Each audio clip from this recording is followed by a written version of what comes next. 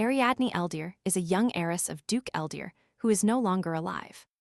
Standing in front of the window on this sunny day, Ariadne thought her fate changed the day she was born. At that moment, a maid approached the child and told her it was time to leave. Turning around, Ariadne looked at the woman with determination in her eyes and the persistent thought that she had to survive. The girl walked with the maid through wide marble hallways filled with furniture, adorned with gold. Suddenly, Ariadne saw something that completely captured her attention. It was the palace door slightly ajar. At that moment, she was literally filled with thoughts that she could not miss this opportunity. She definitely had to escape from here. Suddenly, voices were heard from behind the door, as if someone was swearing and arguing and talking about how they loved each other, and that her death was the fault of the monsters. Through the slightly ajar door, Ariadne saw two men, one young and another older one, and how they argued among themselves, while the older one kept repeating that he didn't believe the other. A young blonde man in a beige suit repeated that she was a fragile woman who had never dealt with monsters, and he himself was in great shock from all this. At these words, the old man shouted that he should have saved her, and Ariadne was paralyzed. Through the crack in the door, tears could be seen running down the young man's cheeks. He said that the woman believed she was unworthy of being a holy virgin if she left this world. The girl listened carefully to the conversation, trying to understand what was being said. The young man covered his face with his hand, wiping away tears and saying he could never forgive himself for what happened. The maid let go of Ariadne's hand. She ran towards her and hurried to close the door behind which the men were. But the girl guessed what was happening and decided to ask the servants if they were talking about her mother. The maid only took the baby's hand, telling her it didn't matter, and that apparently the Duke was still busy, and that they should wait a little longer. The girl moved away from the golden door, but the guesses did not leave her mind because she knew who was there. The old man was none other than Solon Garcia, a talented mage who had received the title of Grand Mage of the Empire. Her grandfather. The second man was her father, whom Solon hated because his daughter, Ariadne's mother, got pregnant very early, and even abandoned her, and only came here 8 years later upon hearing the news of her death. Ariadne thought she was behaving exactly like in the novel, doubting her mother's death. The girl clenched the hem of her dress with a small fist as memories returned to her. She remembered how her mother suddenly opened the doors of the hall where Ariadne was sitting and entered screaming her daughter's name. Seeing her, the woman covered her face with her hands in shock, and her eyes filled with tears. She ran to her daughter and began examining her hands, covered in scars. But the girl understood nothing because her father said that was how she should learn. Tears ran down the woman's cheeks, and she told Ariadne she shouldn't learn those things anymore, that she wouldn't allow it. She knelt down in front of her daughter and hugged her tightly, never stopping crying about how sorry she was. Then Ariadne remembered how her father took her in his arms and told her that her mother had gone on a long journey, but he promised to tell her exactly where she went if she completed her task well. Hearing this, the girl's eyes lit up with joy. Her father smiled along with her. He asked her if she would do what was asked of her, and the little girl happily agreed, hugging the man tightly. Now, remembering all this, Ariadne felt no joy at all. Behind the door, an adult man was heard again, saying that since he had come here, he wanted to see his granddaughter. The maid invited the girl inside, but warned her that she must behave carefully with the guest. The door opened, and she saw her father in front of her. He asked Solon if he knew his granddaughter's name. The girl took a step forward, and her father introduced her by calling her by name, Ariadne Eldir. The man said she was 7 years old, but Solon replied that he already knew that, and he gave the girl a dissatisfied look. The blonde man told Arya to greet her grandfather, and the girl curtsied. Seeing her grandfather's stern look, Ariadne realized that he was clearly now thinking that she looked nothing like her mother. Solon waved his hand towards the girl, beckoning her to approach. Arya thought that in the novel. At that moment, the girl ran towards her father. The Duke. After all, children feel whether they like people or not like people, and, according to the novel's plot, the grandfather hated her. Ariadne thought that she might have done the same. But she knew well what was in that novel. The girl frowned, clutching the fabric of her dress in her fists, while her father tried to calm her by holding her by the shoulders. But at that moment, Arya ran forward, pulling away from her father's arms. She ran to her grandfather and grabbed his robe with her small hands. The mage looked at her in surprise. Looking him in the eyes, she began to beg him to take her away from here. Because even though her grandfather hated her, he was definitely better than her father. Solon didn't understand what was happening and kept looking at the girl and how she clutched his clothes. Ariadne understood that she couldn't say everything directly in her father's presence and could only hope that her grandfather would understand and not abandon her. At that moment, a hand fell on her shoulder and squeezed it lightly. She turned and saw her father's face, darkened with anger. He irritably told her that he had told her not to behave like that with guests. But the girl did not give up and kept tugging at the fabric of her grandfather's clothes. Solon turned to her, took her hands, and asked if she really wanted to leave with him. Arya's eyes filled with joy, and she replied that she really wanted to. The grandfather knelt down in front of his granddaughter. He stroked her head and told her that although he didn't expect this, he didn't mind taking her with him.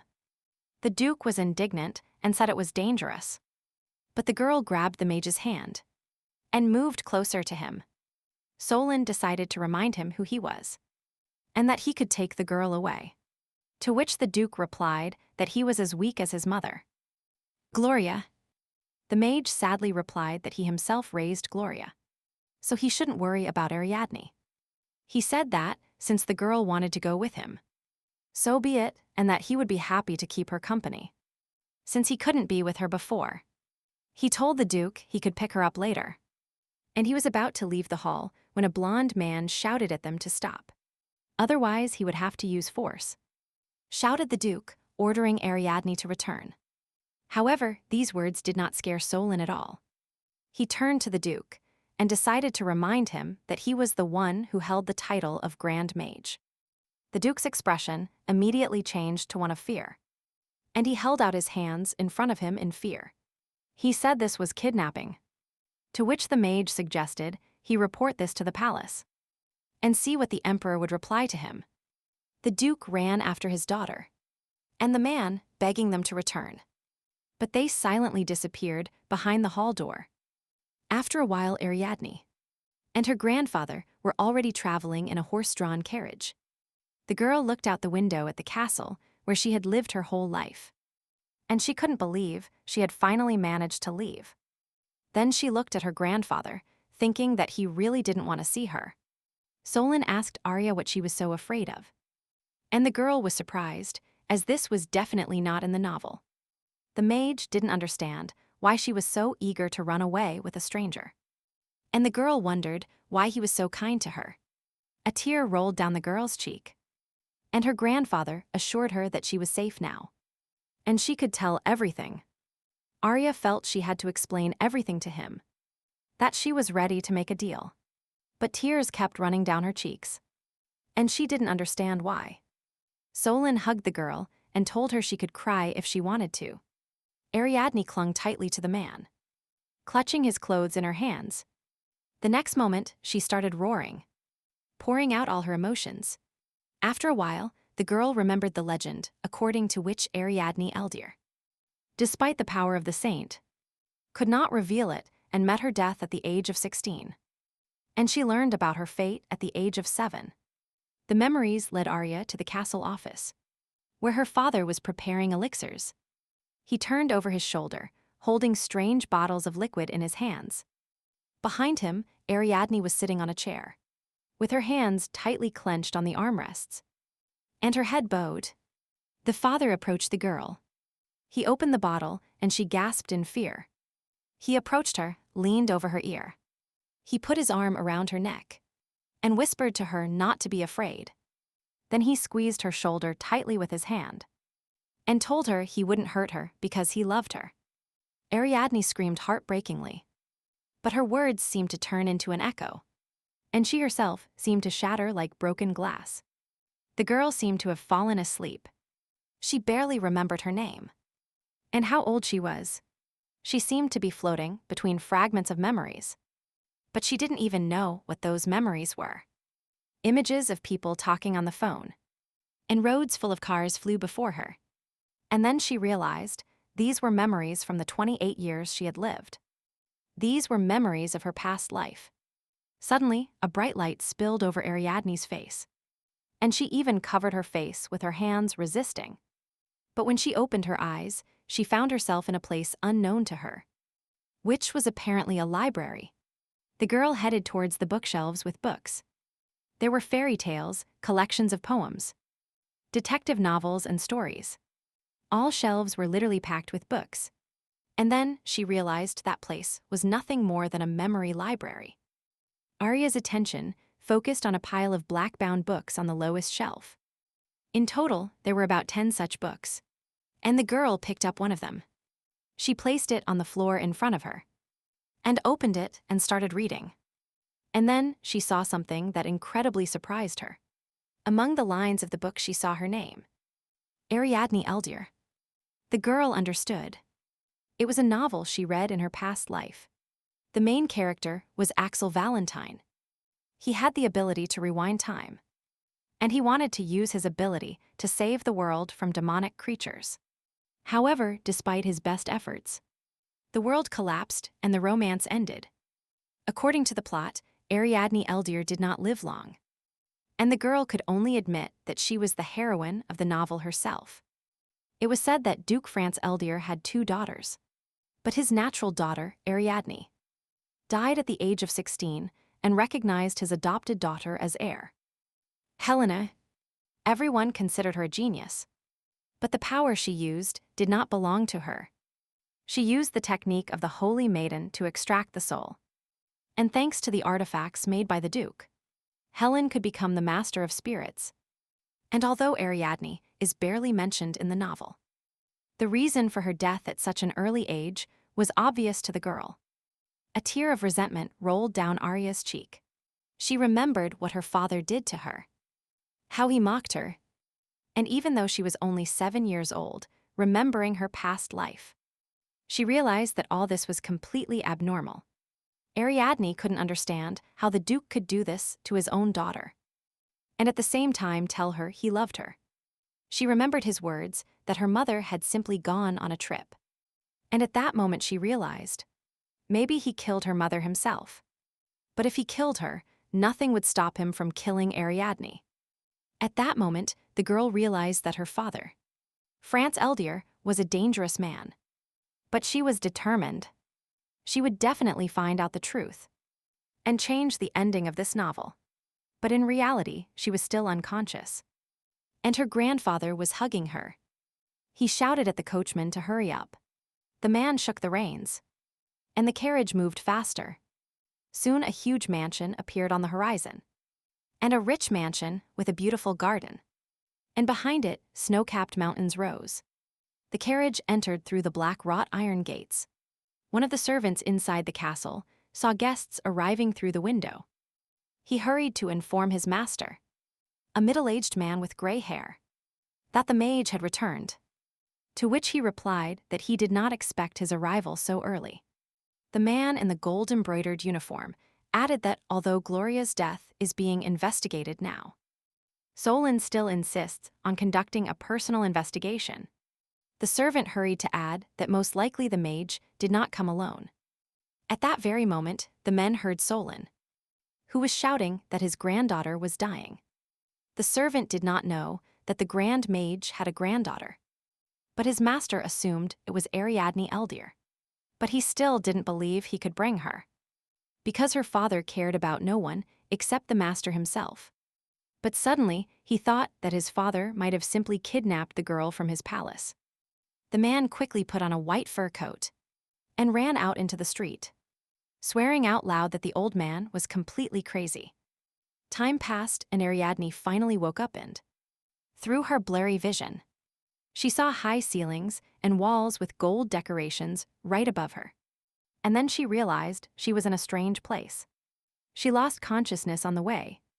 At that moment, the room door opened, and a maid appeared in the threshold. Her face lit up with joy when she saw that her mistress had awakened, and she entered to prepare clean clothes for her. At that moment, Arya, trying to get out of bed, staggered. The maid instantly ran to the girl, saving her from falling. The girl helped Ariadne stand up and warned her that it might still be difficult for her to move on her own.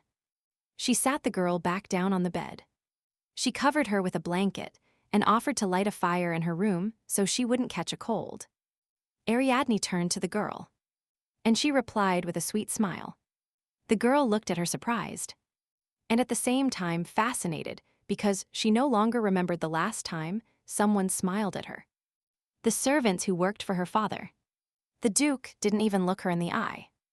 Arya asked the maid what her name was, and she replied that her name was Lucy. They smiled looking at each other, and the girl was very happy about this. It was very pleasant for her. Lucy said she was glad to see Arya in a good mood, because she had been worried about her the whole time. And then the girl tensed up, still not understanding how long she had been unconscious. At that moment, a gray-haired man burst into the room, pushing aside everyone in his way. A young man in a green frock coat, who was trying to get into the room, was not happy that the gentleman decided to enter before the doctor. The man apologized and let the child in. He adjusted his glasses and smiled while greeting the little lady. Without taking the smile off his face, the young man approached Ariadne's bed and asked if he could examine her. And then Arya saw something that scared her very much. It was the doctor's clothes. The memory of how a doctor in exactly the same clothes said she was healthy flashed before her eyes again. In response to this, her father just smiled and said that in that case, he would continue with his business. She remembered that a doctor in the same clothes examined her every time before her called lessons. Ariadne realized that she did not like this man, and she grabbed Lucy by the sleeve looking for her support. And although the maid told her he was just a doctor, the girl completely refused to let him come near her. She thought that if she turned out to be healthy, she would have to start those disastrous lessons all over again. And then the young lady, the man, leaned towards her. He introduced himself as Jalen Brown, the Weaver family doctor. And then Ariadne timidly returned the greeting, starting to realize that she was most likely in the Weaver house now. Jalen extended his hand towards the girl and asked her once more if he could examine her. Ariadne was told that she had been unconscious for more than 10 days, and that during this time, her muscles had become a little unaccustomed to movement. But the girl thought that her father must be worried about her now. Arya was still a little nervous, even though the doctor looked very friendly. But she still held out her hand. And Jalen was surprised because the girl held out her left hand to him. He asked if she was right-handed, to which Ariadne affirmatively replied. And then the young man started the examination, promising to do everything quickly. When the examination was over, Jalen left the room and turned to the gray-haired man, not understanding why the girl was afraid of him. To which the man said that the blame most likely lay in her weakness due to the loss of consciousness, and added that her mother, Gloria, also disliked doctors when she was a child.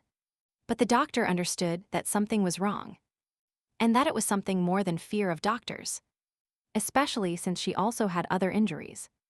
Seeing the question in the master's eyes, Jalen said that, although Ariadne was right-handed, by reflex she extended her left hand, which meant that she never showed her right hand to doctors. He asked if they had seen the wounds on her arm when they brought her in, and added that she had become good at hiding them.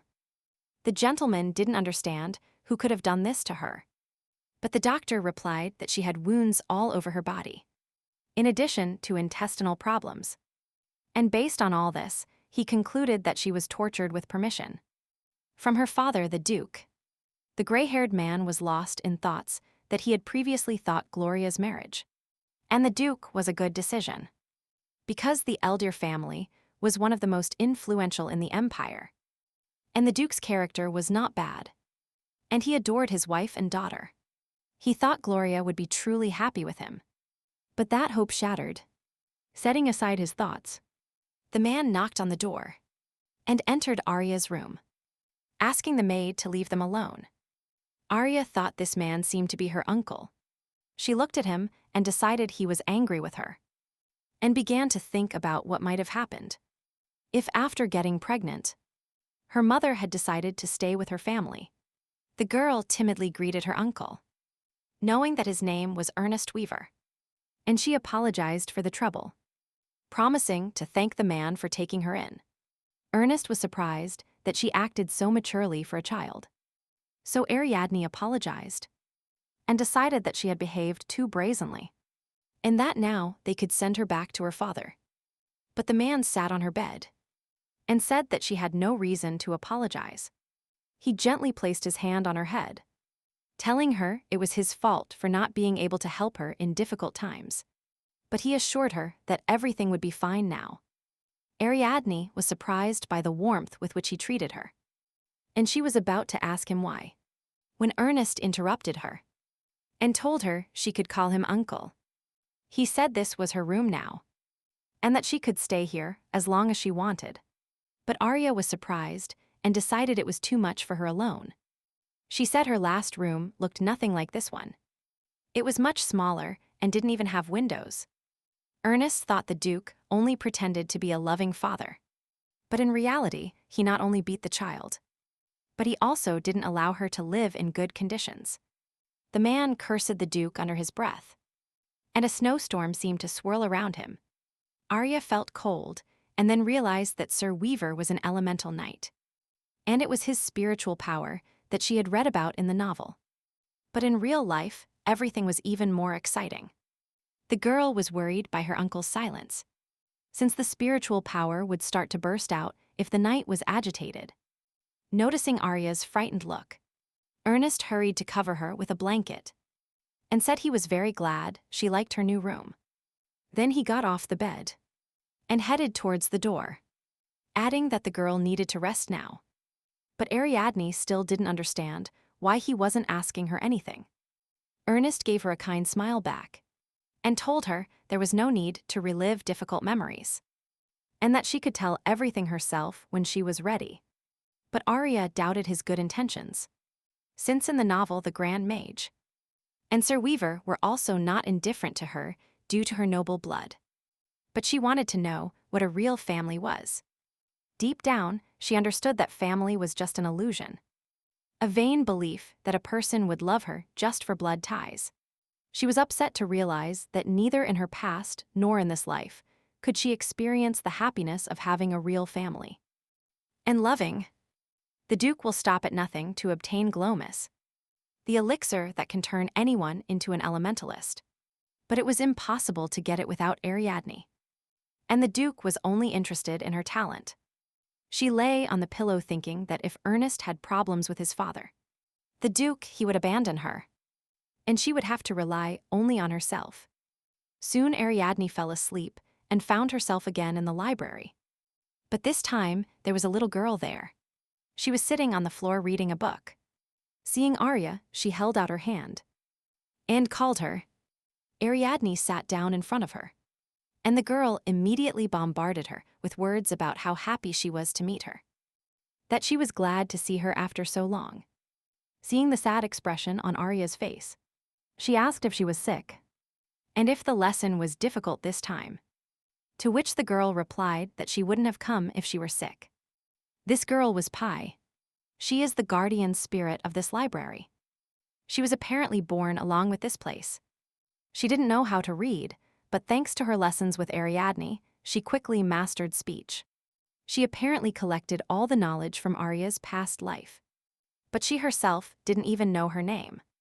So the girl decided to give her a new one, and she couldn't think of anything better than naming her after the number pi. Ariadne's body suffered constant pain from her activities, but thanks to Pi, who was always happy for her, she was able to bear it. Arya asked if Pi had completed her task, and immediately jumped up and walked towards one of the shelves.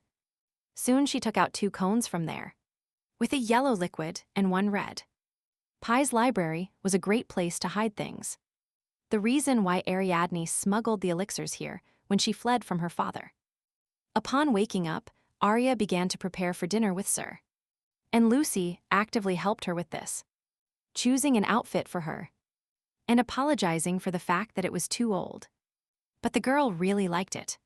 Ariadne wondered who might have worn this dress before, since her uncle had a son, and suggested it might have been her mother's dress. The girl felt strange wearing her mother's dress and walking down the stairs that her mother ran down as a child, since in her past life she didn't even know who her mother was and had never seen her. Realizing that she had lost her too soon in their lives, she felt intense sadness and missed her mother. But soon Arya and Lucy arrived at the dining room. Ernest came out with a stern look. The girl didn't understand why her uncle looked at her like that. And after a moment, Ernest moved away from them, saying that he would order the seamstress to sew her new clothes. Arya realized that he must not like her wearing her mother's clothes. But in reality, the man was upset because the sight of Gloria's favorite dress reminded him of his little sister, who was no longer alive. He frowned and decided that, since Ariadne's father hadn't bought her normal clothes, he himself would buy clothes for his only niece.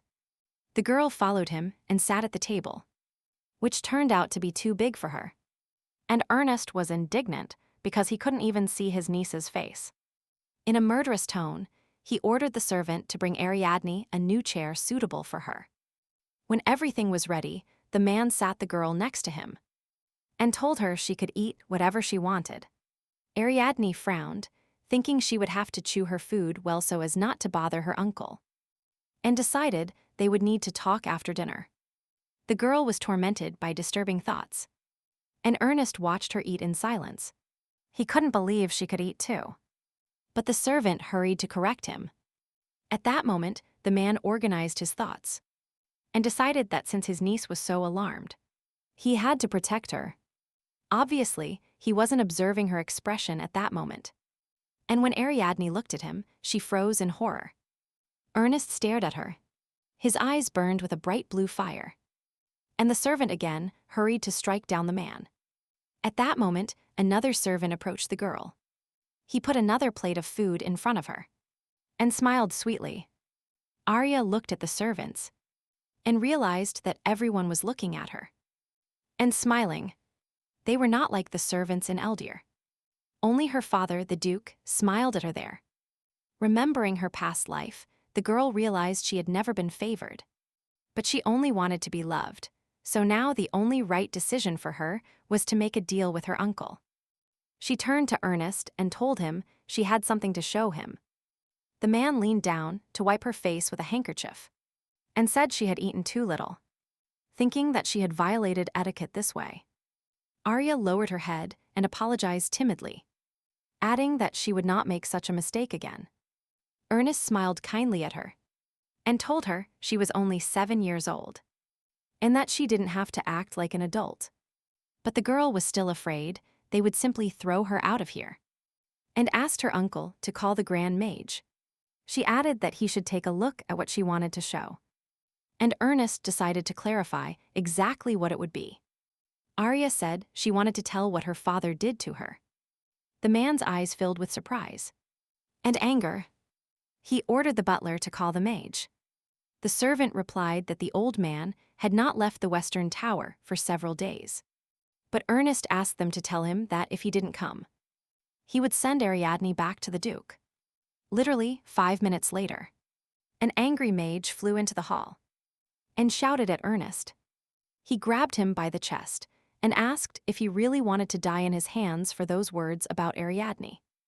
Then the mage turned around and saw that Ariadne was sitting on the sofa, safe and sound, and looking questioningly at the men. Ernest, annoyed, asked his father how long he was going to stay hidden in the tower, and if he really didn't want to see his granddaughter. Arya understood that the Grand Mage hated her, and that was why he asked her to tolerate his presence only for a while, since he wanted to show something. And as soon as the old man said that was not the case, the girl handed the men the cones with elixirs she had hidden in Pai's library. Looking determined, she said she would show them how to get rid of impurities. The men were horrified and immediately ran towards the girl. It was urgent to remove these elixirs from her. But they didn't have time, and Ariadne poured the red liquid directly onto her hand. The girl's skin was burned with black flames. A sinister aura began to creep around her. Arya's hand was covered with terrible bruises, and blood dripped from her fingers. Ernest knew he had to cut off the infected hand before the contamination spread throughout her body. However, the girl said everything would be fine for her, that she would not die, and the man didn't even understand why she said this. Ariadne took a bottle of yellow liquid and poured it on her affected arm, and in a moment her skin looked healthy again, without a single wound. The men couldn't believe what they were seeing, and the girl explained that this was a special elixir that allowed them to get rid of impurities. Her voice filled with sadness, and added that this was exactly the experiment that her father, the Duke, had performed on her. Solon knelt down in front of the girl, examining her hand. And Ernest still couldn't believe that the Duke dared to mock his own daughter like this. Arya said that she often performed such experiments, and the scars on her hands served as proof of this. And then the man remembered Jalen's words that the little lady's poor condition could well be due to contamination. Ernest knew that if she was infected, she wouldn't have much time left to live.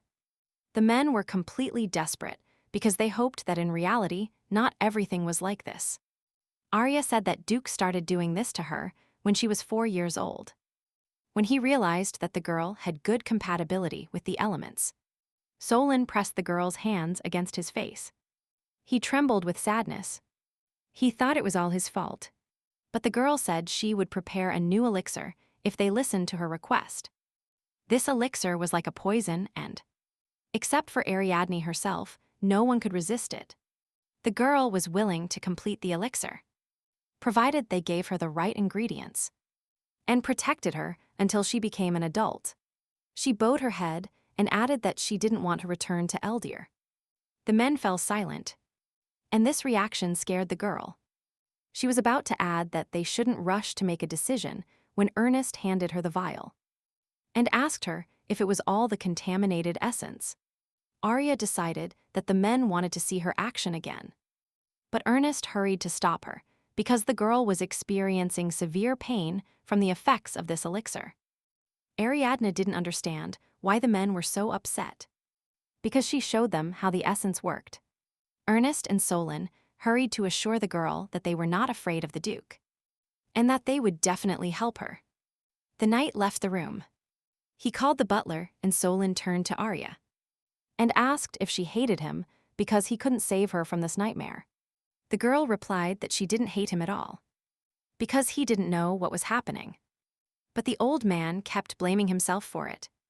And although Ariadne assured him that it was not his fault, the mage hated himself for not being able to protect his only granddaughter. To the girl, all this was incomprehensible, because in the novel Ariadne was only a daughter of Solon. So his daughter died. Some time later, Ernest returned to the room with a contract guaranteeing Arya all the protection she needed. The girl could only sign it. But she didn't understand. She didn't also need to write down her responsibilities towards them. After all, there is no benefit for the men in protecting her like this. But Ernest assured the little lady that they didn't need it. Ariadne insisted that thanks to this elixir, they could earn a lot of money, and they should take advantage of this opportunity. But Ernest didn't need all this, because the only thing he really wanted was to become a real family for Arya. After signing the contract, the girl left the room, and the men were very happy that everything had turned out this way. They realized that as soon as the contract was concluded, a real relief appeared on the girl's face, because she finally felt protected. But Solon still couldn't come to his senses. He remembered his first encounter with Arya, and how she grabbed him, begging him to take her. He had never heard such a desperate plea. It seemed to him that if he had arrived earlier, maybe he could have saved Gloria. But Ernest had a different mindset. He had to prepare for battle because he wanted Duke Eldir to pay for everything. It was necessary to gather the Snow Leopard Knights, who in many ways were superior to the Eldir Knights. However, Solon told his son that he should not get involved in politics. And the man was perplexed by this answer.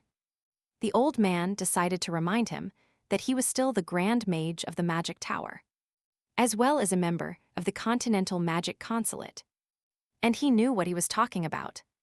Through a logical chain, he demonstrated to his son that if the subjugation of the labyrinth ceases, then Ernest's wife, Celiana Quisles, could suffer. The mage was very angry because such obvious things were so difficult for his son to understand. He advised him to investigate, and that he would take care of Ariadne himself. He also asked him to find out about Gloria's accident. Ernest thought about it because last year there was an accident in a horse tomb, not far from the Eldir Duchy. The horse tomb was a low-level labyrinth, so the Gold Horn Knights should be able to handle it with ease. Gloria led the contamination cleanup team and was the first to enter the danger zone. But this time, the group was a bit larger than usual. Cleaning the low-level area was not dangerous, as there were no monsters there. But as soon as Gloria entered there, she showed signs of contamination and died. This was the generally accepted version. But Solon really found nothing strange in it. The mage replied that everything was clean. But nevertheless, the essence that Ariadne brought would be enough to perform poison tests. If she was poisoned, even one drop would be enough to cause an infection. And thus the Duke could get rid of Gloria. With this conclusion, Solon headed for the exit, advising his son once again not to get involved in politics. Meanwhile, Arya was rereading the contract in her room. And now she felt truly calm. She didn't expect the men to decide to take this step. But she was glad that everything turned out differently than what appears in the novel. Things did not go at all as they should have. But their intentions were sincere. The way they looked at Arya was similar to the look of her mother, who tried to save her from the experiments until the end. Her uncle and grandfather looked at her with the same affectionate look. And warm. Ariadne truly hoped that they would really become a real family for her. Time passed, and Arya and her uncle went for a walk in the greenhouse. And the man was so full of thoughts of protecting the girl that he even decided to carry her in his arms, without allowing her to walk alone. He said that her grandfather built this place for her grandmother. And she, in turn, enchanted this greenhouse so that little Ernest could walk here. Suddenly, Ariadne saw her grandfather hiding behind one of the trees and spying on them. Realizing they had been noticed, the old man hurried to retreat. Arya and her uncle approached the window, and the girl wondered when the snowstorm would end. To which Ernest replied that it would happen in the spring when his aunt returned. And her cousin, Ariadne's cousin, was Eric Weaver, friend of Axel Valentine, the novel's main character, a brilliant mage who became an archmage. And most importantly, he was the one who could change the end of the story. Arya thought she needed to win his trust at all costs, and the man assured that his relatives would definitely be happy to see her. Soon they returned to the castle, and the servants were frankly perplexed to see their strict master acting so carelessly with the girl. Ernest took Arya to her room, and then the butler burst in on them, announcing that a guest had arrived at the castle. Arya decided to eavesdrop on the conversation between the knight and his servant. She also wondered who could arrive at this hour. It turned out that the guest arrived without notice, and then they mentioned the surname Eldir. Ariadne couldn't believe it. Her father, Duke Eldir, had really come for her. She didn't expect it to happen so soon, but she still had a contract, and that calmed her down a bit. A young man entered Ernest's office and introduced himself as Rictus Belbarda, a knight of the Gold Horn. But Ernest himself was clearly not happy with the guest. Rictus handed him a letter saying it was sent by Duke Eldir, who is very worried about his daughter. But Ernest just crumpled the letter and threw it at the knight's feet. Rictus smiled, saying that his master ordered him not to let the lady out of his sight even for a moment. However, the man flatly refused to hand over the girl, saying she was resting. The young man smiled. Was the lady really in captivity? Sir Weaver frowned angrily and replied that he was not like Lord Eldir. At that moment, guards burst into the office. They seized Rictus and those who came with him. Ernest ordered a salute according to Weaver's tradition. At that moment, Ariadne was in the library with Pi. She even brought cookies from her world for Pi. Pi really liked this delicacy, and Arya promised to bring more next time. While Pi enjoyed the sweets, the girl searched for information about Eric Weaver in books. And just as she found his first appearance in the novel, Pi grabbed her hand. She shouted that Arya was in danger, and that they had to leave immediately. Pi touched the girl's forehead with the palm of her hand, and many spells swirled around her hand. Once they were ready, she pointed them at Arya. The next moment, the girl woke up in her room. Pi must have thrown her out of the space. Ariadne looked out the window. It was already late outside, and she couldn't believe she had slept so long. And then she realized that it wasn't actually night. But before she had time to step aside, a sinister claw shadow appeared in the window. A moment passed, and the window was already broken. A huge ice bird flew into the room with a rider on top. Ariadne recognized him as a Goldhorn Knight, one of those who arrived today. But what was he doing here? The man dismounted the bird and called the girl, telling her he intended to take her back home. Ariadne was terrified. She definitely didn't want to go back. The knight realized that apparently he wouldn't be allowed to do everything right, and he held out his hands to the girl. At that moment, a bright blue lightning bolt appeared between them. A moment later, Solon appeared there. He was furious because this bastard dared to touch Ariadne. The rider retreated, not wanting to fight the Grand Mage, but he still hoped to take the girl with him. Solon told him he would let him live if he left amicably. But the man clearly did not want to be underestimated.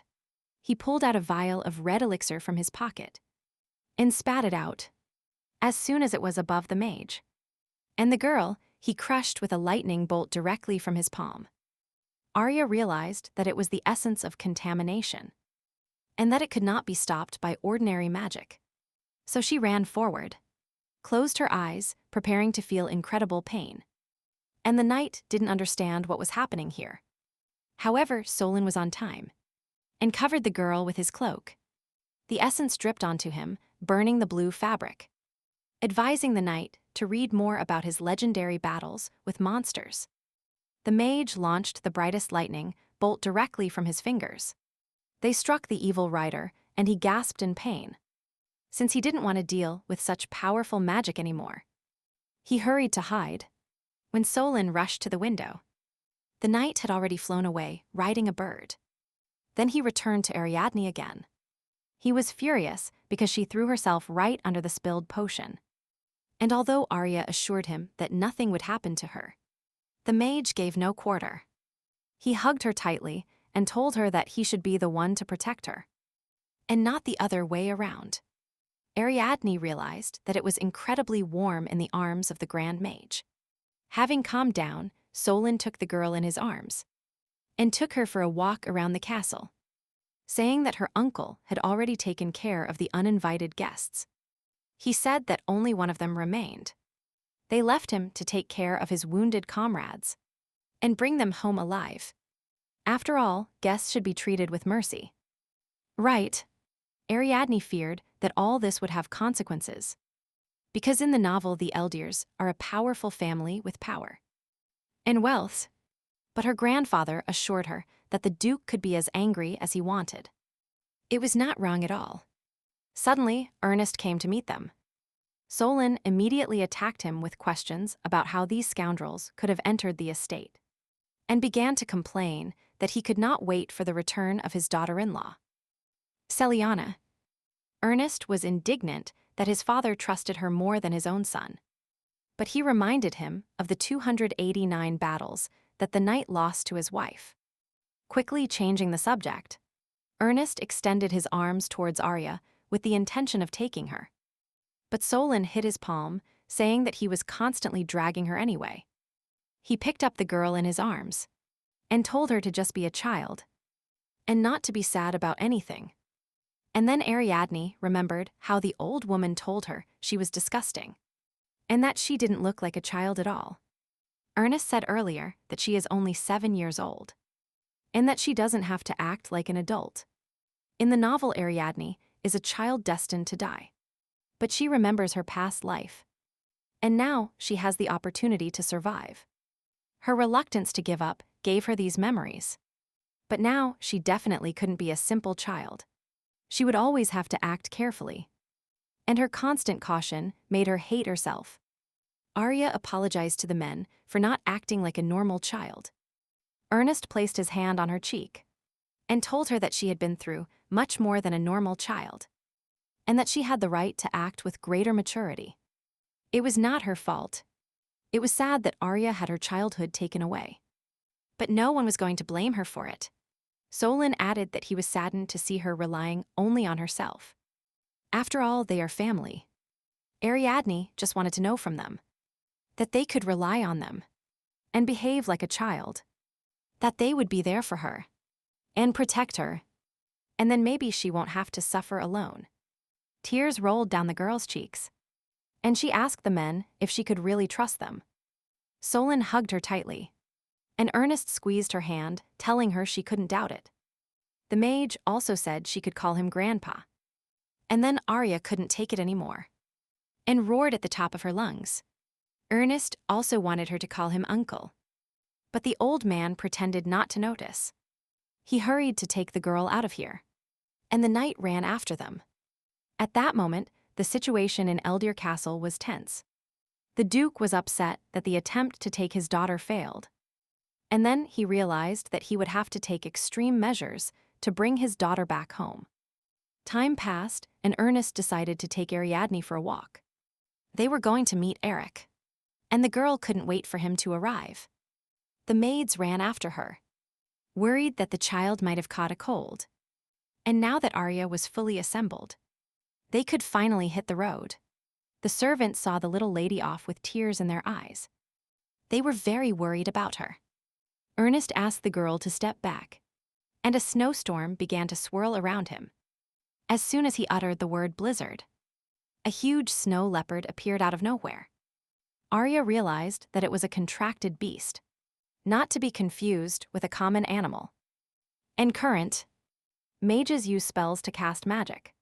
But sometimes it is possible to make a contract with a spirit beast. This is magic that has a form. These animals are intelligent, and they borrow the power of the Great Spirit. Ariadne wondered if she herself would ever meet the spirit. The Weaver family must have a great guardian spirit, and she would like to see it someday. Ernest called Arya and sat her down in front of him, mounted on a snow leopard. They were about to jump over the wall, and the man asked her to hold on tight. With a skillful move, the beast jumped onto the highest roof, and Ernest realized that they had arrived just in time. And then Arya saw clouds of dust and snow in the distance. It was the Snow Leopard Knights. The conquering troop has returned. The first to reach the gate was a dark-haired woman. Ernest called her by name, Veronica, and apparently she was once again involved in the thick of things. It was Veronica Brandt, the Snow Leopard Knight, her blue cloak completely covered in blood stains. Ernest said she should have washed off the blood first, because his niece was here. Veronica didn't know about her existence before, and held out her hand to greet her. But Ariadne was scared to see blood on her gloves. Meanwhile, Veronica was delighted because the girl looked like a living doll. While they were chatting, a woman with long scarlet hair tied in a high ponytail ran up to them. It was Celiana Quisles, Countess Weaver, Ernest's wife. Seeing his wife, the man immediately jumped towards her and enveloped her in a tight hug. Behind them was a white-haired boy, dissatisfied with the fact that they were so affectionate in front of people. It was Eric Weaver, their son and an aspiring mage. Seeing his parents kissing, he was clearly annoyed by the sight. And just as he was thinking about how good it was to be the only son in the family, he saw a girl sitting astride his father's leopard. Ariadne realized that it was Eric Weaver, and she thought he looked younger than in the novel's drawings. Meanwhile, Veronica kept admiring the baby. But Eric wondered what she saw in her. He approached the girl and said she looked disgusting. To which Veronica replied that Eric himself was far from pleasant. The boy was unpleasantly shocked by this behavior on her part. But Veronica did not give up. She said he looked like a cow. And before Eric had time to answer her, the girl had already saddled her horse and rode out the gate. Then she turned back to Ariadne and started shouting that she had no right to sit on her father's snow leopard. She approached her and started forcibly pulling her off the animal. At that very moment, Ernest approached him and took his hand. The man approached the girl to check if she was injured. But Eric still didn't understand what was happening. Celiana was next, saying she would come to meet the girl a little later. And Ernest took Ariadne back to the castle. Arya thought that the boy was still in adolescence, but he still seemed even calmer than in the novel. So she decided to talk to him later. The maid informed the little lady that Eric would be punished for such behavior. And Arya herself was upset because their first meeting was so terrible. She remembered Veronica and realized she couldn't remember her. Then she decided to ask the maid about her. And she told her that she was the same age as Eric and, however, she was already a knight. The protagonist of the novel, Axel Valentine, became an elemental knight at the age of 12. And although Veronica was not the main protagonist, she was clearly a genius. But Arya couldn't understand why she wasn't mentioned at all in the novel. Maybe she died from the beginning. And then Ariadne realized. She remembered how Veronica said she would leave here if Eric became a count. And every time in the novel Eric got drunk to the point of losing consciousness, he repeated these words. Veronica is really his dead lover. Legend said that, for a long time, labyrinths inhabited by monsters appeared everywhere. But people did not give up and continued to fight. However, the labyrinth that appeared several decades ago changed everything. It annihilated a powerful empire in the blink and closing of an eye, and at that moment a ray of hope appeared. Axel Valentine. He was the first person to survive in the labyrinth, and his goal was to destroy the great labyrinth. And then he created the perfect squad for his mission, composed of 5 people. These were a warlock, a mage, a witch, a priest, and an elemental knight. But practically, nothing was written about the roles of the last 2. And there was no information about Veronica either. But Ariadne was sure that she was the talent who took the knight's place. And she decided to find out more about her. Meanwhile, the maid led the girl to the room where the woman was waiting for her. It was Celiana Kaislas. The girl curtsied, and the woman asked to call her aunt from now on. She said her husband sent her a letter, but it got lost on the way. So she only found out about everything recently. The woman added that not even the most trained knights could have gotten as far as Arya did.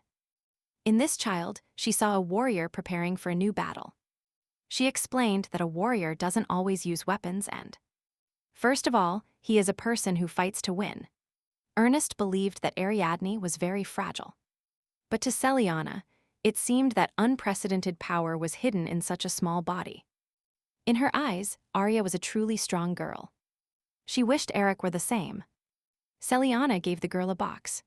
It was a gift for her recent birthday. Inside, there was a pendant with a lamp. Ariadne realized it was a magic lamp. And the woman asked her if she had one before. But the girl answered that it was the first. And this surprised Celi greatly, since at her age Arya should have already received her lamp. Every parent is obliged to give their child a magic lamp. Celiana called the girl and placed the pendant around her neck. She patted her on the head and told her she had done a great job. The woman added that if necessary, she can also come to her for help. But she asked me to keep it a secret. Ariadne went for a walk in the greenhouse and wondered why Celiana asked to keep this a secret. But on the other hand, she was glad that her relatives turned out to be good people. and she was able to finish the elixir thanks to her grandfather. And now she needed to test it.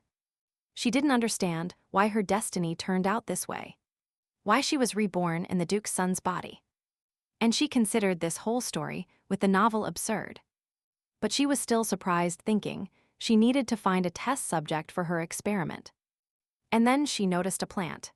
A desecrated plant that used to be a narcissus. The girl poured the elixir onto the withered leaves. A moment later it seemed reborn, again taking the appearance of beautiful narcissus flowers. At that moment, someone approached her from behind. It was Eric, and Ariadne wanted to meet him. But not now.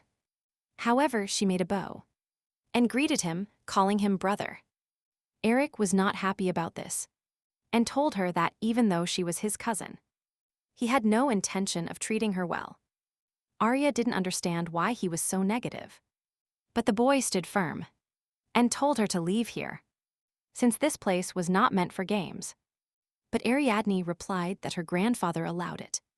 Eric couldn't believe what he heard. He was really learning magic from him. He began to accuse her of wanting to discover all his secrets and steal his magical techniques. Ariadne understood that she should behave politely, but she still asked Eric to be more courteous to her. Eric was surprised because this girl really scolded him, telling him that she was higher than him on the aristocratic scale. He grabbed her by the shoulder, and his hand trembled nervously. And then he burst out, shouting at Arya to stop mocking him. Ariadne decided to calm him down, telling him that she was only here for the experiment. And this interested Eric. He decided to find out what kind of experiment it was. He looked at the shelf with plants and was quite surprised. The flowers that were once withered were now blooming again, as if nothing had happened. Meanwhile, Ariadne walked laboriously through the greenhouse. Her health had deteriorated significantly.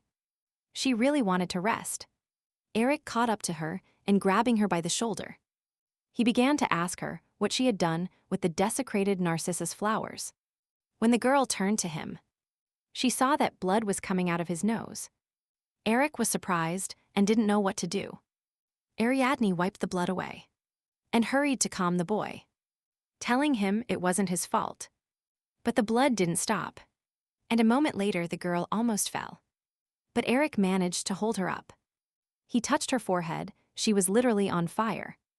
And then he realized that at this rate she could die. Ariadne woke up, at first not understanding where she was. But soon she realized that she was in the library with P. The girl was very surprised when she realized that P had dragged her here on purpose because she felt pain. But P herself was very happy to see Arya. Suddenly, the baby felt like she was about to fall asleep. P stroked her head and told her to rest. When Arya opened her eyes, she realized she was now in her room. Ernest, Celiana, and Lucy were by her bed, almost crying with emotion for the little lady. Jalen soon entered the room to examine Ariadne, and all other visitors were taken out of her bed. The doctor said the girl had almost recovered, and when Arya moved her hand, she felt an unusual lightness in her body. And then Ernest lunged at the girl in a beige trench coat, with the intention of hugging her and shouting words of gratitude to her. Arya noticed that the girl had yellow eyes. All priests have them, because if a person is endowed with divine power, their eyes turn yellow over time. The man left the room with the priest to discuss the details, and Celiana approached Ariadne's bed and offered her a snack after 2 days of sleep. She smiled, and Lucy immediately ran to set the table. However, Jalen had something he wanted to say. He said that at first he had doubts, but now he has confidence. The thing is, Ariadne has lost the sensation of pain. The girl didn't understand what the problem was, because it's good not to feel pain. Right. But the doctor explained that her body would still suffer the wounds. And this was not normal. She didn't even feel anything wrong before fainting. Pain is a warning of danger. But Ariadne's body now does not notice these warnings. And this is very bad. Jalen strongly recommended that she monitor her body's condition, and added that thanks to divine power, most of the negative consequences disappeared. And although Arya can walk around the estate again, she shouldn't overdo it. The doctor left and Celiana sat with the girl. She hugged her and told her she would soon recover completely. She fed the girl with a spoon. They say Eric regrets what happened to you, and offered to assign knights to the baby to protect her. At that moment, they entered the room. It was Veronica Brandt. Ariadne didn't expect to see her here. Celiana assured that despite Veronica's age, her skills are amazing. The woman said that if Eric offends Arya, Veronica can defeat him, but only without breaking bones. Ariadne was surprised, and if Eric was scolded for what happened to her, even though it wasn't his fault. Celiana said she immediately ran to Jalen, but said it was her fault. Meanwhile, Veronica fell asleep while standing, but Arya hurried to say that she had simply tried too hard, and that Eric was not to blame. However, the woman said Eric would remain firm. Ariadne was very surprised that the boy did this. When the girl fully recovered, she started working with elixirs. She distributed them among close people: grandfather, uncle, Erich, Veronica, and Pi. Although she doubted it would be useful to give it to Pi, since she is always in the library. Ariadne sat in the rocking chair, thinking that she wanted to ask Pi how she managed to drag her to the library last time. The girl closed her eyes and fell asleep a few moments later. She found herself in the library again, but Pi was nowhere to be found. And then she heard a voice behind her. Pi was behind her, but it was as if some kind of glass wall separated them. However, Pi handed her the book, and her hands passed through the wall. She shouted that she had found something interesting. Ariadne asked how the girl could pass through this wall. Pi was very surprised that Arya couldn't do it, happily jumping through the wall. Holding the book in her hands, the girl said something that Ariadne didn't hear at all through this wall. Ariadne still didn't understand anything, because she didn't know that Pi could do that. She wondered if other parts of the library were similar to the one they were in, because they were other people's memories. However, Pi said that Arya is the only visitor to this library. So the girls returned to the book, and it turned out that Pi had found information about Veronica. And then Ariadne saw something in the book that completely surprised her. This was an account of the battle in the Masha Labyrinth, located in the Weaver Domain. The defense was destroyed after the defeat, and monsters caused significant damage to the city. Veronica Brandt, Knight of the Snow Leopard, 24 years old. She died protecting Eric Weaver from a monster called Blood Hunter. But since Veronica died at the age of 24, then this should happen in the future. But something didn't add up. P said she found no information about Veronica in the original novel, but that there should be information about everyone who appears in the books. The Library of Illusions is the place where all my life's memories are stored. So P knows this world, and is not affected by time limits. Perhaps P is an entity that has access to any knowledge. This is a real scam. Ariadne decided to ask Pi to look for something else. Pi happily agreed because she was very bored sitting here doing nothing. Arya wanted her to find information about Gloria Weaver's death. Pi ran into her arms and thanked her for the new task. Then Arya handed Pi the elixir. And then the girl noticed that there was an inscription on the ribbon. It was her name. She was very happy and asked Ariadne to tie this ribbon in her hair. A moment later, a yellow thread was already developing in Pi's thick blonde hair. Time passed, Ariadne returned to the real world and went for a walk with Veronica, giving her the elixir and telling her she could use it when injured. But she was a little perplexed why they were on the roof, riding a contracted beast. If the girl only wanted to see her brother. In response to this, Veronica admitted that she just wanted to hug the girl at least once, and that climbing the stairs would be very troublesome. The horse struck with its hoof, and a piece of tile broke off and fell from the roof, which Eric, as usual, was dissatisfied. He stood below and ordered the girl to get off the roof. The horse jumped down with a skillful move and ended up literally a few centimeters from the man. Of course, this made him incredibly angry. He was also extremely displeased that she brought this girl here. And his contracted beast. Veronica approached Eric and grabbed him by the chest, clearly unhappy with the way he met the little lady. But Ariadne asked the girl to leave him alone.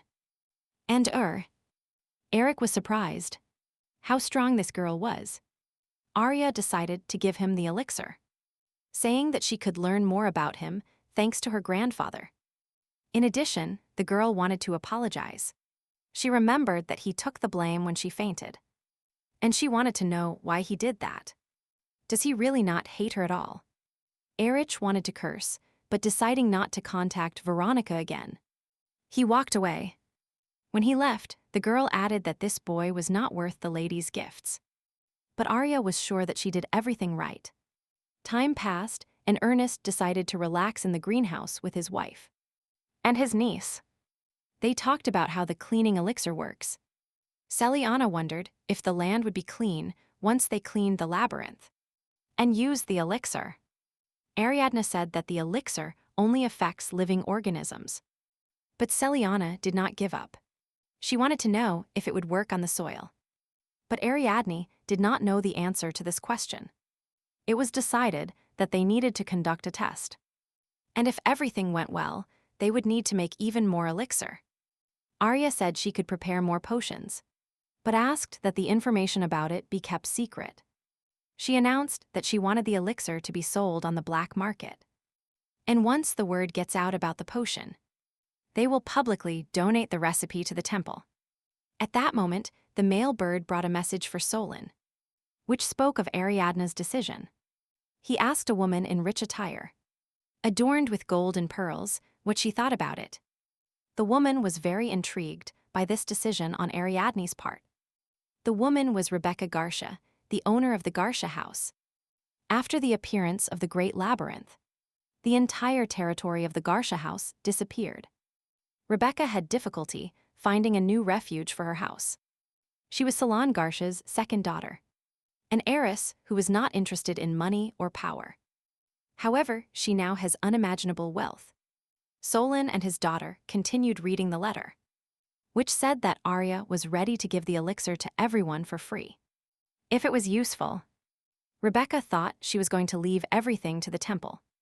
But Solon told her that he wanted to do it himself, and the woman was very surprised by this. By donating the recipe to the temple, Arya wanted to win their favor, and also increase her reputation, and at the same time create it in large quantities, thus capturing the market. It is difficult to buy something on the black market, and the temple does not approve of her activities. So when the elixir goes on sale, it will sell out immediately. Rebecca realized that making a donation to the temple would allow everyone to understand that Ariadne created the recipe. And when trade began, she would have no competition. The woman called her servant Potter to find out how old this brilliant girl was. Upon learning that she was only 8 years old, Rebecca was so delighted that she wanted to make her her successor. But Solon categorically objected. After all, she was the direct heir to the Duke of Eldir. Rebecca pouted discontentedly and said that she could not give up the distribution of the elixir. But Solon replied that, in any case, only Arya makes all the decision. However, the woman insisted that one of the adults should supervise this. But Solon knew that she was not an ordinary girl. And he remembered the day the contaminated essence spilled, all in order to receive protection in exchange for the purification elixir. And at that moment, he truly began to respect her.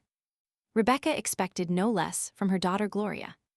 She tried to escape from the Duke and put all her determination into the moment the contaminated essence spilled. She added that shortly before her death, Gloria contacted her. She sent Rebecca a small note with the date and the place and asked her to keep it a secret. However, the meeting did not take place.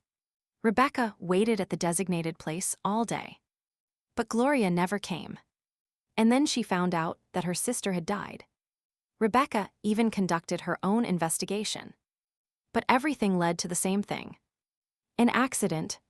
The woman was interested in what Gloria wanted to tell her.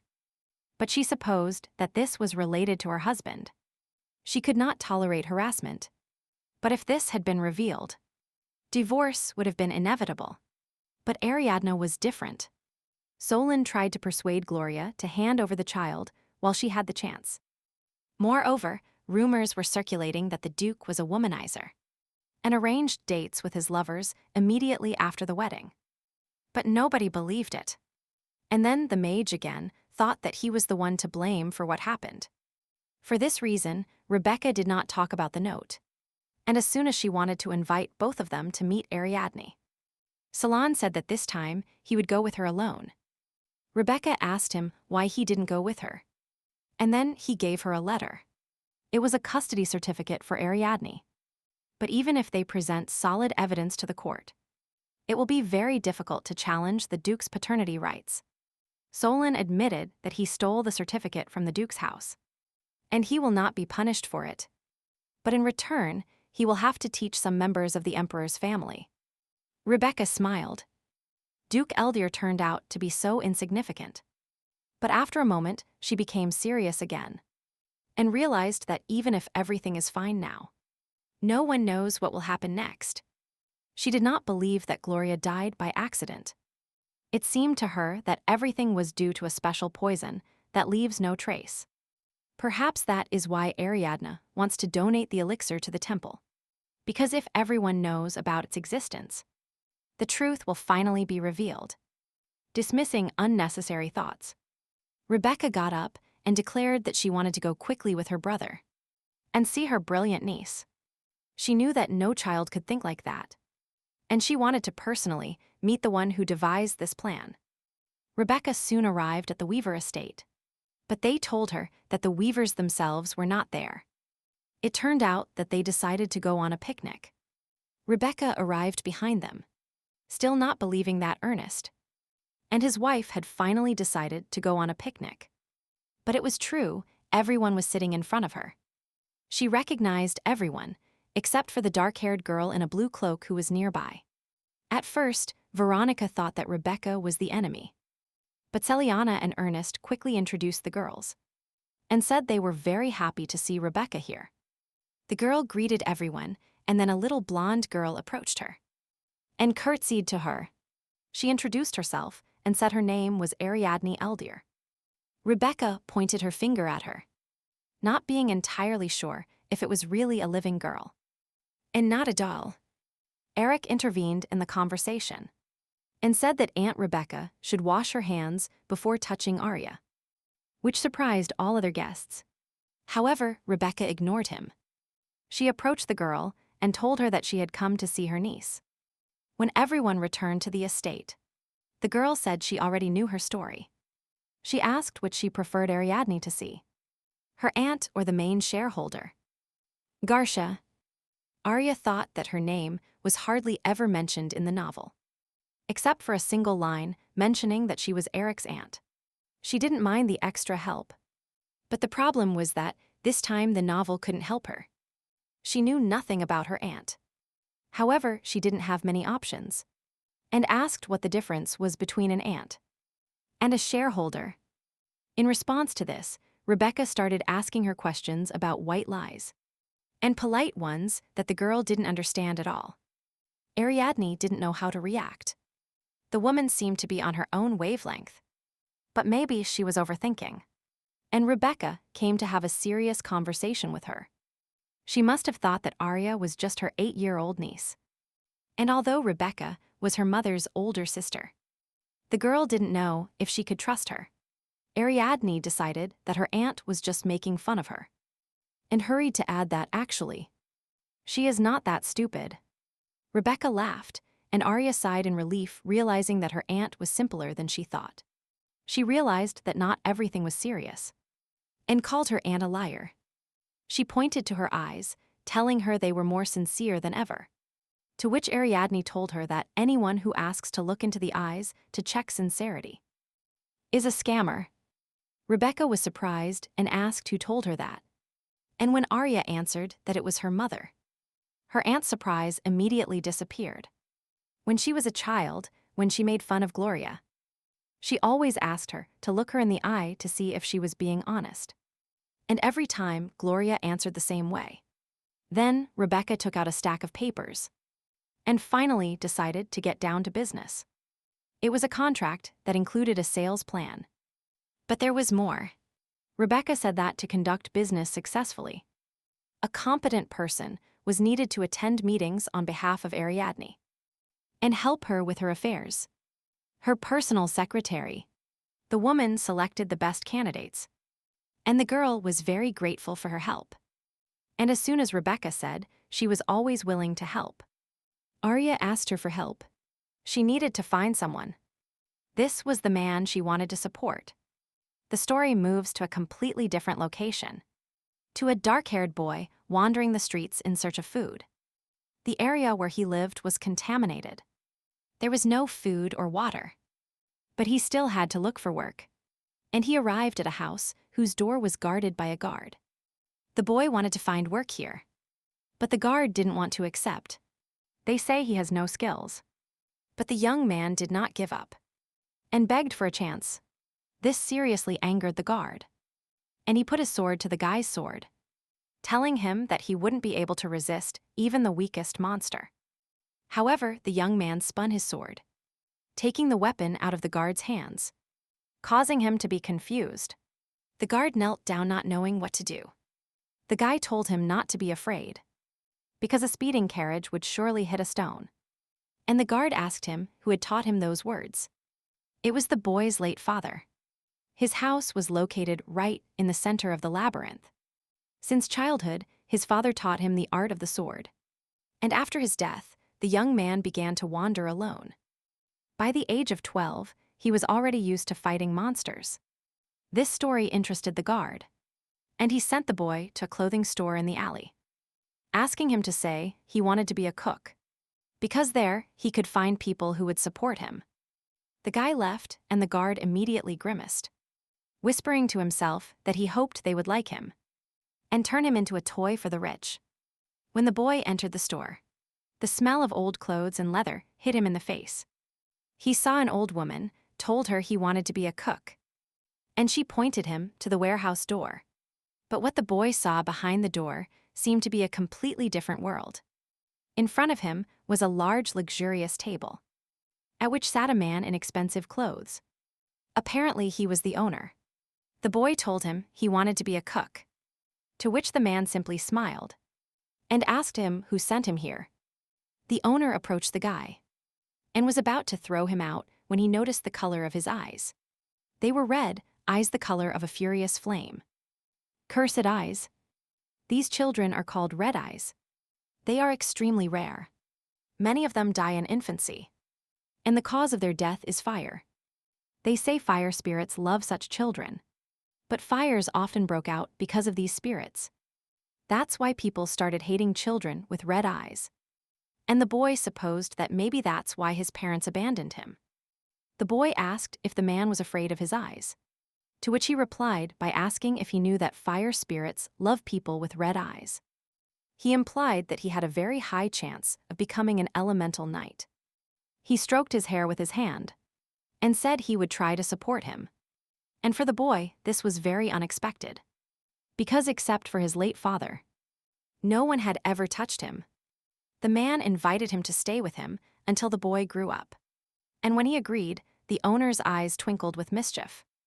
He invited him to sign a contract, and when everything was done, the man welcomed a new member of the chess association, Axel Valentine. The members of the association sponsor, promising people as someone's property. Talents can be bought here, and in the eyes of others, it is a noble help for young talents. But in reality, it was simple slave trade. Orphans often ended up here. And if someone refused to participate and wanted to leave the association, the owner demanded that he repay all the funds spent on him over the entire time. And of course, no one could pay off such a large debt. The children grew up alone in terrible conditions. And the main character of the novel, Axel Valentine, had a similar talent and lived in the association for a long time. Axel's owner, Robert Black, he was a villain who manipulated the boy. and made money off him. However, Axel didn't care and trusted Robert as his adoptive father. But in exchange for this devotion, Axel was tricked. As a result, he barely survived and escaped, and in the future he took revenge on the association and killed Robert. That's how the novel was.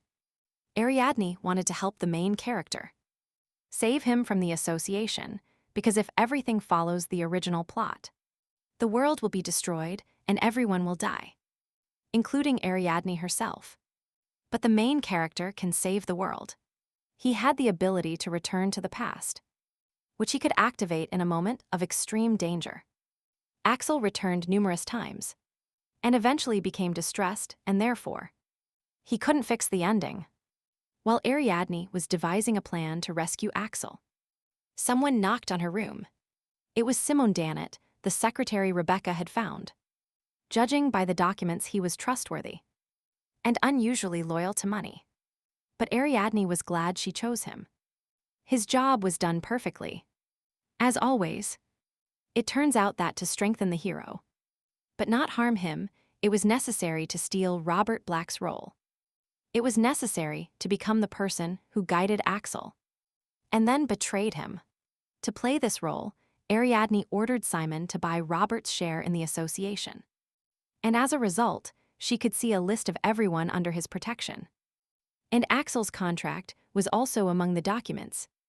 Now Ariadne needed to give Axel the best, give him tasks, and even betray him, because that was the only way he could awaken. And she didn't want to do that. But it was the only way out. The girl ordered Simon to follow her instructions and act on behalf of a member of the association, while hiding his connection. Simon promised that no one would know he was working for an 8-year-old girl. Meanwhile, the elixir sales began. Simon also took care of everything. If someone wants to know who supplies the elixir, all roads will lead to Duke Eldir. He will try to get rid of the elixir on the black market, and everyone will think the recipe belongs to him. No one will even think that the recipe was provided by an 8-year-old child. Simon also offered to use slaves for sales, but Ariadne flatly refused due to memories of her past life. In Weaver, the only way to make money was hunting, so the girl suggested creating special jobs for slaves. If people start working for them, the economy will develop thanks to the constant rotation of money. Simon was surprised because at first he thought Garsha was joking. But every time he followed the train of thought of this girl, he began to doubt that she was actually a girl. And although he originally came here for money, now he wholeheartedly wanted to serve his dazzling lady. Meanwhile, at the Black Estate, the guard informed Axel that his master had changed. The boy was very surprised because he hadn't even received the first task yet. The guard handed him a burgundy-covered book and told him that his new master had told him to read it before his first task. Axel was pleasantly surprised. It turns out he would still be given work. The guard cryptically added that he might have shared information about his mission. But he didn't, and Axel realized that he himself didn't know anything about it. The guard also said that all instructions for Axel would arrive through a representative. And the guy didn't understand what this meant at all. He didn't understand anything at all, and angrily looked at the book The Red-Eyed Child, the story of a young man who was bought for the color of his eyes, of a child who was constantly surrounded by flames. Wherever the fire went, it followed him closely. It was quite a sad story. His eyes were yellow in the center, and scarlet at the edges, like tongues of fire. And the spirits born of fire always pursued him because of them. Axel read this book as a child, and he didn't understand why he needed it. Suddenly, a blond man approached the boy and told him he would be his teacher, who had been hired by Adrian Black. He led Axel, telling him he had much to learn. And for the boy, this was completely illogical, because only nobles received such training. He couldn't understand what his new master was trying to achieve. During their lessons, they told legends that spirits generally arise from the earth and the sun, but after fires. Fire spirits can appear, unlike earth spirits, and the sun, they are weak and die as soon as the flame goes out. But one day, these weak spirits overcame the ordinary ones, and hundreds of fire spirits followed one. And then everything descended into chaos. People called their leader Nightmare. Axel looked closely at the images of the spirits. It was a wolf with golden horns. Many tried to tame him, but no one succeeded, so the teacher advised the boy to run as far away as possible if he suddenly saw him. After all, Axel had red eyes, and fire spirits love people with such eyes. Suddenly, Simon burst into the classroom. He was in a hurry. He handed Axel a small envelope containing his first task. According to him, the guy needed to collect 7 colored crystals from Crystal Lake in the Great Desert. And at the bottom, there was a signature. Adrian Black. Axel immediately set off to complete the task. And he noticed that his owner had equipped him with the best quality tools. He had heard about the crystals he needed to find in class, so they were still useful. He also discovered that the envelope contained another small letter on black paper, which Axel should only open as a last resort. And as he looked at it, he suddenly heard a strange sound behind him. It was Nightmare, that same fiery spirit along with its flock. Axel ran forward, wondering what to do while running, when suddenly he saw a mountain in front of him. He climbed it, but realized that the spirits were still chasing him, and he had nowhere to run. The voices echoed to the boy that his eyes were like tongues of fire, and that they, spirits born of fire, would always pursue him. Meanwhile, Ariadne thought that Axel had most likely already embarked on his first mission. In the original story, Axel's errands were always burned. The members of the association wanted to isolate him, and they made bets on whether the boy would survive or not. But one day Robert was forced to use Axel in the fire mission, which was one of the important events in the hero's development. Axel was a good swordsman, since his adoptive father, a former knight commander, taught him everything he knew. And now the hero only had to survive. The spirits continued to howl. Axel had trouble breathing, and the voices continued to echo in his fire-colored eyes. The guy became furious. He was ready to tear off his eyes and give them to the spirits if only they would leave him alone. And then he remembered the letter, which he should only open as a last resort. It said that red-eyed children die first. But Axel must not fall, he must aim for the leader. The letter also contained a fairy tale about a red-eyed boy tied to a stake in the center of the village. But then everything around him was engulfed in flames, and the boy walked out of the fire as if nothing had happened. All this seemed like fiction to Axel. But at that moment, a fire raven flew over him and touched the boy's hand with its wing. His clothes burned, but his skin remained intact. And then Axel realized that, thanks to his eyes, he wouldn't burn. They told him to defeat the leader. He took his sword in his hands and jumped towards the fiery creatures from the cliff. He had to conquer its leader. It was so hot that his father's sword simply melted in the boy's hands. It was a real hell. But Axel was already standing right in front of Nightmare, and he realized that he had to overcome his fear. He remembered his father's words that the easiest way to tame a beast is to climb onto it and not let go until the beast submits. Axel grabbed the beast's fiery fur and climbed onto it, but it didn't even move. He had to force it to submit to him. And then the boy grabbed its horn. The beast howled and ran forward. It was a high-level spirit beast, much stronger than those of its own kind. Axel grabbed Nightmare's horn, angrily denying its death, because he had to fulfill his father's will. Meanwhile, Ariadne was in a carriage near a tall tower. She was very worried about Axel. With her were her grandfather Salon, Simon and Veronica. Salon and Rebecca knew that Arya was Axel's patron, and the magic tower, where the map was located next to the desert, so the girl could see for herself how Axel would cope with the task. Ariadne only managed to stay with her grandfather for a short time. Soon her students arrived, and Salon had to leave with them for class. Left alone, Arya thought that Axel could not burn, so most likely, he was able to tame the spirit. But she might have changed the plot due to her intervention. The girl tried to fix everything the same way as in the original. But there were many differences. She prepared a letter with a small hint for him. In the original, Axel barely survived. And only then did he realize the peculiarity of his eyes. And the only way to hint at it was that letter. But he read it.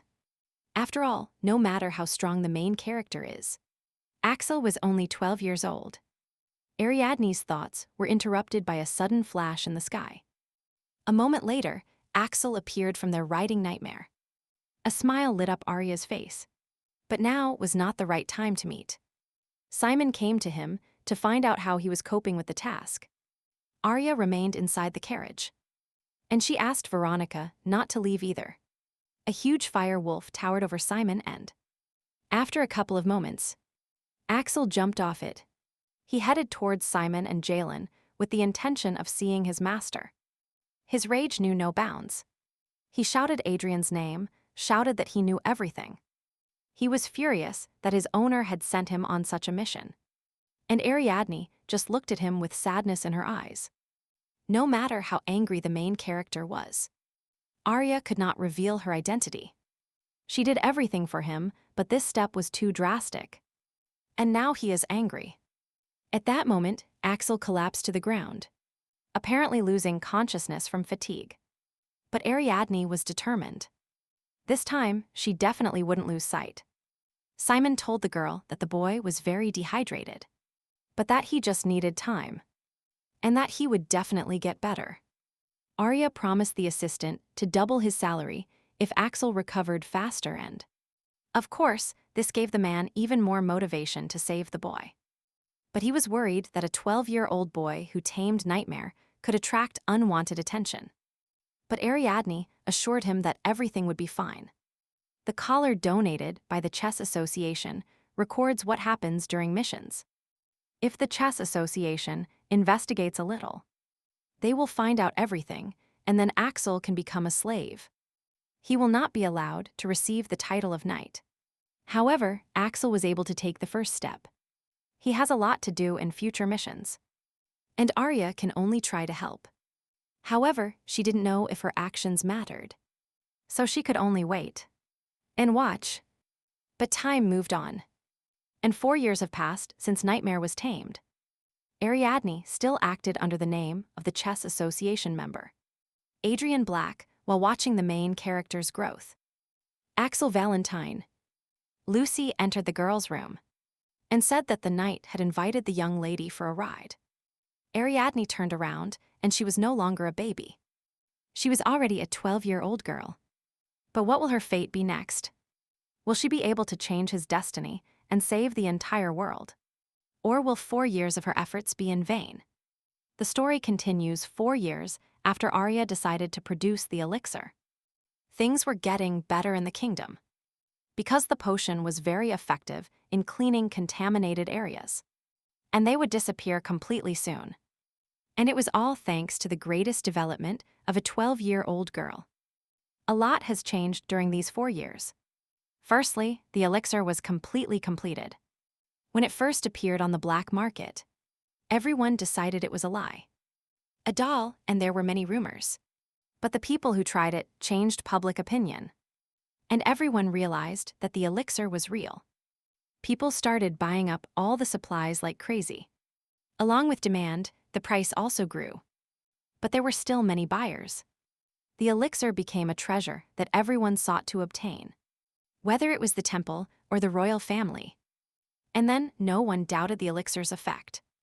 One day, Arya and her grandfather, the great mage, visited the temple. That day they didn't donate food or money, but a recipe for a miraculous elixir.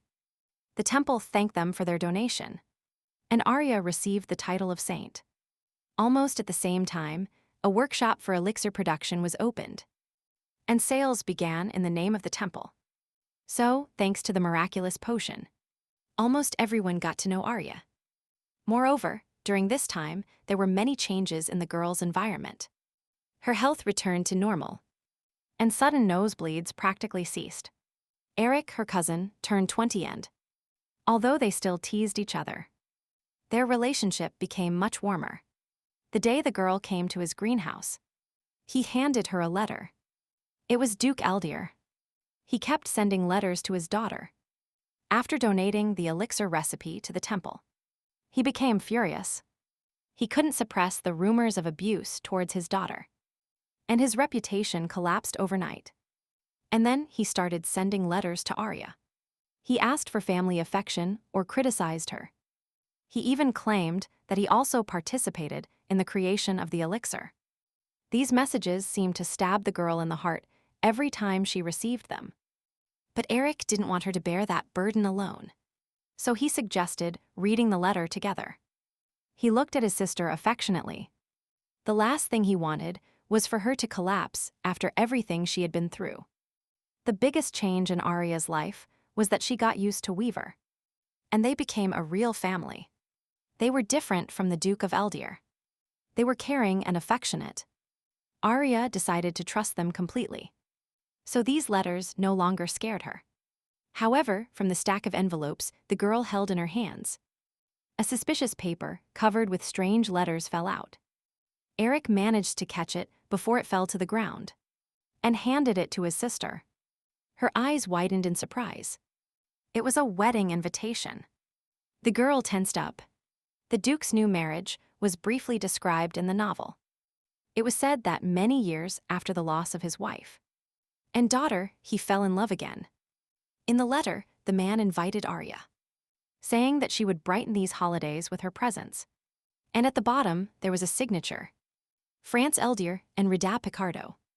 Arya was very frightened because that name, Rida Picardo, was not in the novel. It is possible that the Duke decided to look for a person to replace Ariadne. In the original story, his stepdaughter became his successor after the girl's death. But now that she is gone, he has no obstacles. But even if he has another child, Arya, as the eldest daughter, has more influence. And if this is the case, he will try to kill her. Her thoughts were interrupted by Eric, and he asked her if the girl really wanted to go to this wedding. The boy looked at his sister carefully.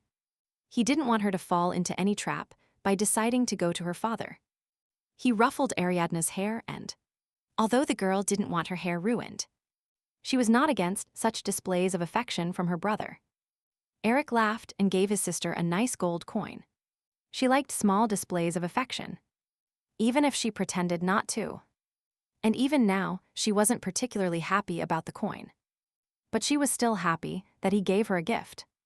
And if Arya liked having her hair stroked, Eric was willing to do it every day, all to make her happy. Meanwhile, night fell. Arya prepared a whole basket of cookies and set out to go where she could find answers to her questions. P was incredibly happy to see the girl in the Library of Memories. She loved it when Arya came to her. Even for the delicious cookies you brought with you. P herself hadn't grown one bit in all these 4 years. But now she started speaking much better. And Ariadne even gave her her old clothes. Perhaps the girl will remain forever as she is. However, Arya was interested in the question of whether there was a character named Rida Picardo in the novel. But P had never seen that name in any book. P remembered everything that happened in the novel much better. But perhaps the answer was in that very room behind the transparent curtain. However, the girl replied that she could know the past and the present, but she didn't know about the future. She was also very worried that information about Gloria Weaver's death kept emerging little by little. But still nothing was entirely clear. It was quite easy to find information about Veronica. But for a long time, the girl knew nothing about Gloria. And although Arya was annoyed that the library was not omnipotent, she hurried to assure P that everything was fine, and that they would definitely find the information later. Meanwhile, she needed something else. Information about Rida Picardo. Pi immediately jumped up and ran into another room hidden behind a curtain and told her friend not to worry. This little girl really knew a lot about the characteristics of demons, geography, records of the suppression of labyrinths. And thanks to her knowledge, Arya was able to devise a development plan for the main character.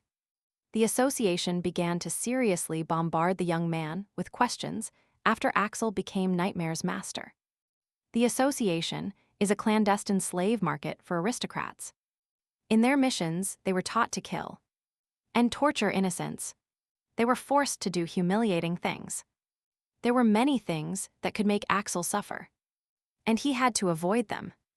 Thus, the girls together made a plan for his development. But even if they gave him instructions themselves, there was always a chance that the workload would be too great. Arya couldn't do anything about it because it was necessary for his growth. But she worried that she would only ruin the main character's path. Although she was disappointed not to have found a better way, she was glad that the main character was developing in the same way as in the original. The chess association had a certain division by ranks, and the main character became the youngest member to receive the rank of knight. The day Arya betrays Axel and frees him from the chess association, Adrian Black's role will disappear. After that, everything would depend on the protagonist, and Arya had to be careful until that day. Meanwhile, 5 days passed. Duke Eldir got married, Ariadne was not at the celebration, and the nobles, who knew that France had lost custody of his daughter, took it for granted. All the Duke did was send complaint letters to Arya. He didn't take any serious action until one day. That day, a servant arrived at Ernest Weaver's house with important news. Duchess Eldir arrived at the palace. She arrived here in a hurry, but the man didn't quite believe it was really her. Apparently, she came because of an envoy who refused to attend the wedding. There was no doubt it was definitely Rida Picardo. The maid reported that her behavior was strange, because she hadn't even packed her things, and she had a bloody bandage on her right hand. Ernest couldn't believe what he heard. She really had the same wounds as Arya. The knight had previously demanded that everyone who came here from the Duke be rejected, but he couldn't refuse the guest in such a snowstorm. So he asked for a room to be prepared for her. Soon the woman was already in the palace, Ernest with his wife Celiana, and the doctor Jalen went to receive her. But the woman seemed incredibly depressed. With pain in her eyes, she told her story to the Weavers. He said he truly loved France. He knew that due to his daughter's abuse. He lost custody of her. But when he saw her crying face, when he heard her talk about the unfair decision, he gave in and believed her. But soon he realized that he had done something stupid. He said that if she didn't like it, he would let her go. And then Rida said she wanted to leave. But in reality, France had no intention of letting her go. Rida burst into tears, covering her face with her hands. She felt very sorry because she thought that was true love. When Jalen examined the woman's bandaged hand, he, just like the Weavers, was in shock. She had the same wound as Arya. Truly, this madman France has decided to repeat everything he did to his daughter. Meanwhile, Ariadne was visiting the library. And although Rida Picardo herself did not appear in the novel, Pyle provided information about the woman's family, which was recorded in an almanac about the Kingdom of Abbey. The Picardo family was located near the lands of the Duke of Eldir. The aristocratic families formed an alliance to prevent the appearance of labyrinths, but they couldn't afford the construction of magic towers. And because of this, half of their lands were destroyed by contamination. It was at that moment that Duke Eldir received the Picardo mail, and his wife, who had lost her home, and then Rida, his only daughter, met France for the first time, and 5 years later they got married. That's all Pi managed to find out. After a while, Aunt Celiana invited Ariadne to a tea party to meet Rida. And at first the girl wanted to say she wasn't feeling well, and decline the invitation. But then she decided that sooner or later they would meet if the woman stayed. So she greeted her with due respect. Rida was very happy to meet the girl. But literally, a moment later tears appeared in her eyes again. She couldn't understand how France could mock such a wonderful child. She deeply regretted not noticing his cruelty sooner. Arya thought about it. Rida was about 25 years old. It turns out his father chose a young woman again, and tricked her just like his mother. Gloria, According to the woman, the Duke subjected her to the same tests as Ariadne. She said he did it for the sake of medicine. But no matter how careless he was, if his second wife died the same way as the first, people would become suspicious. The entire market was occupied by Arya's elixir. And the Duke, apparently, understood that it was useless to continue its development. But it could be that he started creating other potions. Meanwhile, while Rida was under a doctor's care, the time for the night detachment expedition had come. It has been 15 years since the Great Labyrinth appeared. Then the labyrinths and demons started appearing more and more frequently. And to make matters worse, people were facing a cursed land that not even the elixir could clean. The Liwoma Mountains suffered first. People were saved, but the ridge itself was completely destroyed. After which the demons headed to the Milo Mountains, which were prone to snowstorms. The weavers could not cope with this scourge. The great mage and the countess feared that Duke Eldir would come for Ariadne. They did not want to leave her alone. But Veronica and Eric decided to stay with her. And then the snow leopard night set off. 10 days had passed since their departure. And when Ariadne was walking through the castle with her brother, they called her. It was Rida. She wanted to give something to Arya. In the small blue bag, there was a small gift. A magic lamp. Rida said she wanted to be a good stepmother to the girl. So she prepared it. But she didn't want to be thanked too much. So she said that she made the pendant herself. She explained that in the Picardo family, there is a tradition according to which the mother must make a pendant with her own hands. It was a talisman for a long life. And happy. Ariadne looked at the gift with surprise. And Rida thought it was too simple a gift for a lady.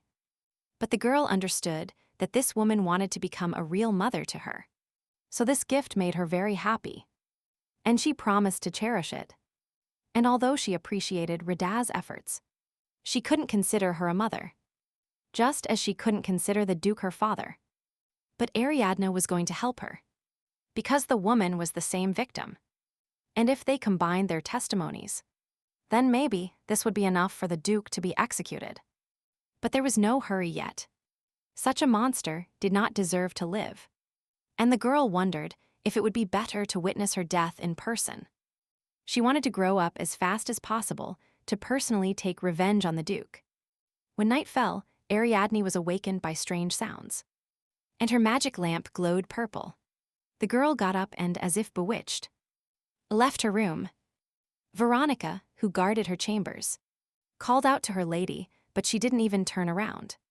She continued walking down the hall, looking straight ahead, and Veronica was surprised by this.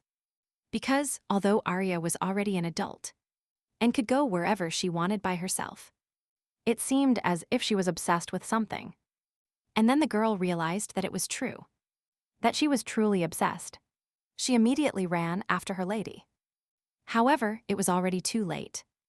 Rida Picardo played a melody on the flute, and Ariadne, obediently, walked directly towards her. The woman realized that a sudden guest had arrived to her, along with the girl. But the job was already done. Veronica was late. The girl screamed. Running instantly behind Arya could not allow her to be taken away like that. But the girl was already unconscious. Rida hummed something quietly to her in an unknown language. A moment later, when Veronica seemed to have touched the lady, both she and the redhead disappeared. The girl looked at the place where she had just been. But now only black dust remained there. Arya turned out not to be completely asleep. She heard someone's voice, but her body felt very heavy. And then a woman's voice told her to keep sleeping, because soon everything would be over. The girl didn't want to sleep, but for some reason she didn't open her eyes, and decided to call Pi. The girl nervously shook Arya by the shoulders, begging her to wake up. She insisted that things were very bad, and that the girl needed to wake up at all costs. She couldn't lose consciousness. Ariadne didn't even understand what Pi was talking about, because she remembered exactly how she went to bed. But the librarian explained that she was actually forced to sleep with drugs. It was a sleeping mixture. The main ingredient was evening primrose leaves, which promote good sleep, But there was something else, night oak bark, which with special sound waves enhanced the effect of the mixture. And it was this medicine that dulled Ariadne's senses and put her to sleep. Arya had never seen Pi like this. She spoke like a robot. But the girl continued to say that the mixture was in powder form, so it penetrated through the respiratory tract. Ariadne was surprised. Rida really added powder to the magic lamp. The girl seemed frozen in shock. She didn't understand it could be the Duke's idea. The idea that everything Rida did was a lie made her feel uncomfortable somewhere inside. But now was not the time to think about it. Now she needed to know where she was and what was around her. And she asked Pi to tell her everything she saw. There was cold, darkness, and an adult woman everywhere. But Pi couldn't see her well enough. Ariadne thought, judging by Pi's words. Not much time had passed since she fell asleep, which means it was already night. And no matter how fast the kidnapper was, she couldn't get far from the estate. In the worst case, her disappearance will only be discovered in the morning. But the search will begin immediately. Because Eric is not called a magic genius for nothing. He must find her. But it was still unclear why Rida kidnapped the girl. If it was for inheritance rights, then she could have simply killed her. So the only thing Ariadne was sure of was that she needed to wake up. She needed to know if she was tied up now, and if she could escape. Then Pi looked at the real world, and what she saw surprised her. She immediately ran towards Ariadne, screaming that she would die if she didn't escape. Around the girl there were candles, materials and tools. Apparently, a soul extraction ritual was being prepared for her. Pi knelt in front of the girl. She grabbed her dress and screamed, "It's Glamis." Glamis is an object that in the original novel was created by the Duke to extract Ariadne's soul. The main character used it often when he held it in his hands. The source of the Duke's power in the novel was the elixir, and his adopted daughter, who received the Glamis, also played an important role. So by knowing the source of his power, he dedicated himself completely to the Duke. When Ariadne took the elixir away from him, he began to develop Glamis. Now it appeared sooner than in the original. To gain power through Glamis, Arya's soul was needed. And as soon as her extraction was completed, the girl would die. Pi ran into the lady's arms, screaming and crying that if everything continued like this, Arya would die, and although the girl tried to calm the baby, she herself understood that she could not wait for salvation. She had to act immediately. Suddenly she realized something. She asked how she ended up in the library. Because she didn't teleport here. Her body was asleep. Spiritual art from another world is a transition from spirit to soul. That is, this is how the path to the Great Spirit is created. And the Great Spirit communicates with the soul of the elementalist. So it observes their desires. And the fact that Ariadne is now in the library was similar in principle to this process. Pi is the Great Spirit of the library. And the library is Pi's territory. And now Arya was connected to the library's spiritual channel. Pi didn't understand if a conversation between the Great Spirit and the elementalist was really possible like this. Direct communication with the channel was also impossible, because people are not capable of it, in which case Pi's soul would have shattered. So Arya's connection to the library is a very strange spiritual channel. And since it is not normal, it means that Ariadne was going through something like an out-of-body experience. She took the cutlery in her hands, but Pi still didn't understand anything. Because the soul is untouchable, it cannot be harmed. But Arya wanted to believe that in her case, this was an exception. She wondered if her body here was actually connected to the body. If she did something to it now, would it affect her outside? And with these words, she pointed the tip of the knife at her stomach. Pi immediately ran to the girl and begged her not to do this. But it was already too late. Ariadne's body was pierced by savage pain. She gritted her teeth and collapsed to the ground. And something seemed to change. The girl opened her eyes and realized she was in a completely unknown place. She looked ahead, wondering if anyone was there. But no one answered her. Her head was spinning. Apparently the effects of the medicine had not yet worn off. But she managed to wake up, which was good. There were no wounds on her body, which means that the wounds received in the library do not affect the real body. But now the girl needed to get out of here. She didn't know where to go, when suddenly she heard the whistling of the wind from somewhere. Arya walked forward and found herself outside the cave. There was fresh snow under her feet, and she immediately felt cold. In front of her, she saw an endless mountain range. And then she realized that she couldn't escape from there. That's why Rida left her so carelessly. Because if Ariadne goes out only in a nightgown, she will freeze to death. The girl still had the knife she got in the library and wondered if she could sneak up and stab the woman, but what stopped her was that she didn't know how to use the knife. The girl was ready to despair, since she definitely couldn't get out of here. And then she remembered the main character of the novel and how long he lived in the contaminated area. She was the same age as him when Arya sent him to meet Nightmare. She gave him such a test, justifying it by changing the ending, so that she herself couldn't just give up. While the girl was organizing her thoughts, a red-haired woman approached her from behind. She was surprised because the girl, according to her forecast, should have slept a few more days. The woman grabbed Ariadne's hand, causing her to drop the knife. And without understanding where she got it from, the girl realized that it was useless to break free now. She would only waste her strength. Firmly grasping Arya's hand, Rida dragged her back into the cave. It confirmed her conjectures.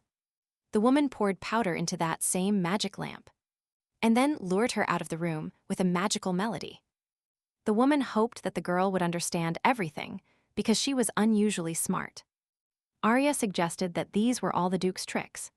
Maybe he was holding the Picardo family hostage and forced his wife to kidnap his daughter. But Rida replied that France asked her for nothing, but quite the opposite. Ariadne didn't understand what the woman was talking about. And then she explained that a man like the Duke couldn't create the elixir. He was just a rich man. But he didn't even know how to properly treat the first family in the kingdom. He knew nothing about magic, much less herbalism or alchemy. Stupid France was not capable of such a thing. But Rida immediately liked the idea of the elixir.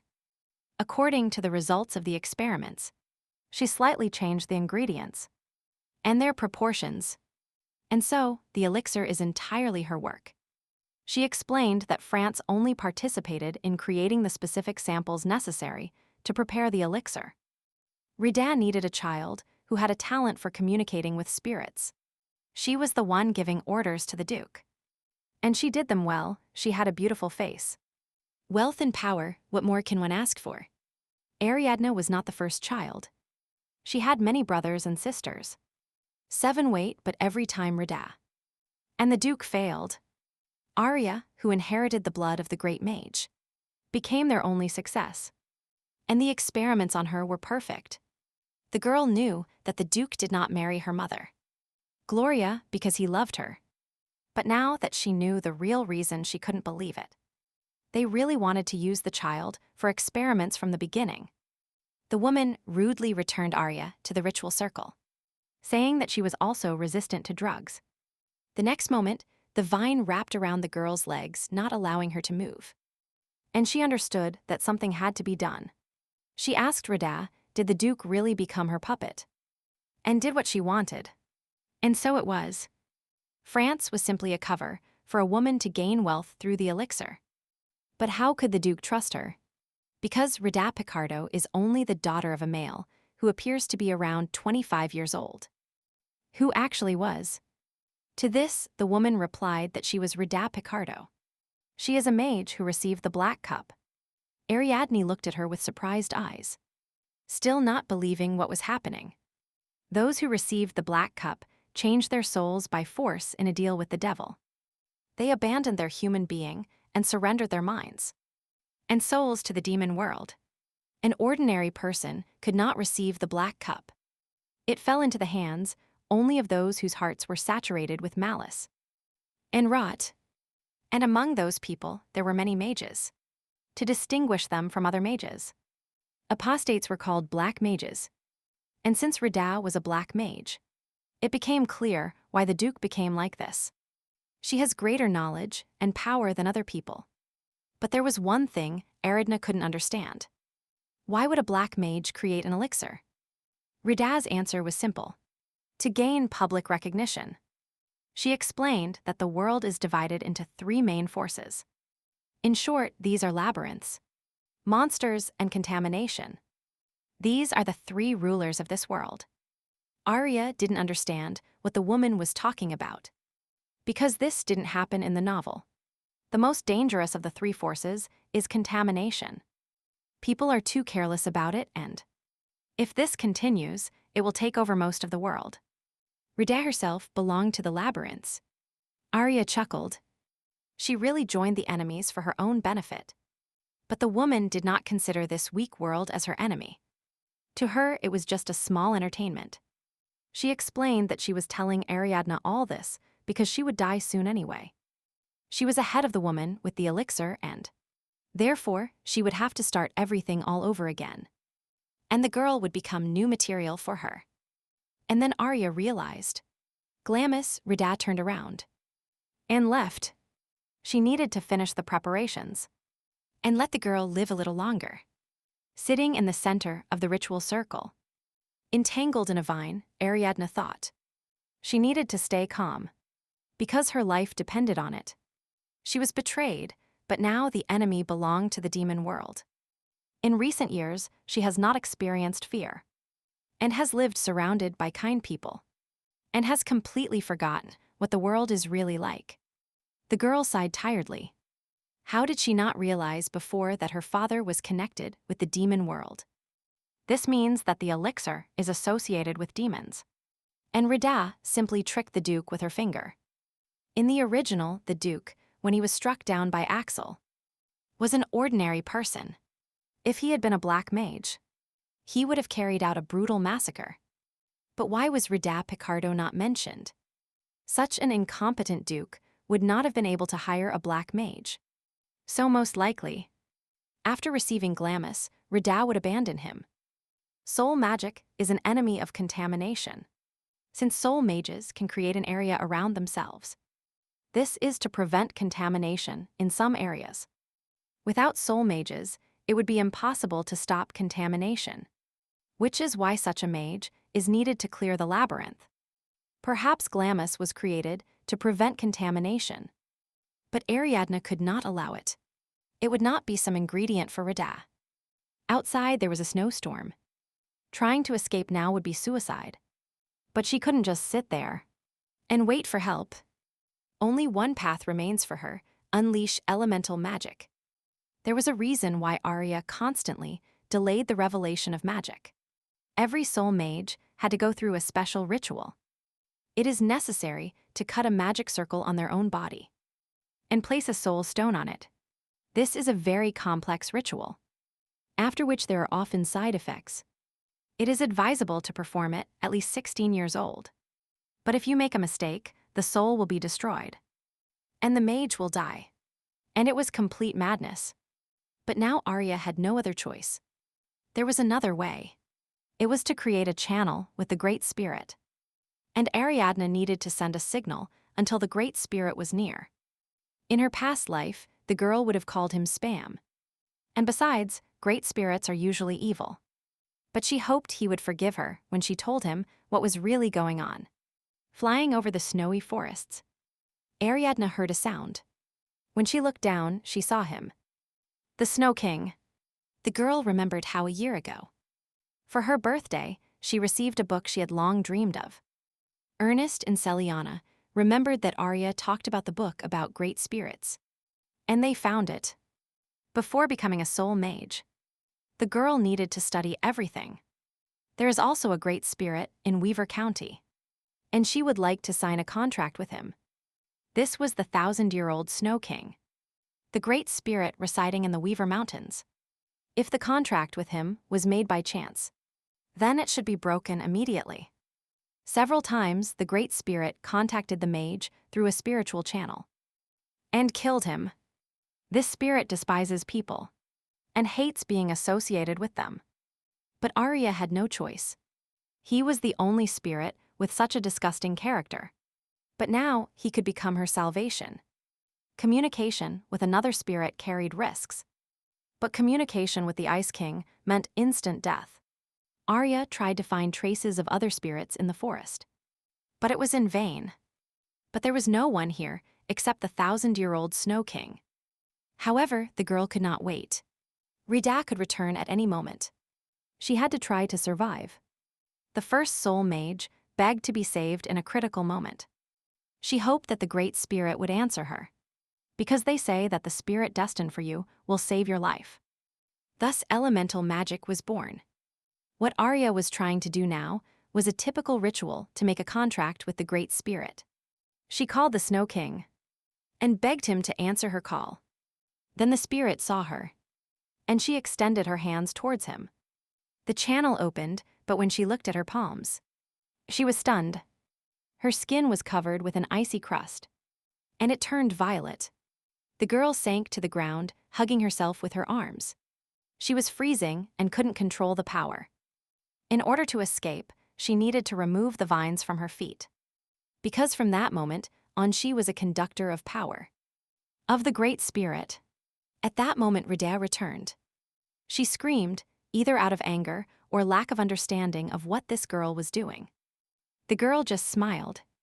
She would have died anyway if she hadn't tried to escape. So why did she sit there and wait for her end? Rida was outraged because a spirit cannot be summoned without guidance. But Arya didn't exactly care how she died. She couldn't control this power.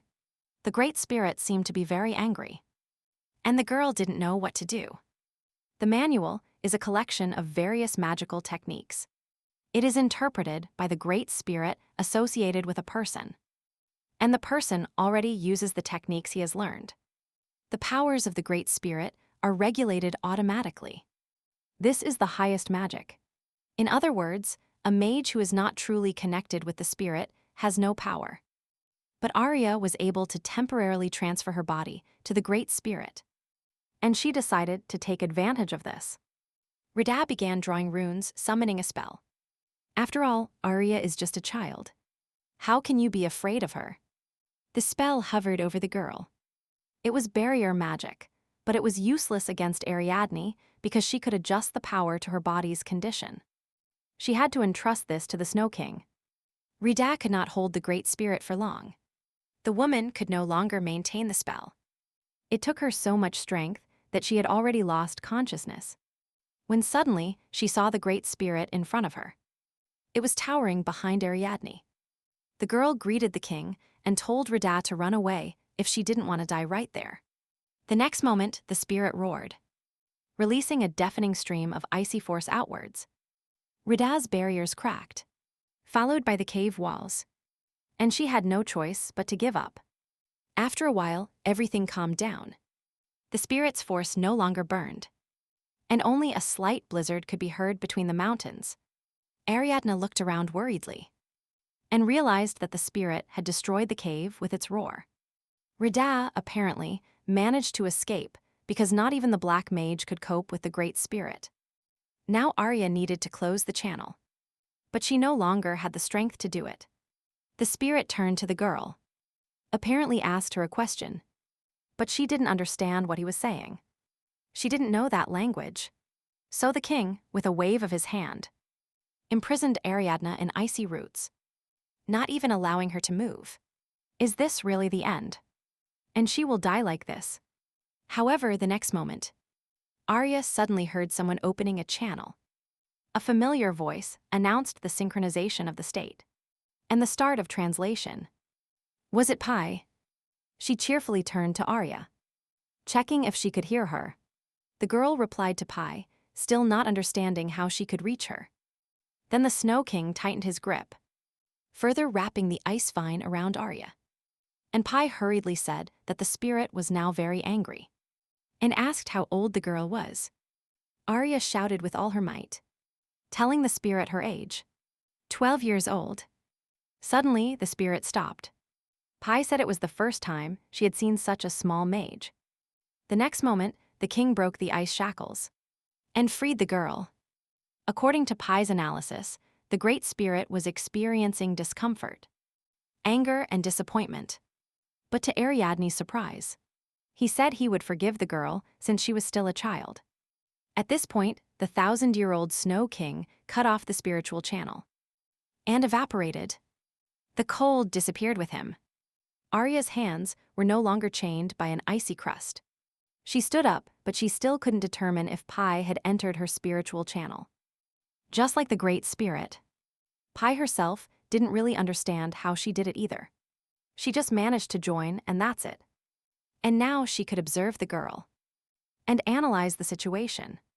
The librarian was incredibly happy because she could now contact Ariadne whenever she wanted. The girl herself noticed that Pai's voice had changed. It became calmer, but she couldn't afford to dwell on thoughts for long. She needed to get out of here. But before leaving, Arya thanked her friend because she saved her life. However, the next moment, a sharp pain shot through her body, and she closed her eyes. She touched her stomach with her hand and saw that her palm was very bloody and that she had wounds on her body. The girl couldn't feel her legs. If she passed out, she would simply freeze to death. And now she could only hope that the search party would notice the destroyed mountain. Suddenly, Arya heard a voice saying that the Great Spirit, the Green Leaf Saint, was trying to form a spiritual channel. When contact was established, the girl realized that she knew this Great Spirit. It was he who once connected her to her mother's spiritual channel. And now he was worried about the girl's condition. He was willing to transfer energy to her through a spiritual channel. And Arya happily accepted. The Great Spirit transferred some of his energy to her, and the cold disappeared immediately. And the girl became warm around her, as if in summer. The territory also changed. Trees grew around. Grass and flowering bushes covered the ground. The Great Spirit was happy. He empathized with the girl, but he was glad that she was saved. He knew who she was from the beginning. Arya sat on the grass near the tree. Flowers surrounded her everywhere. And finally, she felt very warm. And although the Great Spirit's special ability could maintain her normal condition, now the girl needed to rest. Meanwhile, Veronica was in full search of her lady. She understood that if the kidnapper escaped with the help of magic, then he couldn't get very far. Eric also joined the search. He told the girl that the Snow Leopard Knights had already left for the neighboring village, and Veronica should have waited until they finished the search. But the girl didn't understand how she could wait because she was her personal knight. Ariadne gave her her first elixir. Veronica was present when the girl received the title of saint. Every year they exchanged gifts. The lady became for her a new and true family. If she lost everything again, it would be like returning to her childhood. If Ariadne gets hurt, she definitely won't be able to forgive herself. Suddenly, while Veronica was mounting her horse to personally find her lady, a voice came from her earring. It said the search was over. It also added that due to interference. It took a little longer, but the girl didn't understand what kind of interference it was talking about. Eric spoke to her. He was flying on the back of a large snow eagle, informing her that black magic had occurred in Arya's kidnapping. And later, they would need to know more about it. The young man said the girl should be somewhere on the southeast slope. And now they were heading there. But Veronica was going to arrive before them, especially since it wasn't far from this place. And although there might be a black mage there, she wasn't going to wait for reinforcements. As the girl approached her destination, she saw a green grove in the middle of the snow-covered mountains. She couldn't believe what she was seeing. It was an area created by a soul mage. There are those who never approach soul mages, and these are the black mages.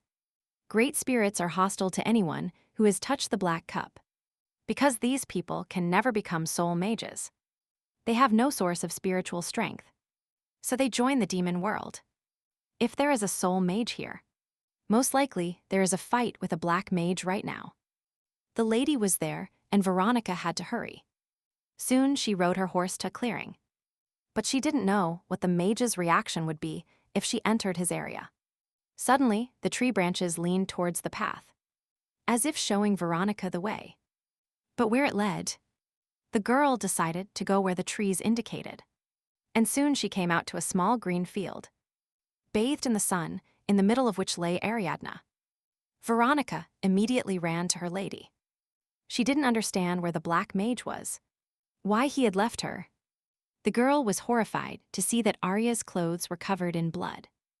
And she began to shake her, trying to make her regain consciousness. But the girl seemed to be in a deep sleep. Her eyelids were very heavy. And when she managed to open her eyes a little, she saw the silhouette of Pi in front of her. The guardian was very happy to see her. But Ariadne still didn't understand how she ended up in the library. While Pi told her how much she feared for her, the girl managed to notice that she seemed to have matured. It was true. This happened after Pi connected to Arya's spiritual channel. Perhaps this happened due to the fact that she became her guide. The girl was a little surprised because she thought the librarian would never grow up. But now it happened so suddenly. Pi was a little embarrassed, thinking she looked strange. But Arya quickly reassured her because she didn't mean it seriously. But now she wondered what gender Pi was. Because when she was little she looked like a girl. But now Arya wasn't sure how to address her. Pi only invited her to think for herself whether she should be a boy or a girl. Ariadne thought for a moment and decided it was better for her to be a girl. After that, Pi approached her and kissed her tenderly on the cheek, telling her that if Arya thought she was a girl, so be it. The guardian explained with a smile that it depended on the little lady's wishes, because she was the only one who could enter this library. Ariadne was a little embarrassed, because usually she kissed Pi herself. But now that they were the same age as her, it was strange, and it turned out that initially Pi had no gender, and chose it only out of concern for Arya. But the girl was still interested in what happened to her. And then Pi said that Veronica found her. Eric arrived a little later. He had already picked up his little sister and returned her to the estate. They had already started making decisions, and Pi moved the girl here so she wouldn't get hurt. But now she should return, because everyone was worried about her. But Arya had one last question. She wondered what the power of guidance was. But Pi herself didn't really know. So the girl asked if the librarian could always be her guide. And she happily agreed. Moreover, she had already found a lot of useful literature that would help her become a better guide. Ariadne thought that Pi would be too enthusiastic. But the girl said she still had nothing to do here. So Arya remembered that Pi couldn't even leave the library. She didn't need to sleep. Reading was her only entertainment. And because of that, day after day, the girl couldn't imagine how bored she was. So she decided to find out how to keep her friend busy. The role of her guide could become a kind of game for Pi. And it would also be worth bringing her treats and new clothes more often. At that moment, the girls said goodbye, wishing each other good luck. It was time for Ariadne to wake up. Upon opening her eyes, the girl exhaled in relief, realizing she was in her room. Eric was sitting on the bed next to her. And when he realized his sister had woken up, he smiled softly at her and approached. He was very happy to see Arya well, and was about to place his hand on her cheek, preparing to wipe away her tears. But the girl had no intention of crying. But Eric's hands were trembling. Something was clearly bothering him. He asked her if Arya could move her fingers and, although they were very damaged by frostbite, she assured him that everything was fine. He hit himself on the forehead because it was already clear that she was suffering. Because he asked, he demanded that his sister promise him that if she was hurt, she wouldn't tell him everything was fine and, moreover, he intended to make sure no one else could hurt her.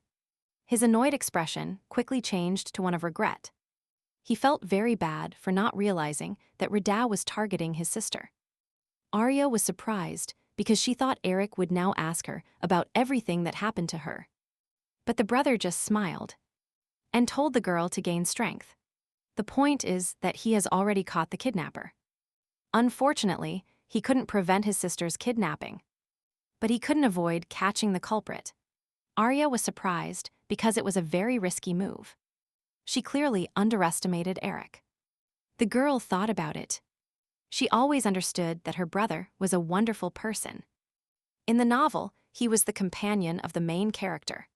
Some things changed, but at the time of the novel's events, he was about 28 years old. But even at 20, he already had amazing skills. And Rida Picardo, he was going to conduct the interrogation when his grandfather returned. Conducting it alone is complicated because as soon as he looked at a woman, he immediately wanted to kill her.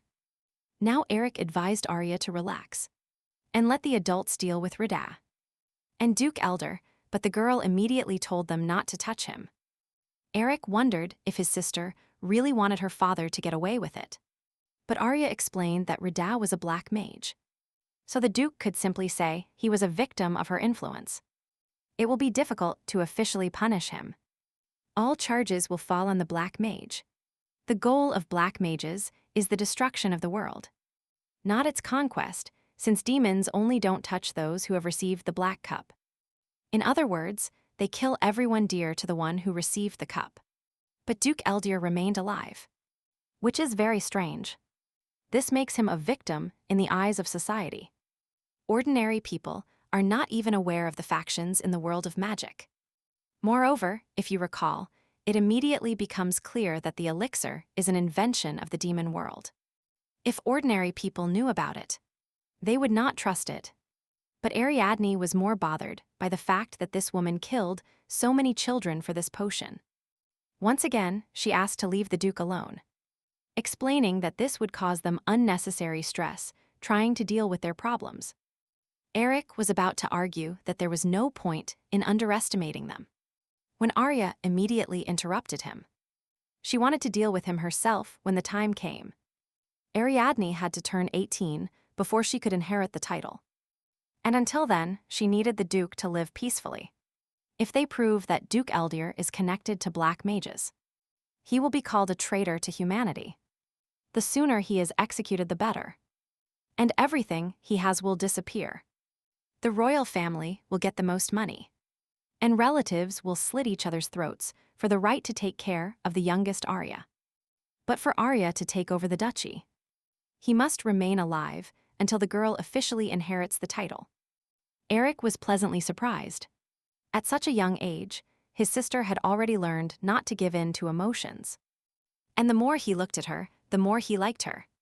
So he promised to convey her words to his parents and to their grandfather. The boy was about to get up to bring his sister something to eat, when suddenly she stopped him. She said that now she could communicate with spirits. The girl had heard that her mother used the green leaf saint for training, and now she needed to do the same. Eric chuckled. He still couldn't get used to how incredible his sister was. After eating, Arya broke the lamp Rida gave her. It contained medicine. They took it away to study without telling the girl anything. The string was indeed tied according to Picardo tradition, but all her words were lies. That day Arya was enchanted, and she even believed Rida for a moment. But she shouldn't have done this. She was too used to how wonderful the Weaver family was. For a long time, she was surrounded only by loving people, but she needed to stop trusting others. She would not allow herself to be hurt again. Looking at the pendant burning in the fireplace, she wondered if she would succeed. At that moment, Veronica entered her room. Ariadne was informed that she had fallen during training. The girl hurried to explain, attributing everything to simple overwork. The lady couldn't believe that ordinary fatigue had such an effect on her. An elemental knight. In fact, Veronica thought she wasn't strong enough. Although Arya considered her the strongest of the knights, the girl only cared about the fact that she couldn't protect her lady. The girl didn't blame her at all for her kidnapping. But Veronica stood firm. She realized too late that Arya was being controlled. And she couldn't even hurt Rida. She wouldn't be able to compete with a black mage. But she still considered herself useless, because since becoming a spiritual knight, she hadn't had any serious injuries. So she thought she could handle many things. But she couldn't protect Ariadne. She believed that the lady almost died due to her weakness and, therefore, she needed to become stronger. Realizing that Veronica couldn't shake off her guilt so easily, Arya said she had a way to make her stronger. The girl was ready for anything. And then Ariadne told her that during this procedure she could die. Veronica didn't understand what her lady meant. But Ariadne just told her that if she really wanted to become strong, she needed to trust the girl, and that she would show her the way. Meanwhile, time passed. Arya made a fortune with the elixir. And then she and Simon had a lot of work. They also decided to create a mercenary group subordinate only to Ariadne. And so the Dawn Squad was born. Arya ordered them to search for elements and useful information that appeared in the novel.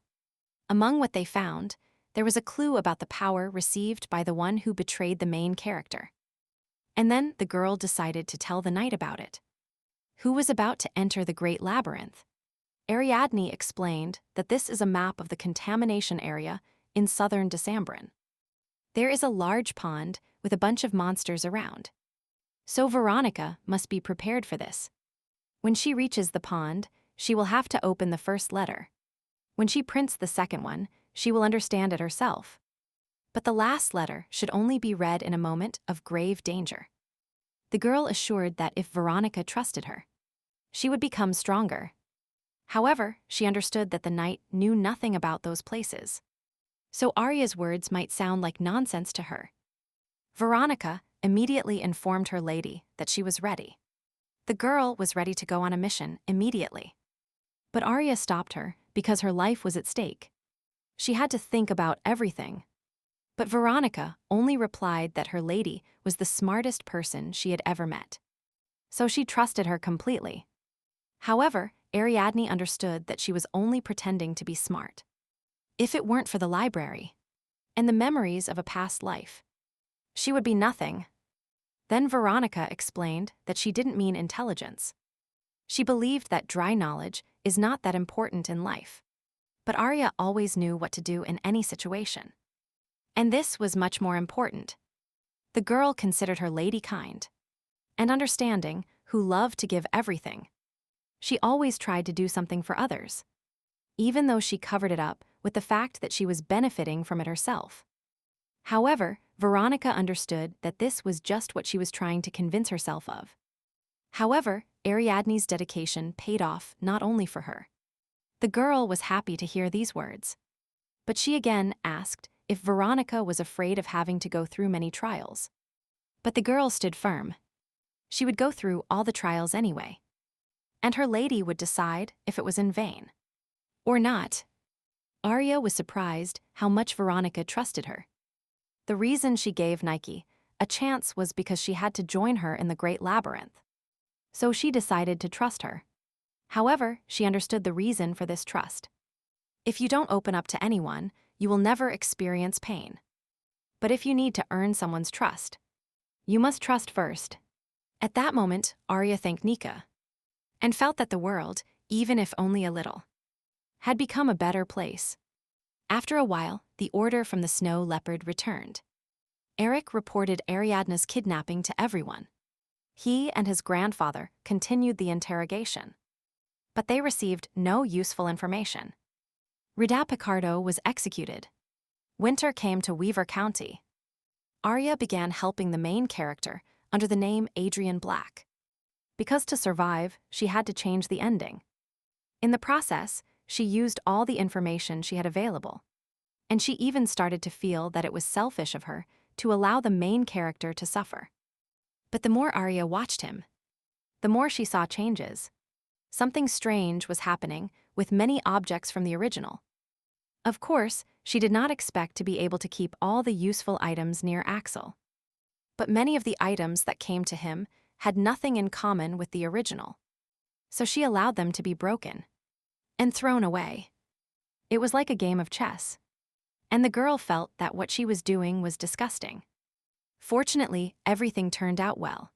She needed time to fully complete the plan. She needed to focus on Axel's growth. He definitely needed to live so that in the future she and Ariadne would conquer the Great Labyrinth, because he is the main character of the novel. Meanwhile, 3 years have passed. Axel was on another mission in a contaminated area. His partner, a pink-haired man, considered this task strange, since any order from the organization had to be fulfilled at any cost. But this time, everything was different. He believed that this mission was simply impossible. The man addressed Axel, who was already 19 years old, and asked him to abandon this mission. Since the boy arrived here, he already realized that the task is really strange.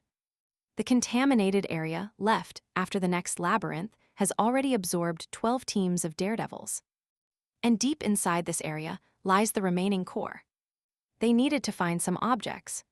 There was no need to even get close to the labyrinth. And it seemed that the task was quite reasonable. But as soon as the men arrived, they saw hordes of monsters. They slept only 3 hours a day, and some of their comrades died. Recently, another member of his team fell, leaving only Axel and his partner. Having met the next monster, the man was already ready to know that it was his turn. But Axel burned the monster with his sword, causing a terrifying fire. In a calm voice, he asked his partner to step back and guard the supply bags. Then he turned to the monster and immediately ran towards him. Soon there was an explosion. A column of flame rose into the sky, and it became clear that after this blow, the monster definitely did not survive. When everything was over, the pink-haired man was still perplexed. This task meant inevitable death, and if he had known this at the beginning, he would definitely have refused. Why weren't they warned that it would be so terrible? Axel was sure that the owner had a reason to assign him such a task. The man just smiled, because a man named Black would only be interested in money. Axel thought that he wouldn't let him, since Adrian Black began to remove the pieces one by one. The young man even started to hate him. For some time, he gave him absurd tasks. He forced him to clean buildings where there was no one anyway.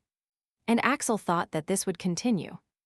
But everything changed when he completed the last task of this kind. A guy attacked him, saying that Axel would never be free if he stood still. He didn't understand why the owner was pointing at him. He believed that he was just lucky.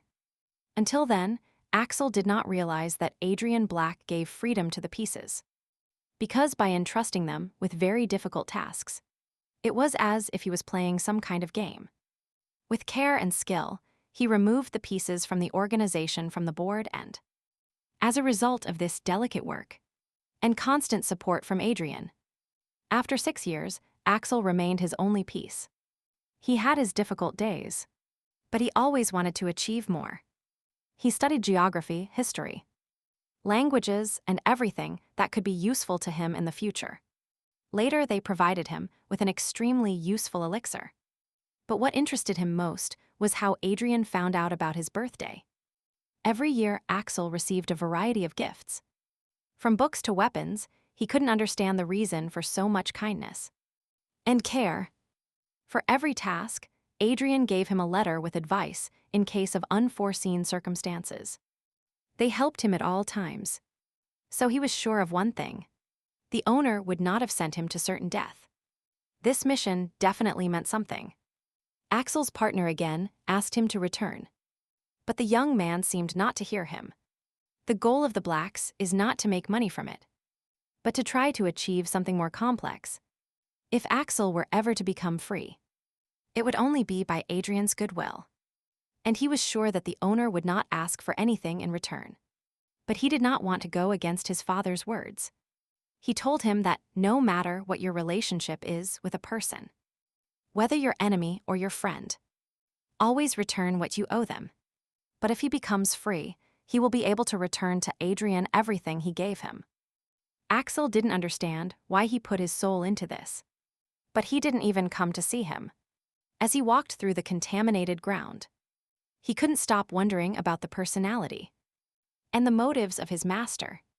When the men stopped for a short rest, Axel's partner again suggested he abandon the task, but he categorically opposed. The pink-haired man didn't understand, because it wasn't a lack of food. And water, because even high-level mages often did not return from the labyrinths, let alone ordinary nights. And currents. The labyrinth has already disappeared. But the monsters still appear. And there was only one explanation for it. The core is still intact. 12 squads have already died there. So the man just wanted not to end up like them. Because if the core is really intact, once they cross the line of the old labyrinth, there will be no turning back for them. The man begged Axel to return. But he thought he still had the letter in case of danger. And he was not going to give up. He didn't understand how he could be so loyal to his master and sacrifice his life for him. After all, as soon as he no longer needs Axel, he will simply discard him and replace him with someone better. Even if Axel is strong and respected, he is just a piece that can be used for a successful game. But the boy just walked away from his partner, telling him he could leave in peace. In the end, the man did not leave. And when they stopped to rest, he declared that his defenses were weakening. Enabling. Spirit-possessing people can easily protect themselves in a contaminated area. This rarity distinguishes them from ordinary people and often helps them in difficult situations. But if the defense drops, nothing will help. And besides, Axel was injured in the last battle, and he didn't feel well. As soon as he told his partner to be careful, he heard a strange sound. The man lunged at him, and Axel barely had time to put his sword in front of him. The pink-haired man's eyes turned red. He was going crazy. Because if you fall asleep while defenses are weak, contamination will enslave the mind. So Axel wondered if it would be easier to kill him immediately. But he quickly dismissed this thought. His partner was a coward, but he was still worried about him. There must be another way to free him from his madness. When the man was stunned, Axel took out a bottle of elixir and walked towards him. He forced him to drink a potion. It was enough to cure his partner. Soon the man regained consciousness. Without fully understanding what had happened to him, Axel handed him his supply bag and told him to wait for him here, and that he would do the task alone. The dangerous man was surprised not to leave any food for himself. But Axel assured him that he already had everything he needed. The man was surprised because it was an inventory, a terribly expensive spatial artifact. The owner really gave it to him. But Axel knew that he hadn't given it to him directly. He read about it in one of his master's letters, and soon found it during a mission. In fact, Adrian had many subordinates, and Axel didn't understand why he got the equipment. Then he found the necklace too. And Simon told him he could keep it since it wasn't on the list of necessary items for the mission. Axel didn't know if he could really take everything the owner allows him to take. Simon just smiled and warned that in the future this necklace might break due to the terrifying fire. An unusual building brought the young man out of his memories. It was the same labyrinth and its core. According to the map, it is located underground. When Axel entered, he was surprised, because he thought the place would be full of monsters. But the place was absolutely quiet. Approaching, he saw the demon's body. It was dead. Axel didn't expect to stumble upon an already dead monster in a place like this. Looking for the core, he went up in fact. This body alarmed him a little. Why was it here? Most likely this monster was the protector of the labyrinth's core. If it's dead, then the core must also be destroyed. Axel didn't like the fact that there were no small monsters here. And if the labyrinth wasn't destroyed, the contamination would continue to grow. But something was wrong here. The core was destroyed, but the essence was still inside. While Axel thought it should have dried up a long time ago, an incomprehensible sound came from behind him. Turning around, he saw something strange closing the door leading outside. The same guy threw his sword at him, trying to stop the matter. Whatever it was, he knew that not everything was that simple. No one had looked at the destroyed labyrinth for so long. But now, when the way to escape was blocked, the long-awaited victim fell into a trap. And the powerful demon, who has been starving for a long time, will finally taste food. Axel realized that this labyrinth was a trap. He was lured here to be devoured by a demon. But who could have known that he would find him here? Seeing the dismembered body of the monster, he decided that the previous troops had done it. But it must have been the demon's own doing. It was an insect demon. Small demons like these pose no danger. But once they start feeding and growing, they become bloodthirsty creatures. Given the amount of mucus, Axel's fire spells won't help here. And his sword gets stuck and becomes useless. Now he had to think of something before the demon swallowed him. And then he remembered the letter. It was supposed to help him in a difficult situation. But when Axel unfolded it, his soul seemed to sink. Only one sentence was written on the black paper. Do not return alive. The guy clenched his teeth in anger. He had come so far, and his master wanted him dead. He immediately remembered his partner's words that this task meant certain death. And that he didn't believe him then. Axel furiously crumpled the black paper of the letter in his hands. All this time, he was grateful to Adrian Black. He didn't even think he would wish him death. But the guy wasn't going to die here on his orders. He fought a monster that even the strongest elementalists couldn't defeat. However, he didn't know how to defeat it. Because the demon had grown to such a size due to the contaminated water. But if you lure it into a trap, you can surround it with flames, and then the monster will burn. Because not even the most agile demon will be able to get out of that cage. Axel thought if there were no mockery in this letter. If it were similar to the previous ones, what would be written there? After all, Adrian always used his sharp mind. He told Axel how to take advantage of the situation. His words were like a prediction. The boy reread the sentence written on the letter. And then images of the elixir flashed through his mind. At that moment, he understood everything. His owner really had a gift. At this moment, Axel has a large amount of elixir. They gave him more vials than usual when sending him on this task. The elixir is a magical cure for contamination. But it will work on an infected demon. If Adrian could foresee this, and provided Axel with the elixir for this reason, then the letter was unnecessary to force him to give up. This was another test prepared for Axel. And maybe if he passed it, he would be worthy of meeting his master. Meanwhile, time passed in a clearing on the top floor of the labyrinth. Ariadne settled down with Veronica. Axel had been inside the labyrinth for several hours. To secretly observe his trial, Arya infiltrated the contaminated area of the labyrinth with the help of Veronica's shadow butterfly. She met him 3 years ago when she agreed to take the test. The butterfly became her second elemental spirit. Now Veronica differs from the rest, because she possesses 2 spirits at once. Such a miracle could only happen if a person possessed exorbitant talent and determination. According to the plot of the original novel, the main character will defeat the monster in 4 horrors. So P mentally suggested to Arya that she take a break and eat. But the girl couldn't even think about food, because in the original Axel barely survived. And she also gave him such an unpleasant letter. She already wanted to help him. But P, who had grown over all these years, warned her that, in this case, the probability that the protagonist would understand her was 95%. But Arya was still worried that he might make a mistake.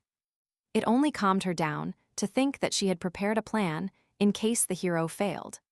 When she was deciding how to develop Axel, she tried to move as far away from the original as possible. But she had an alternative plan. In case Axel Valentine goes too far. If he strays too far from his original version. But this plan was very dangerous. So Ariadne hoped that everything would turn out as expected. She was pulled out of her thoughts by sounds coming from the forest. It was Axel's partner. He wandered around the clearing looking for an exit. And this was surprising because, in the original, at that time everyone was dead. Pai confirmed that by dawn, only 5 people remained. Afterwards, 1 was ambushed, 2 died from the flames. 2 more went crazy. And Axel killed them. Arya didn't know how he could have survived. But it was fine. Veronica also noticed that one person would not affect the development of the story in any way, and they had to get him out before the main character returned. However, at that moment, Pi informed that something unexpected had happened. The main character moved. Apparently, he was leaving the labyrinth. Axel himself, walking through the corridors of the cave, thought the battle was so easy that he almost fell asleep. The idea of attacking with the elixir worked. The insect's body began to melt as soon as the elixir touched it.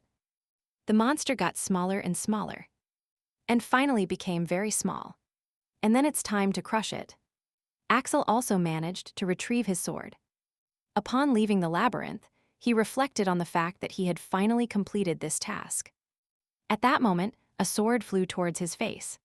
The guy barely had time to dodge it, receiving only a scratch on his cheek. It was his partner, apparently. He went crazy again and decided to attack Axel. But something was wrong. Someone changed the trajectory of his attack. However, the boy managed to react. And before the pink-haired man could launch another blow, he was already lying on the ground. Axel grabbed him tightly by the clothes. The man's eyes did not look angry. He just stared silently ahead. Then Axel summoned the spirit. His hands lit up with fire. Maybe this will make the man talk. He couldn't summon the spirit again, because that way he wouldn't be able to protect his body. But apparently, he wasn't going to respond nicely. But before Axel had time to increase the flow of power, the man shouted. It was about the young man's inventory. He wanted to sell it, and thus he could live in luxury. There would be no dirty work. But now he tried to turn it into a joke, saying that the boy simply shouldn't have shown such expensive things to everyone, and that this situation was just a warning. Axel simply smiled. He really seemed so kind because he allowed his partner to live only because he cared about him. But as soon as the advantage appeared, he immediately decided to kill the guy. So he had no reason to keep him alive. Soon all that remained of the man was ashes. And then a strange golden-haired person with a mask appeared in front of the boy. He didn't know who she was, but he realized that she was a short girl. The morning glory bloomed under her feet, thus revealing the elementalist's territory. He suddenly remembered how his ex-partner suddenly redirected his attacks. It could very well have been this girl's doing. But Axel felt no hostility from her. Then he asked the stranger who she was. But Arya herself at that moment was overwhelmed by strange thoughts. For the first time, she saw a person burning alive. But now she was not alone. P always kept the channels active, so the great spirits watched her. She changed her voice with a special drug. So now she needed to calm down and do what she had to do. Then she gathered all her will to put on a cold face and told Axel that she had told him not to return alive. The boy was very surprised. Could Adrian Black really be his master? Arya asked him again why he came back. The girl had to correctly say Robert Black's phrase. She had to make Axel feel betrayed. So the girl said that she simply didn't want to kill him with her own hands, and that he should have understood that, and died. The next moment, she waved her hand, and a body of water formed under Axel's feet. She summoned the great spirit of white purity. He was interested in this action, so he allowed the use of his power. White purity is the spirit of the North Sea. As soon as a person falls within the range of its attack, he begins to suffocate and his blood freezes. When Axel realizes that Adrian Black is really trying to kill him, he decides to use terrifying fire. Then Arya will put out the flames and bring him to the border between life and death. This was the betrayal scenario, and the reason she came here. As in the original, Ariadne used several figures for this, Axel's companions being the first. The girl could use a clever technique with which she could combine the powers of two great spirits. It was impossible to defend and attack at the same time, so it was difficult for Axel to resist. But Arya understood that the hero needed to become stronger. He was now slowly suffocating.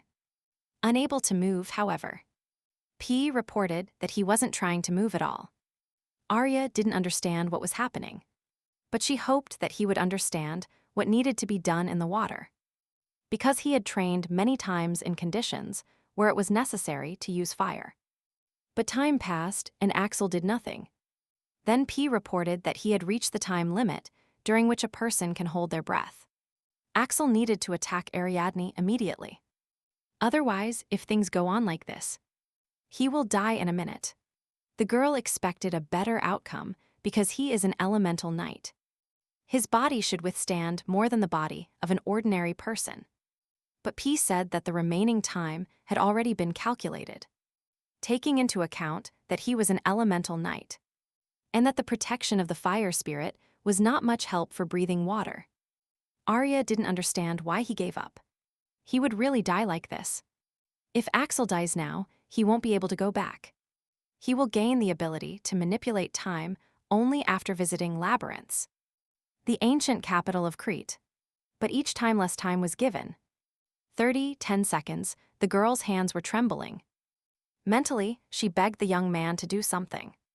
4 seconds remaining. But the water surface was still calm. No one swam out.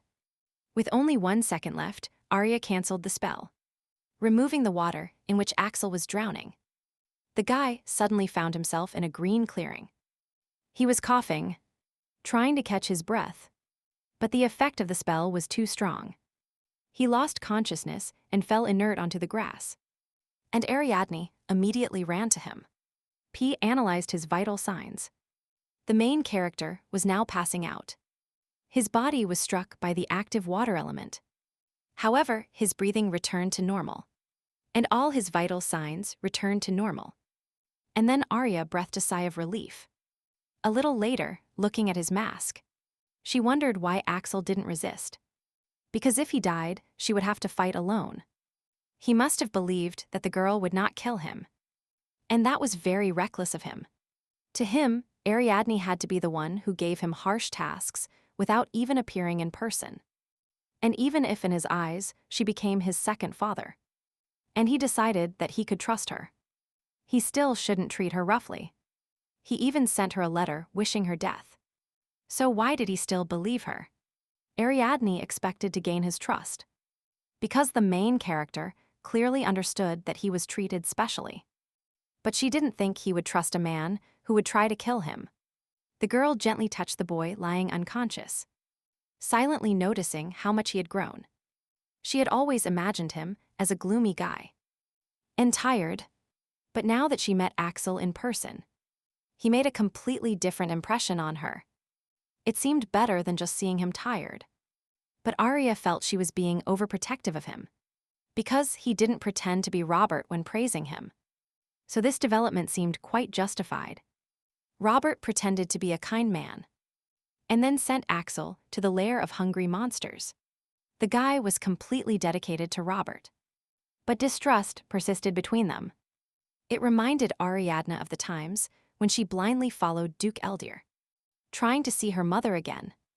Moreover, even without seeing Axel in person, she always cared about him much more than Robert in the original. That's probably why he trusted Arya. And the girl believed that by doing so she had spoiled the main character. In the novel, he trusts no one. And that's why he was never possessed. But in the future, it will be difficult for him. Because despite the great danger, he didn't resist. And with so much weakness, he won't survive. Arya understood that Axel had changed. And if she tried to return to the events of the original, there would be even more trouble. But she had another way. She would have to remove the main character from the story. Not long ago, while Arias and P studied Rida, they learned about what the demon faction was looking for.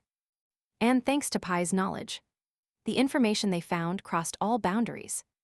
By using spiritual techniques, strength, power, wealth, and time, surpassing the main character, Ariadne will be able to destroy the great labyrinth without him. Axel's ability to go back in time is a dangerous process that destroys the laws of the world. So it's better not to use such a thing at all. She understood that she should have moved to another plane. It would be better for her to destroy the labyrinth herself. She felt that she should have chosen this path from the beginning. In this world, Axel is already considered an adult. But a boy who is not even 20 years old cannot cope with the events of the original. Without thinking twice, Arya called Veronica, and she appeared that very second, leaving a trail of dark aura behind her. Her ability to turn into a shadow was truly incredible. Ariadne ordered her to take Axel north and gave him a bottle of powder so that the boy would fall asleep if he suddenly woke up. It was similar to Radaz powder, but the girl used different ingredients. So this substance simply makes the person fall into a deep sleep without causing any side effects. Arya told Nike to take her to the icy forest labyrinth. If the girl goes there on a shadow butterfly, the journey will not take long. She also mentioned that she needed to visit Aunt Rebecca before returning. She had some matters there. Having received all the necessary instructions, Veronica left immediately, taking Axel with her. And Ariadne looked after them. She thought Axel had received a second spirit in the northern labyrinth. But now it didn't matter. While the boy was there, Arya had to stabilize the chess association. Because if she continues to openly help Axel, her secret will sooner or later be revealed. The frozen maze forest where Axel ends up is a place where one can get lost for months. But small villages live there who will receive the guest cordially. Their villages are surrounded by snow and ice, so there can be no fire. They don't care what power Axel has so that he can make friends. In the original, the hero returned to take revenge on Robert. But now he can stay there. From now on, he could live as he pleased. And Arya hoped that Axel would be happy there. Once the girl also suffered. But now her life has completely changed. Ariadne wanted Axel Valentine to finally be able to live a happy life. And she herself would change the ending of the story. Lost in her thoughts, the girl found herself back in the library, where P, who already looked adult, was already waiting for her. Arya was very happy to meet her friend. She noticed that he had become even taller. After deciding to become a man, he began to grow at an amazing rate. However, Pi was beset by doubts. She even wanted to become a girl again. It seemed to her that Arya didn't like her because of her height.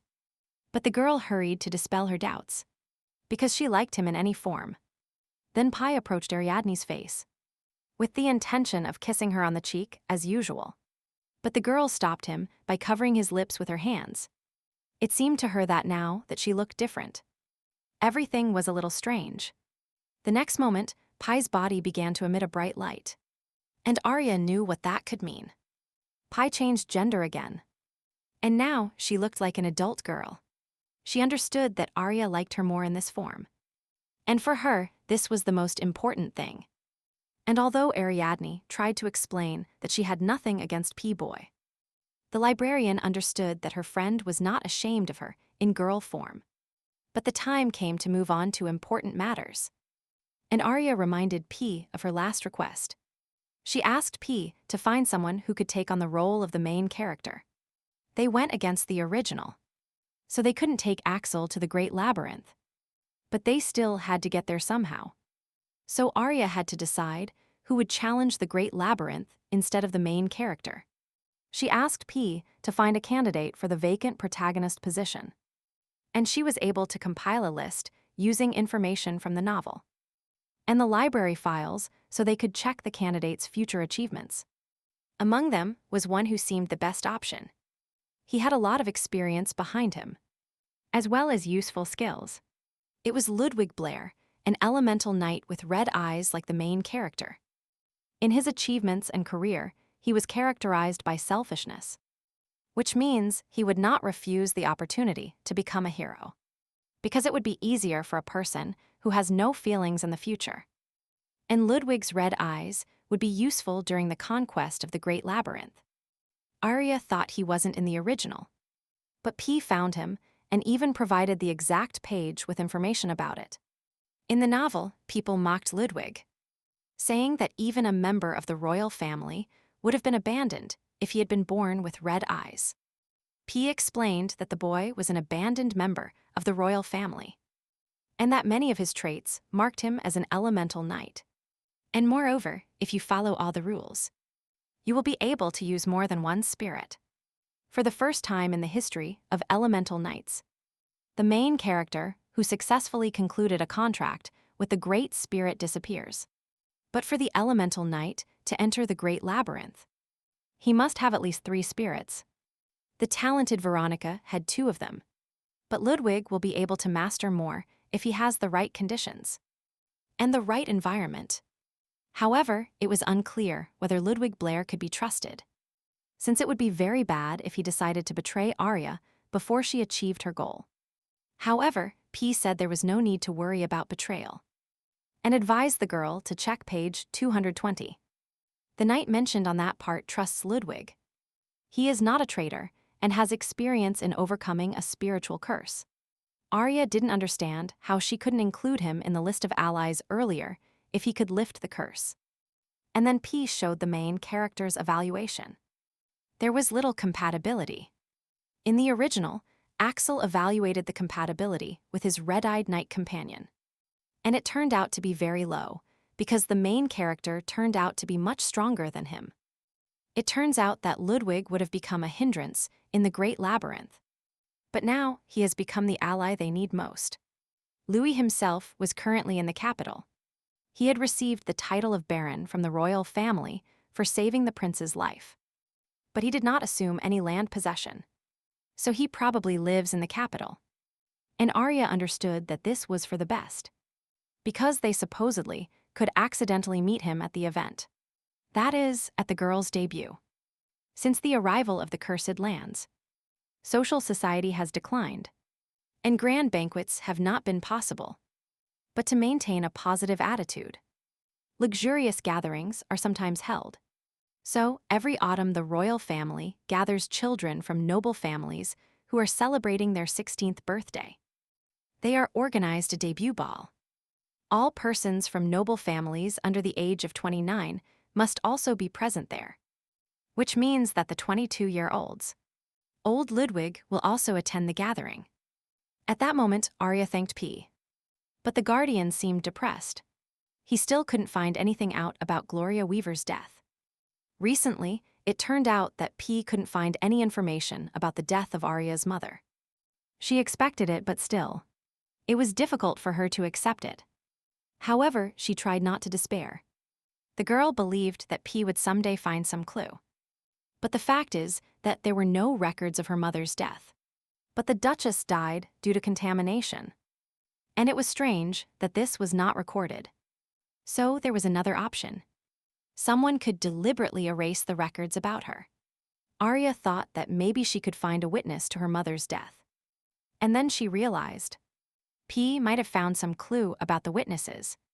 After all, when Arya was locked in the classroom, Morning Gloria helped her. And after that, the girl didn't go there. But what if it was her mother's spiritual magic? Gloria used spiritual spells until her death. And the green stems that gave Ariadne strength were those same witnesses. P wasn't sure if the Great Spirit would agree to testify, because they do not interfere in human affairs. But even if the Great Spirit confirms nothing, they could find a way to examine its memories and show them to others, and Pi promised to find a way to do it. They had no other clues. But if they succeeded, they would find out the truth about Gloria's death. Arya decided that Duke Eldir could live until then, but she would definitely find the truth he had hidden and reveal it. Meanwhile, the day of the ball arrived. Guests whispered that Duke Eldir would not be present at his daughter's debut. Everyone said he was trying not to shine due to his connection with black magic. And while the girls were talking about the Duke, one of the women looked at the crowd of guests. And then she saw something that surprised her. Someone with red eyes came to the palace. On the young man's shoulder was a small blue spirit. It was a water spirit looking at the people around with interest. A young man came out to greet the guest and greeted young Lord Ludwig. The blonde bowed, expressing respect for the future ruler's wishes to greet him. In fact, it was him, Baron Ludwig Blair, the Elemental Knight. The dark-haired man was even a little surprised by such formality, because the knight was a true hero who saved lives. He pointed out that many extraordinary personalities gathered in the palace today, even more than at the debut of Crown Princess Nana, because this year was the debut of the Duke's daughter. Eldir. The young man was surprised. It was truly the same lady who created the elixir, and she received the title of saint. He even felt a little embarrassed. He thought she was at least 18 years old. But in reality, the girl was barely turning 16. All the guests came here precisely because of the young lady. They only talked about her. The dark-haired man couldn't hear them, and he asked Ludwig to find out what people were talking about. He listened to the women's conversation. They discussed how Ariadne could be called a lady, because no one was present at the ceremony where the title was given to her. It was a closed event. No one was allowed entry to the temple end. Moreover, the lady was growing up in Weaver when the great mage received custody. The women were surprised, because since she grew up in such a remote place, she probably knew nothing about social circles. They should have supported her in this. However, a rumor spread among them that the Duke was not just mocking his daughter. There was a theory that he tested potions and medicines on her, and that's why the lady's body suffered. And she doesn't show herself to anyone. The rest of the women couldn't believe what they heard. He really dared to experiment on his daughter. However, they still didn't understand why the ceremony was held in secret. These rumors might be true. They decided that they shouldn't look surprised if something happened. They had to be careful with their words. Meanwhile, Ludwig silently watched the women, learning what they were talking about. He shared the information with the dark-haired man, who confirmed that the rumors about the experiments were probably true. Then Ludwig thought about it, because he only knew two things about Lady Eldir. Firstly, she received the title of saint in childhood for creating an elixir, even though the girl herself possessed no divine power. And secondly, it was the Weaver family that supplied the elixir to the market. However, he heard about the violence for the first time, and the guardianship rights, and then he thought this could be used against the lady. So she, like Ludwig, would carry the stigma for the rest of her life. A member of the royal family, abandoned because of his red eyes, an exiled prince from the kingdom of Duridot, and to get rid of such a stigma, he needed to perform an incredible feat. Ludwig strove to be remembered not as an abandoned prince, but as an honorary elemental knight. But everything turned out much more complicated. Most likely, this also put pressure on the lady, because before receiving the title of saint, she was baptized as a girl who was abused by her own father. Ludwig was distracted from his thoughts by the appearance of the debutantes. At the ball, they were presented starting from the beginning of the hierarchy scale. They took turns going out with their companions, and according to this order, the Duke's daughter was supposed to Eldir come out last. And when Ariadne's name was announced, Ludwig froze in surprise. The girl looked simply incredible in her blue dress. She was only 15 years old, but her dazzling beauty instantly captured everyone's attention. Looking at her, the man wondered how a person could be so beautiful. At that moment, Arya looked at Ludwig, who caught her eye. She didn't understand why the lady paid attention to her. It must have been just an accident. But Ariadne did not look away. Instead, she smiled gently at the young man. Ludwig didn't understand if she was really laughing at him like that. But everyone around him was now looking at him. It only lasted a few moments. But those around him were looking at him, not at his mark, and it was incredibly exciting. Caring for the lady, he understood that he would not allow himself to forget those seconds. Meanwhile, Arya moved to another part of the hall, where Eric, Solon were already waiting for her. And Ernest. The girl had to choose with whom she would have the first dance, and her grandfather was barely wiping away his tears. He was sad how quickly his baby had grown. But Eric was sure that the girl would choose her brother. Arya still couldn't decide who to give preference to, but her aunt, Celiana, told her that someone would be sad anyway. So don't let the girl worry too much. So Ariadne decided that it was worth choosing the one who would be saddest to remain on the sidelines. She walked towards her grandfather, The old man's eyes were still clouded with tears. Smiling warmly, the girl asked him to give her a dance. And dance with her, and Solon happily agreed. Ernest also found a partner. His wife, Celiana, and then Eric was indignant because he was the only one left without a partner. And then Solon pointed him towards the direction where Veronica was dressed in a festive knight's attire. The young man was even more indignant, because they weren't even friends with her. And the mage decided to take his granddaughter away from her enraged brother. When it was time to dance, Ariadne and her grandfather twirled in the center of the hall, capturing the admiring glances of the guests. Soon, most of the guests also joined the dance, capturing the general festive atmosphere. Then, Solon decided to ask Arya who the scarlet-eyed elemental knight watching the girl was. Hearing that she liked him, the man seemed to freeze on the spot. His granddaughter had really fallen in love. But Arya tried to calm him down. She took his hand and told him that he simply stood out from the rest. She understood that her grandfather was worried about her because of what happened to her mother. So she promised to tell him, or Celiana, if someone suddenly liked her. Solon also asked to inform him if any narrow-minded young man suddenly did something to her. Then he and Ernest would solve this problem silently and, despite all attempts to save her, Ariadne understood that she still needed to secretly meet Ludwig. When the ball ended, different guests kept approaching the girl. They asked her different questions. They invited her to another ball or simply stared at her fascinated. And Arya realized that in secular society, they had heard a lot about her. But she didn't expect this. She realized she needed to find Veronica or her brother, but there seemed to be no trace of them. And then she suddenly saw Eric among the crowd of guests. The young man caught her eye and immediately headed towards his sister. She needed help to somehow escape the crowd surrounding her.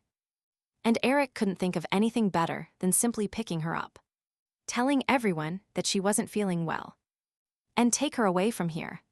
The girl was surprised. Clearly this was not the kind of help she expected from her brother. Eric, 23 years old, was the youngest student at the academy. He also graduated early and became known as the most brilliant mage of this century. In his thesis, he described how the protective circle can be significantly improved, which surprised both mages and ordinary people.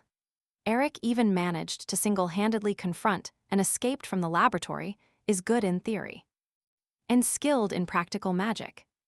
Meanwhile, the young man carried the girl through the crowd, capturing glances of both admiration and surprise.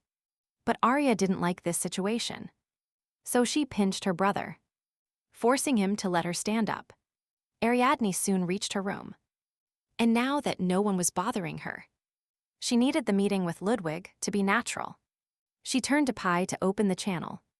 It soon opened, and the Great Spirit Holy Green Leaf connected to it. The next moment, the girl was surrounded by a water aura, which meant that the pale blue Great Spirit had also connected. The Holy Green Leaf asked if Ariadne was at the ball, to which the girl replied that she would indeed make her debut today. The spirit was surprised by her rapid growth. He congratulated the girl and sent her a gift, a spirit stone. The Holy Green Leaf always connected through Gloria's channel. He was kind to Ariadne and took care of her since birth. On occasion, he sent her spirit stones as a gift. They were very valuable because they are endowed with the power of the Great Spirit. These stones do not disappear when the channel closes, so Arya could use them as needed. She thanked the spirit and asked him to grant one more request. She needed to find someone.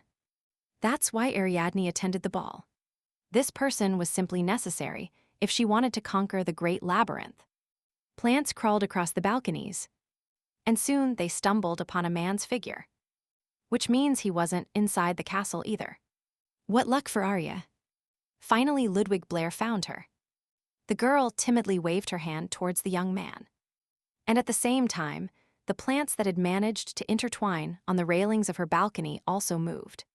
Ludwig's surprised face could be seen from afar. Arya beckoned him with her hand, because if she returned to the hall, she would definitely attract unnecessary attention. The plants moved again and intertwined, forming something that looked like a bridge.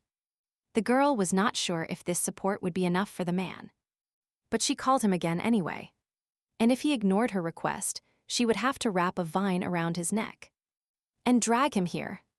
But before she could finish her thought, Ludwig's water spirit spread its wings and carried him straight towards the girl. As soon as he touched the ground, the man immediately bowed before the holy lady, saying that it was a great honor to meet her. Arya greeted him and told him he could call her princess, since after all, she had no divine powers. The young man himself was surprised to learn that the girl knew his name. But he was even more surprised that she possessed elemental power. He even got a little nervous when Ariadne looked at him. And he didn't understand if they had really met somewhere before. There was one thing Ariadne didn't notice at first. Ludwig skillfully used his appearance. And he also knew when to stop so as not to cause hostility. In this, he was very similar to the Duke of Eldir. Now, Arya understood the reason for her grandfather's violent reaction. Pai hurried to reassure Arya, telling her that she didn't resemble Ludwig or the Duke at all, so the girl could always turn to her. Ariadne told the young man that she saw him for the first time today, but that she had already heard something about him. She had heard rumors about his wonderful abilities, that he was an outstanding elemental knight. But Ludwig said that all this was thanks to his baby spirit. His companion was a water dragon, and although he was very small now, his true form was larger. Ariadne admired the fact that the boy could control the size of the elemental. It turns out his skills are as good as they say. And after all these flattering speeches, Ludwig realized that this lady wanted to get something from him. Arya really had a request for him. And the young man was already annoyed because his praise was not heartfelt. But before he could finish speaking, the girl expressed her proposal. She asked if Ludwig Blair wanted to become a hero. She explained that her goal was to seal the Great Labyrinth. So she was looking for people who could help, and they could become wonderful allies. Ludwig was a little confused. He didn't understand what was happening. It seemed to him that the girl was joking. But Arya immediately set boundaries, saying that they were not in a relationship to joke. And this surprised the young man even more. She was really suggesting this seriously. Obviously, it seemed funny to him that the lady who had just debuted today wanted to seal the Great Labyrinth. Ludwig really believed that becoming an elementalist at that age was incredible. But the girl's aspirations seemed very naive to him. So he asked her if she had seen a real monster at least once in her life. Ariadne smiled mischievously. And the next moment, a huge green monster with a single eye appeared behind her. Then she asked if he looked like someone who hadn't seen them. Ludwig couldn't believe what he was seeing. It was a cyclops, a highest-level monster, and she created him from the ground right here. On the palace grounds, only a monster you've seen in person can be recreated with such accuracy. It turns out she really encountered it in the gelatin, or studied a lot since she knows everything about it. So the young man realized that this girl was very different from common elementalists. And currents. Usually, elementalists only embody the territory of great spirits. And if they can slightly influence the summoned ones, then they are already considered special. But this was not just a modification. She recreated something very complex from ordinary ground. Could a young girl who had just debuted be capable of doing such a thing? When Arya was sure that Ludwig had seen all the necessary proof of the seriousness of her intentions, she handed him the envelope. She was going to show him her preparations. And after that, he could make a decision. Inside the letter was an invitation to the Larashua Labyrinth. And Ludwig wondered if she really wanted to introduce him to her people. However, everything was a little different. It was an invitation to the Larashua Labyrinth, which left the young man dumbfounded, since he hadn't heard that a labyrinth had been discovered on Mount Larashua.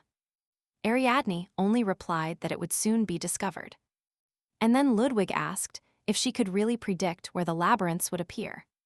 But Ariadne only knew some of them. In the original novel, Veronica was supposed to die in the Arachua labyrinth, protecting Eric. Now she would probably have handled everything herself.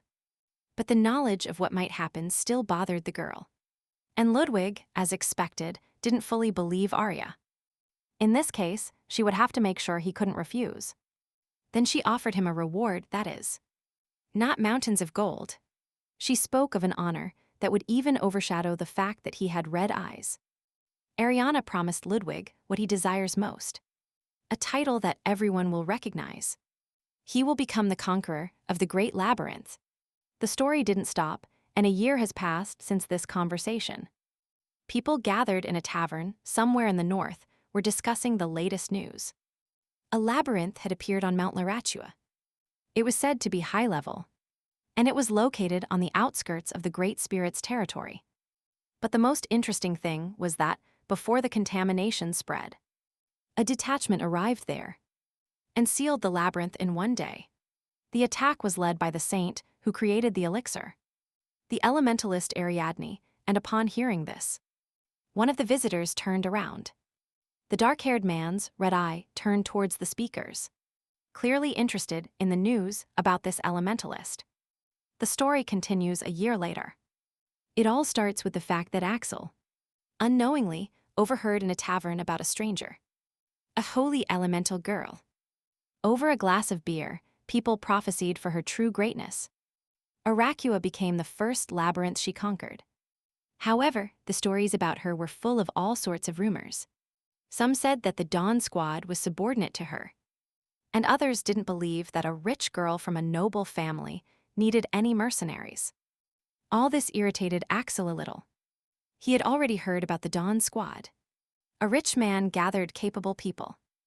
They don't perform ordinary tasks, but work for a specific person. Not every aristocrat will be able to gather such a large detachment of mercenaries. So they all decided that this was the work of a saint. But the rest of the story about this young elementalist was absurd. Axel remembered that his owner was also an elementalist. The day they met after the labyrinth, she didn't recognize herself as his owner. But since she addressed Axel by his last name, it was definitely her. If we exclude Robert's representative and Simon, then only Adrian knew his last name. Due to the mask and hood, the boy couldn't see her face. But judging by her height, voice and physique, she was either younger than him, or she was the same age as him. But Axel still couldn't believe she was that young. That girl was an elementalist capable of creating a large area. And if it was really Adrian, then the rumors would be true. But why did she need to take over the labyrinth? Now, even the slightest oddities made Axel remember his lover. She tried to kill him unintentionally. A year had already passed since that moment. So the boy was sure that Adrian would not kill him. Because the lover, who bought the other figures and freed them, she couldn't just kill the one she invested in the most. Axel knew that no matter how much power he had, she definitely had a reason to care about him. And as expected, Adrian didn't kill him. However, she sent Axel very far away, without giving him any task. When the boy woke up, he found that there was neither a necklace nor a letter with him. For a moment, he even felt abandoned. But then he learned about his goal. The inhabitants of the icy forest labyrinth told him the legend of the lightning hunter. All of Adrian's tasks had common features, be it an object, magic, or experience. But in the end, Axel always got something. In the place where he was sent, there was a legend about elemental knights who made a contract with a couple of local beasts. And the reason Hadrian sent him here was to obtain the second beast. But like last time, his purpose was hidden. They probably took the necklace away from him to avoid the association's gaze. And this was all a secret mission. Once Axel mastered it, the mission was a success. It took longer than expected, but the result was obvious, because Adrian couldn't give him an impossible mission. And he knew it. Now he needed to return to the mansion and report his success, and also find out if his assumption was true. However, upon returning home, something was waiting for him, and it wasn't a letter from the hostess or her representative. On the table was a certificate of change of the union's name to Axel's adoptive father.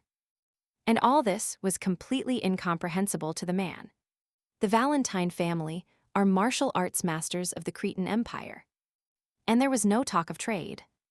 Axel soon found out that the envelope contained additional papers, which were documents indicating the dissolution of the chess association. The organization's resources were transferred to him, and the name of the union owner was listed as Axel Valentine. The huge organization collapsed instantly, and all the property now belonged to Axel. What kind of powerful person could be behind this? Axel immediately realized that it was Adrian's doing, and he filled with anger. He immediately ran to the door looking for Simon. He needed an explanation. But when he opened the door, there was no one in the hallway. The building was completely empty. Axel understood that Adrian always treated him in a special way. He expected her to want something, because that was the only way he felt comfortable. He didn't need compassion from someone else's nobility. Only this way could he always be different from others in her eyes. But in the end, it didn't matter at all. Axel sadly understood with a heavy heart that the lover was testing him that time. But he failed. He thought that his owner decided he was useless. And then she left him. Could she really be permanently disappointed in him and leave him and hand over the association as an apology?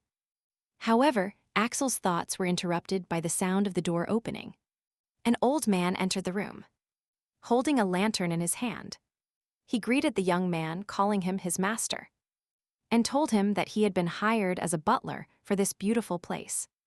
Axel immediately handed him the documents.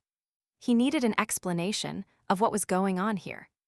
The butler just calmly replied that these were documents about the purchase of a mansion, as well as a chess association. But the boy understood that all this was Adrian's doing, so he asked the old man to take him with him immediately. However, the butler said he didn't know the name Adrian Black. Axel was truly angry. How could this old man not know Adrian? He was definitely leading him on. However, the man stood firm. He replied that he was hired here after the change of ownership, and his words looked very much like the truth. He also knew nothing about the association. This whole situation was starting to anger Axel, so he decided to ask who the butler talked to about his job. He was the assistant to Lord Valentine. He also said that the man had been waiting for Axel's arrival for some time. The main address was in the port where Kalsmere was located. Axel decided to go there tomorrow, as soon as the sun rose. The port city of Kalsmere was a bright place, and sunny on the coast. However, on this day, the residents were very excited, because out of nowhere, a huge fire dragon appeared in the sky, and on top of it was a dark-haired young man. Axel, descending from his contracted beast, he immediately headed to the association headquarters, building that the owner had bought. Soon he was already in front of the desired building. A middle-aged man dressed in expensive clothes was already waiting for him inside. As soon as Axel sat down opposite him, he began to report nonstop how worried he was, and that his trade network was expanding. Axel really didn't care what he was saying. His attention was focused on the young man behind the man. It was Horse, one of the association figures, the same guy who once attacked him, considering him unworthy of Adrian's mercy. However, he was much calmer now. He just said that a lot of time had passed since that moment, that there were no more chess pieces, and that his name from now on was Lloyd. He became the main guard of the union.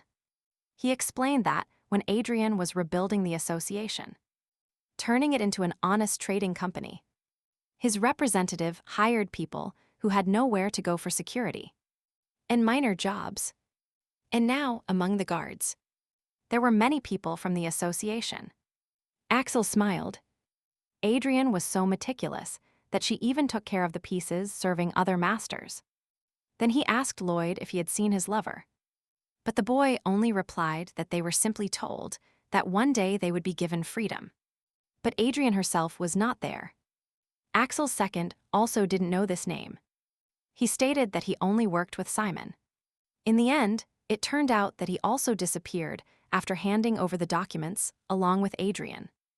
After that, he gave the man a letter. It said that there were no more masters or associations. Axel was now absolutely free. And he didn't have to look for masters. And Adrian would never show her face again. He also received one last gift for all his hard work. And at the end of the letter, there was a signature. Live as you wish. Next to the letter, in the envelope, was a broken service contract that Axel had signed with the association. So the man got angry and crumpled the letter, realizing that all this time his relationship with Adrian had been one-sided. And she herself ended it. He didn't need all these gifts. And trading company. He just wanted to fulfill his purpose. But she said not to look for her anymore. No matter how much Axel resisted this thought, he still understood that he was truly useless. Night was approaching. Axel was walking around the port, still thinking about Adrian. He didn't understand if there was some secret meaning in the fact that she refused the role of lover. However, he was no longer her figure. And so far, he only had one goal. The labyrinth. Axel wanted to get there at his father's request. But a successful trip to the labyrinth requires strength. The boy lived according to the decree he received in childhood. But now he has one more goal. To find Adrian Black, to tear the mask off her face, and force her to explain why she sent him. Moreover, he would become someone she wouldn't want or be able to get rid of. He wanted her to need him. Meanwhile, Ariadne's team didn't stand still. Ludwig, who joined them along with his contracted beast, faced the monsters with ease. Soon, all opponents were killed, of which Veronica reported to others. A loud cry of dissatisfaction immediately echoed in his ear. Someone was clearly lagging behind and didn't want everyone to leave without him. It was Eric. He was clearly inferior in speed to the elemental knights, and this incredibly angered him. Meanwhile, Pai reported to Arya that all the allies scattered throughout the territory were already returning. When everyone was gathered, the girl prepared to check everything before the boss battle. There was a newcomer to the team. Priest Leon said he was ready to continue the mission. But Eric was not sure about this. He didn't want the boy to pretend that everything was fine, and then collapse in the middle of the fight, leaving everyone else unprotected. However, Veronica hurried to stop the argument, because it wasn't difficult for them alone. In fact, Ariadne was already quite tired. All this time, she was leading the team without allowing herself to take a break. Strong elementalists could affect the territory to give allies an advantage in battle. But creating territory and successfully isolating a boss was unheard of. Ludwig said he hadn't seen such an ability until he met Arya 3 years ago. If you hold back the boss, you can deal with other monsters. The battles are fast and safe for the entire team, and the result is twice as good as that of a cleanup squad. However, this was very stressful for Arya's body, because if the boss affects the territory, it will be fully transmitted to the elementalist. At first she held on, but she already fell a couple of times from fatigue. And even if Arya could barely endure such trials, then an ordinary person would have already died. Eric and Veronica hoped Arya wouldn't continue. But apparently, she was not going to give up. However, there was a way to help while she retained the boss. And the boys invited a strong priest who would constantly feed her with divine power. The method proved effective, but obviously it was not easy for the priest. Although he claimed he was willing to continue the expedition. But apparently, he was not particularly welcome here. Even the 1,000-year-old Snow King offered Arya a deal. 500 spirit stones for the life of one priest. But the girl couldn't accept this, and she didn't want to. Even Pai himself agreed with that deal. He also wanted the boy to leave. They were forced to take Leon because of his large supply of divine power. But he didn't even have the basic skills, and he wasn't willing to learn. When Arya asked him to check if all team members were well, he replied with a smile on his face that no one was hurt. But Pai's data indicated the opposite. Ludwig had an injury on his right hand.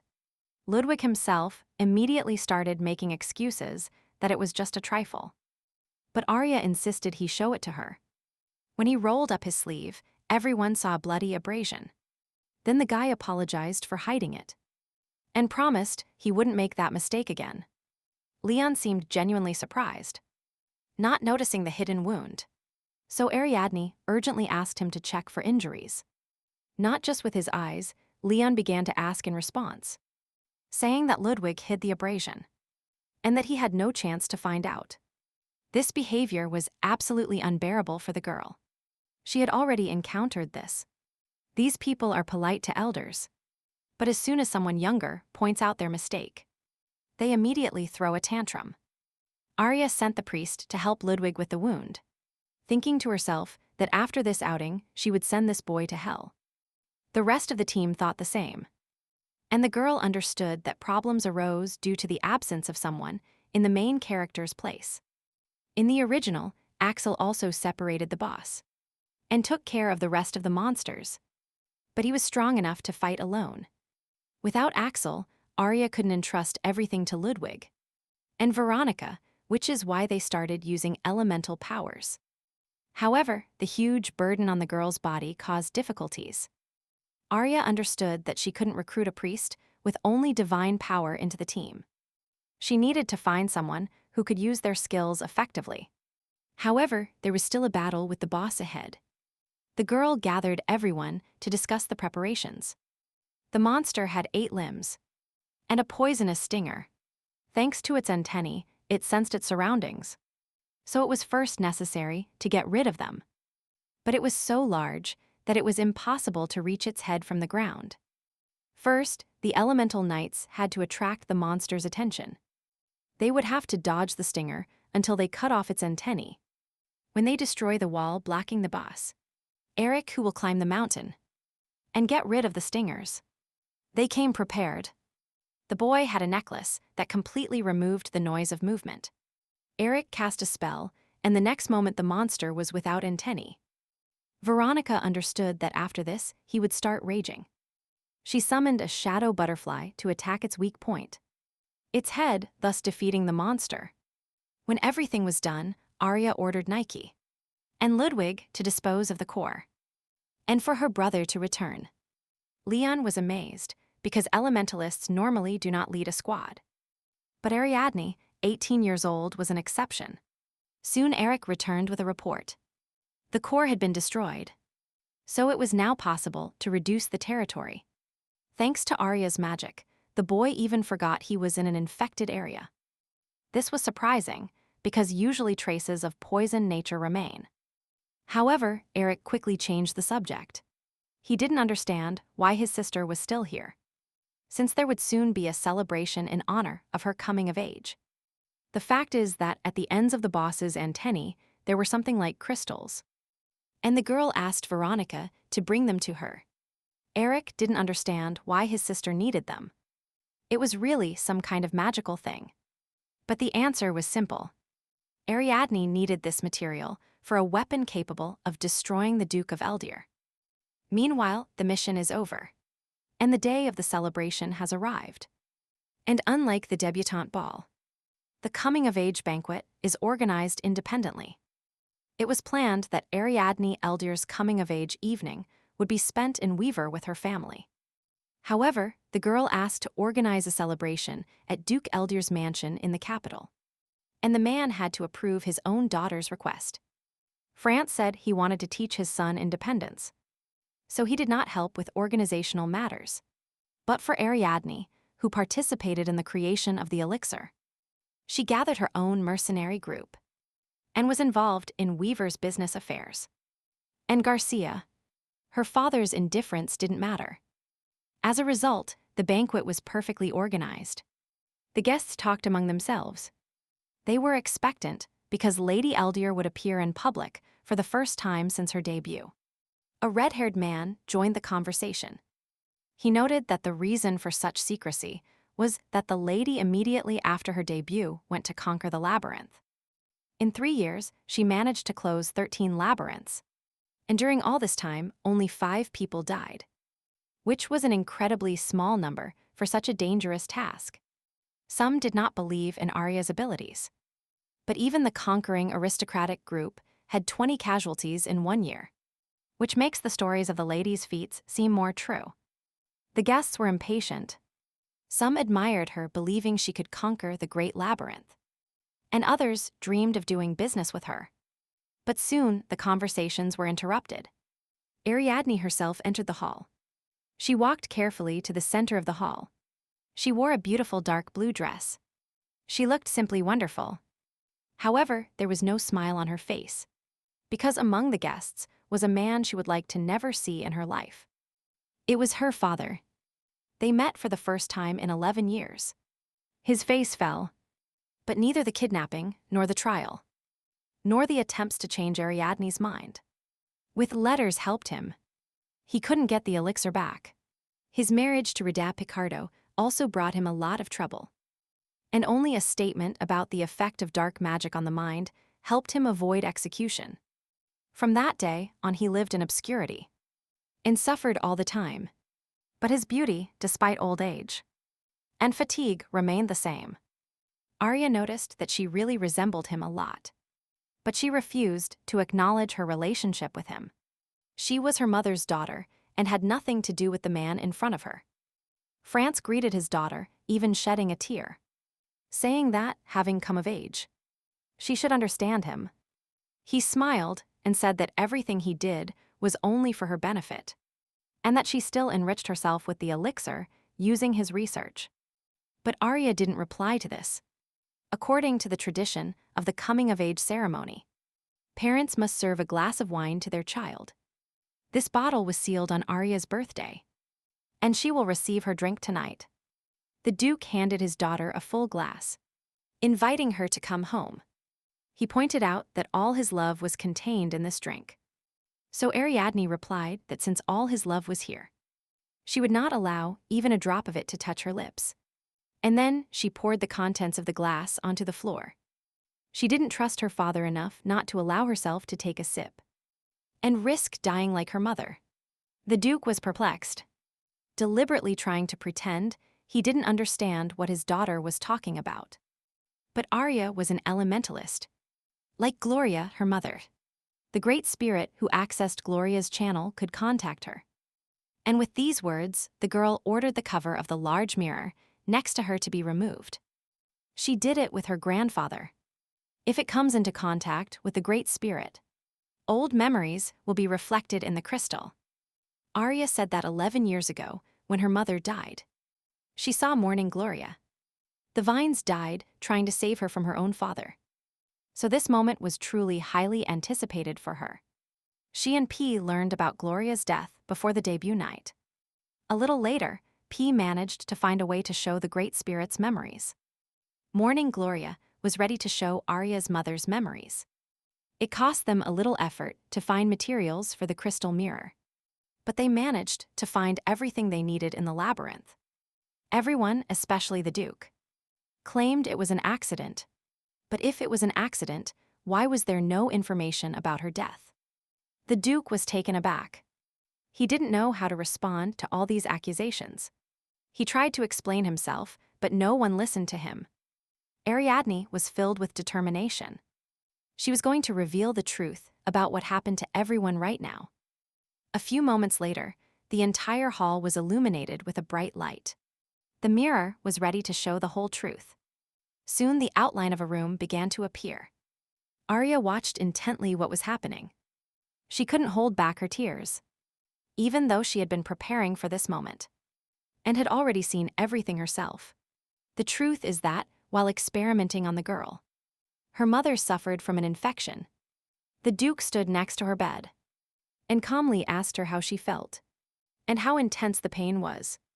But Gloria's condition didn't allow her to utter a word. France noticed that it was very stupid of him to interfere with the creation of the elixir, and that now he had to suffer the consequences. He assured her that his daughter's mission was noble. With her help, a miraculous cure would be created that would change history. And even if the girl suffered, she would endure it. Everything would have been fine if Gloria hadn't tried to kidnap her. Then the preparations would have been completed. And the woman herself wouldn't have died from the infection if she had simply not interfered in his affairs. She would have found happiness with her daughter. But her actions forced the Duke to do this to his wife. With these words, he left the room, leaving the dying Gloria alone. The woman couldn't utter a word. She only directed her strength to contacting the spirit and helping her daughter. The girl was sitting, locked in a tower, when she saw her mother's vines beginning to wither. At that moment, Arya understood everything. Her mother was dead.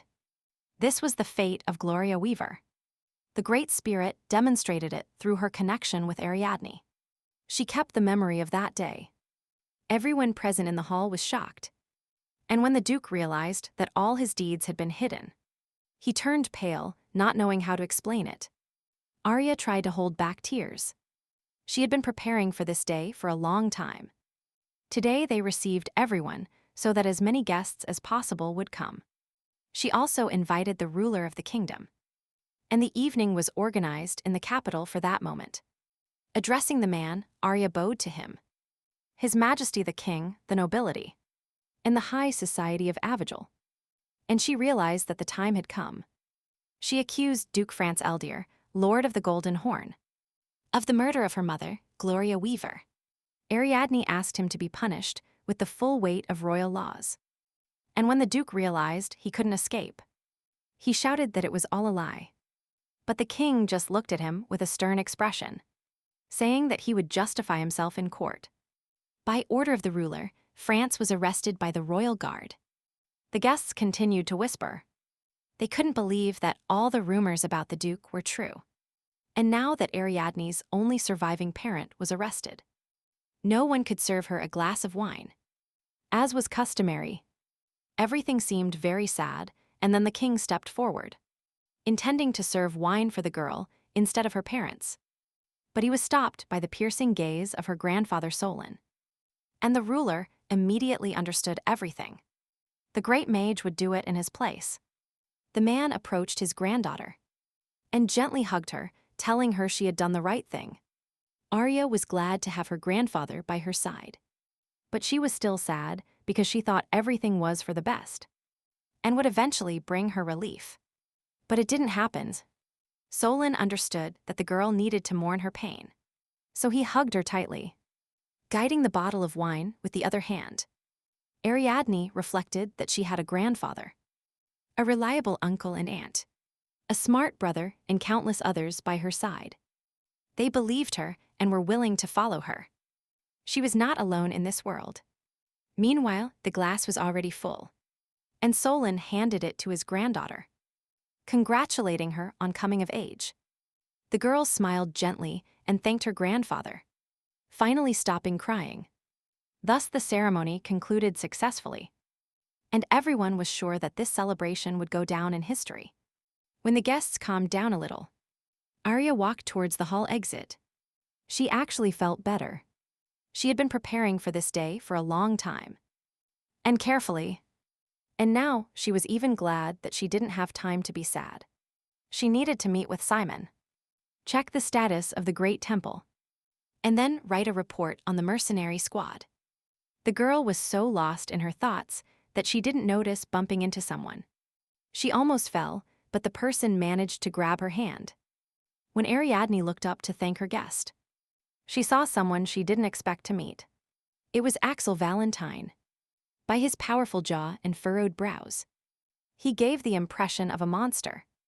He had a straight nose and a sharp gaze, full of wisdom. He had changed a lot since their last meeting, but it was impossible not to recognize him. Ariadne was so surprised by his appearance that she almost called him by name. However, she still didn't understand why Axel was here. But if he was already here, then she needed to act naturally so he wouldn't suspect anything. So the girl briefly thanked him for his help. But Axel still didn't let go of her hand, realizing that he was very enthusiastic. He still opened his fist, letting go of Arya. And she asked him if he wanted to say something. In response to this, Axel silently took her chin and stared into her eyes. This act infuriated Ariadne. She slapped his palm, noting how impudent and rude he was. Then Axel bowed and apologized. He said he had mistaken the girl for one of his friends. Ariadne was dumbfounded.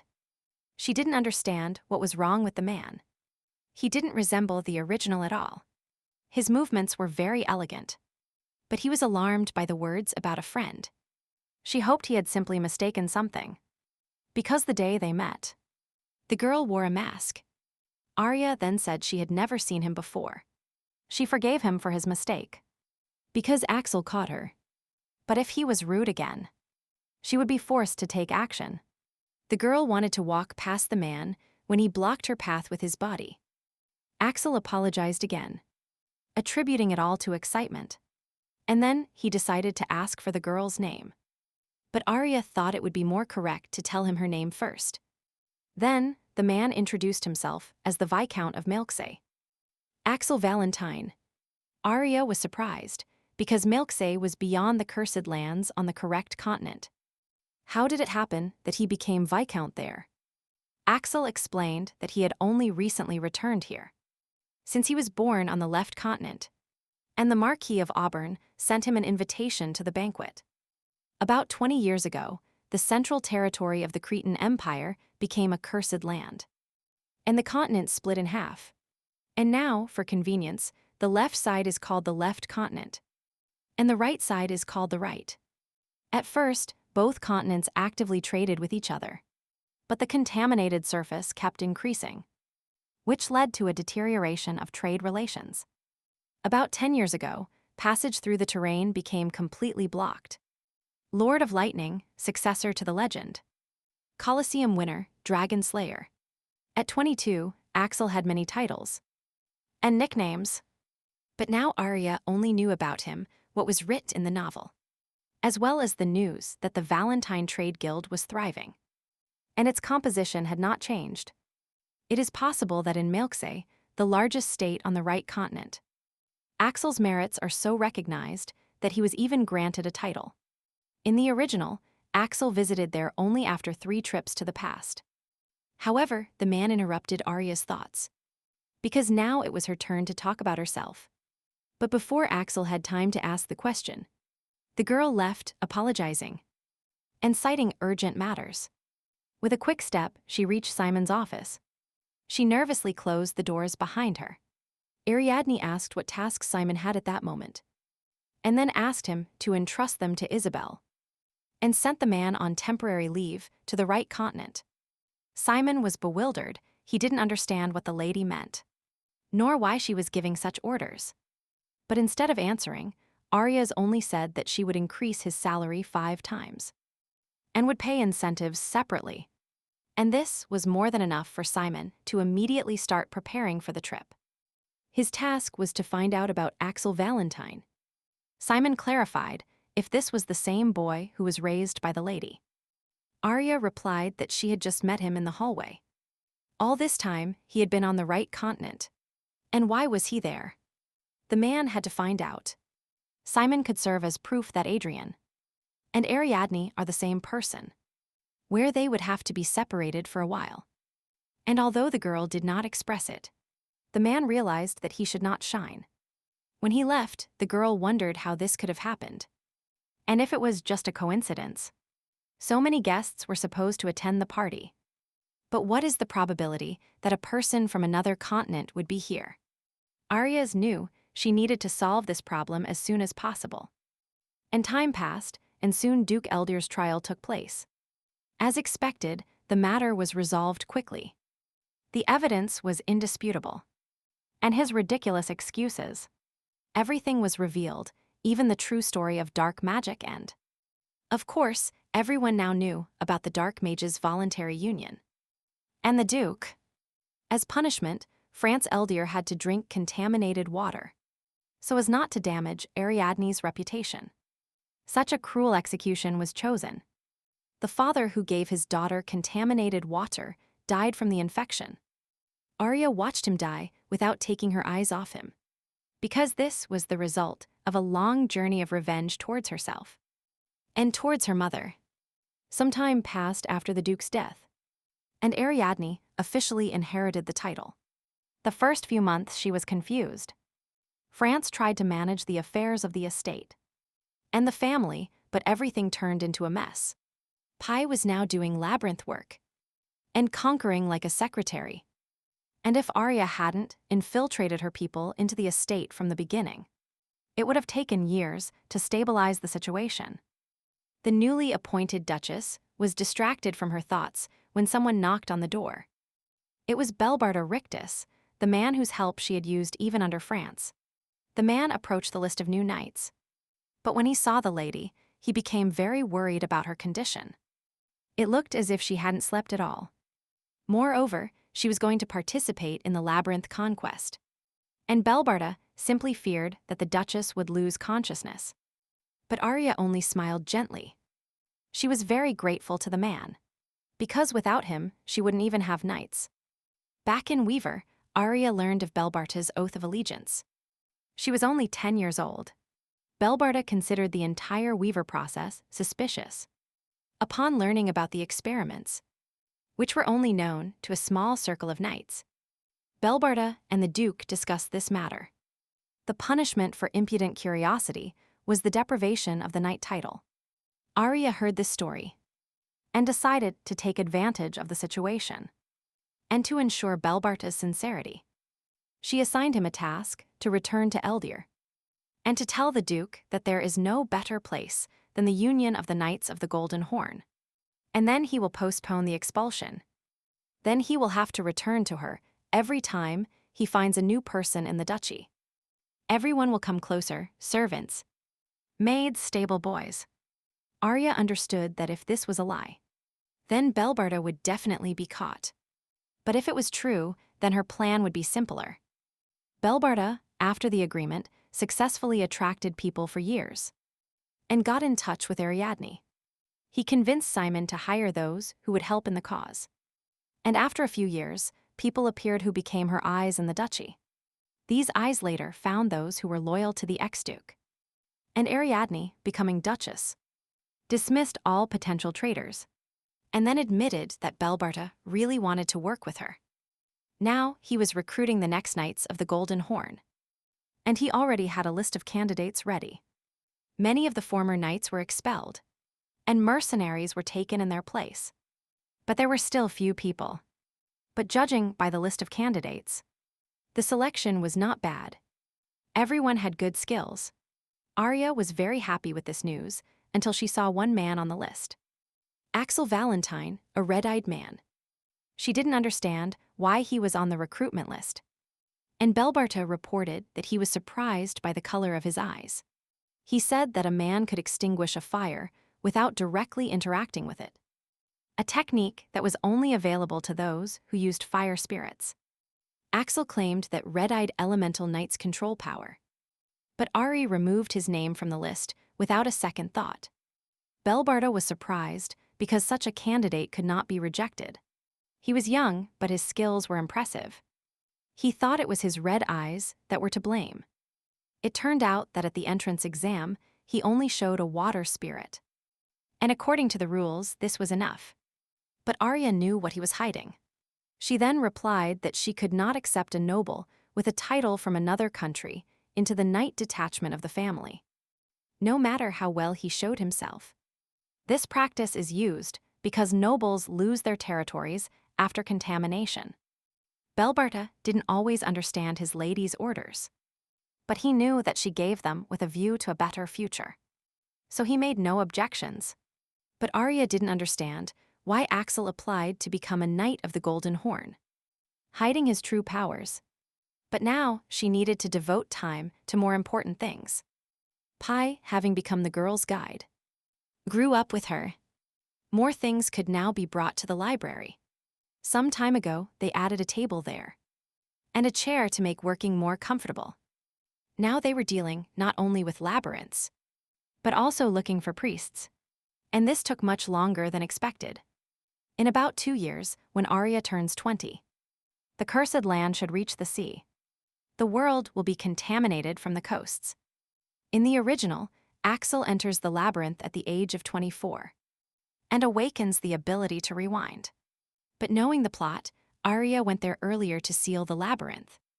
and prevent him from getting this ability. She worked hard to find a new strong priest. In the original, the hero found him. But the choice was very questionable. On Pai's list of priests was a very human being. Lure-Inamen, but his strength reserve was the smallest. The priest's role in the Conqueror's detachment was to heal the wounded. Arya could only receive help with complications through divine power, and she would like to choose a priest with a larger strength reserve. Pai understood that Lyra's divine power. And Namine was the least, but he was the best in terms of use. And effective control. He can provide support to Arya, and will be the best option for her. This was Pai's conclusion. Arya understood that in this case, she needed to contact Lure-Inamen in advance, and also gather more information about him. And with that, she said goodbye to Pai. The head of the library immediately took his female form to hug Arya goodbye without any problem, saying that he was ready to help her at any time. The girl wished Pai good luck one last time, and their hug opened. Looking at the empty library where Ariadne had just been, Pai returned to a male form, and then silently looked at his palms. Something bothered him greatly. After leaving the library, Arya walked down the alley thinking about her business, and also about the fact that Pai was growing up. This man could no longer be called a boy. He had the feeling of being in front of a young scientist or professor. The handwriting in Pai's documents was very elegant. And just by looking at this handwriting, it was clear that it wasn't written by one person, although Ariadne didn't notice it when she was a child. Apparently, Pai was influenced by Arya's coming-of-age ceremony. And then the girl decided that perhaps she should give Pai a gift. Maybe glasses would be a good choice. But the girl decided to think about it a little later. Meanwhile, things did not stop. Soon Arya and her team decided on the priest. And then the labyrinth. Soon the preparations for the clearing finally began. And then something happened. When Arya was at the temple to request a new priest, she was informed that a newcomer had arrived at the down squad. It was a young man with red eyes. When selecting mercenaries to participate in the conquest of the Great Labyrinth, Iata, deputy leader of the down squad, brought Axel as a newcomer.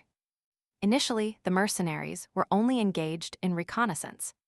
They did not accept recruits, but Axel was so skilled that they took him as an exception.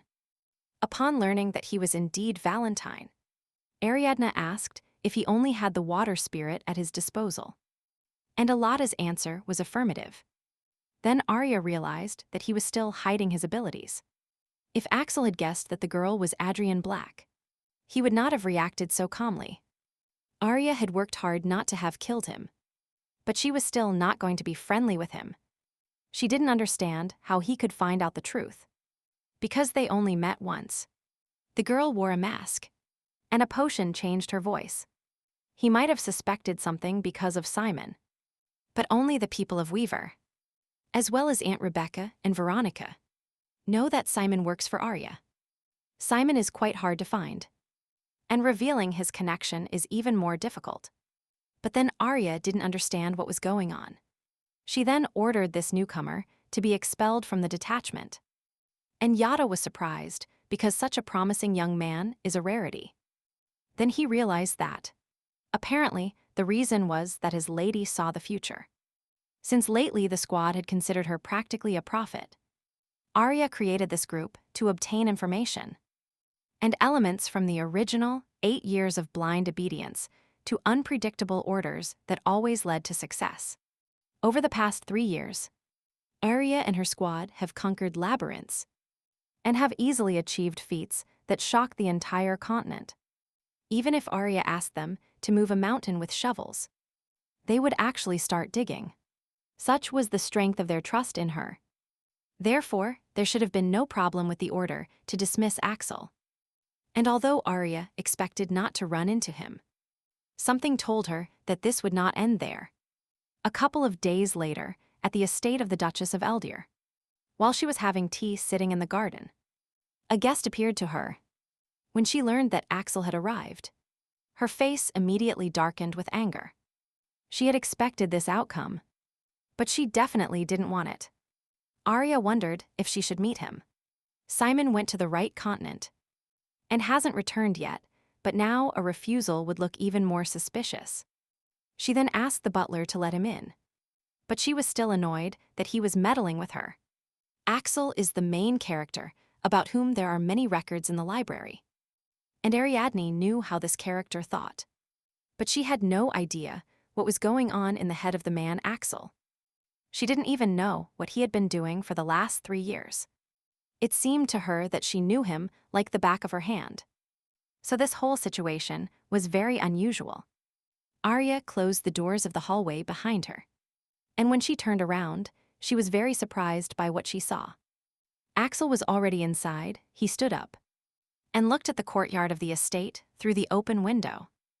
Arya realized that this man was unfamiliar to her. He was completely different from the 22-year-old hero she imagined him to be. And he didn't look like his 19-year-old self either. Hearing footsteps behind him, Axel turned around and thanked the Duchess for receiving him, despite appearing so unexpectedly. The girl noticed that he looked more like an aristocrat now. Although in the original, he knew nothing about etiquette and culture, but he suddenly remembered that she once hired a teacher who taught him everything. Then Axel carefully took Arya's palm and kissed her courteously. This was the man for whom she sent a mentor in ethics and culture, practically raised Axel Valentine. He held the girl's hand as if they were at a ball. But Arya hurriedly pulled it back and asked what kind of urgency brought Axel here without a single word. The answer was simple. The Duchess rejected him twice, and he came to ask her directly. He wanted to know the reason. Arya had a counter-question. Why did the noble from the right continent and the guest of the Marquis of Auburn submit these requests? Then Axel said that since the reason was his title, he would renounce it. Arya was confused. She didn't understand why he would go that far to join common knights. But Axel still expressed his desire to join the mercenaries, where his skills would be more needed. But the girl didn't need this information. She needed a reason for his desire. Then Axel said that the reason was the Duchess's beauty, because he fell in love with the girl at first sight. Ariadne didn't know how to react to this. She could barely contain her laughter. He spoke of love in such an icy voice. She replied coldly that she didn't have time for jokes. And even though Axel insisted that his words were true, the girl had no intention of trusting him. She turned to leave the hallway. And the man repeated once more that he had been honest with her. Arya simply turned around and asked Axel to be careful, because he was becoming more and more deceitful.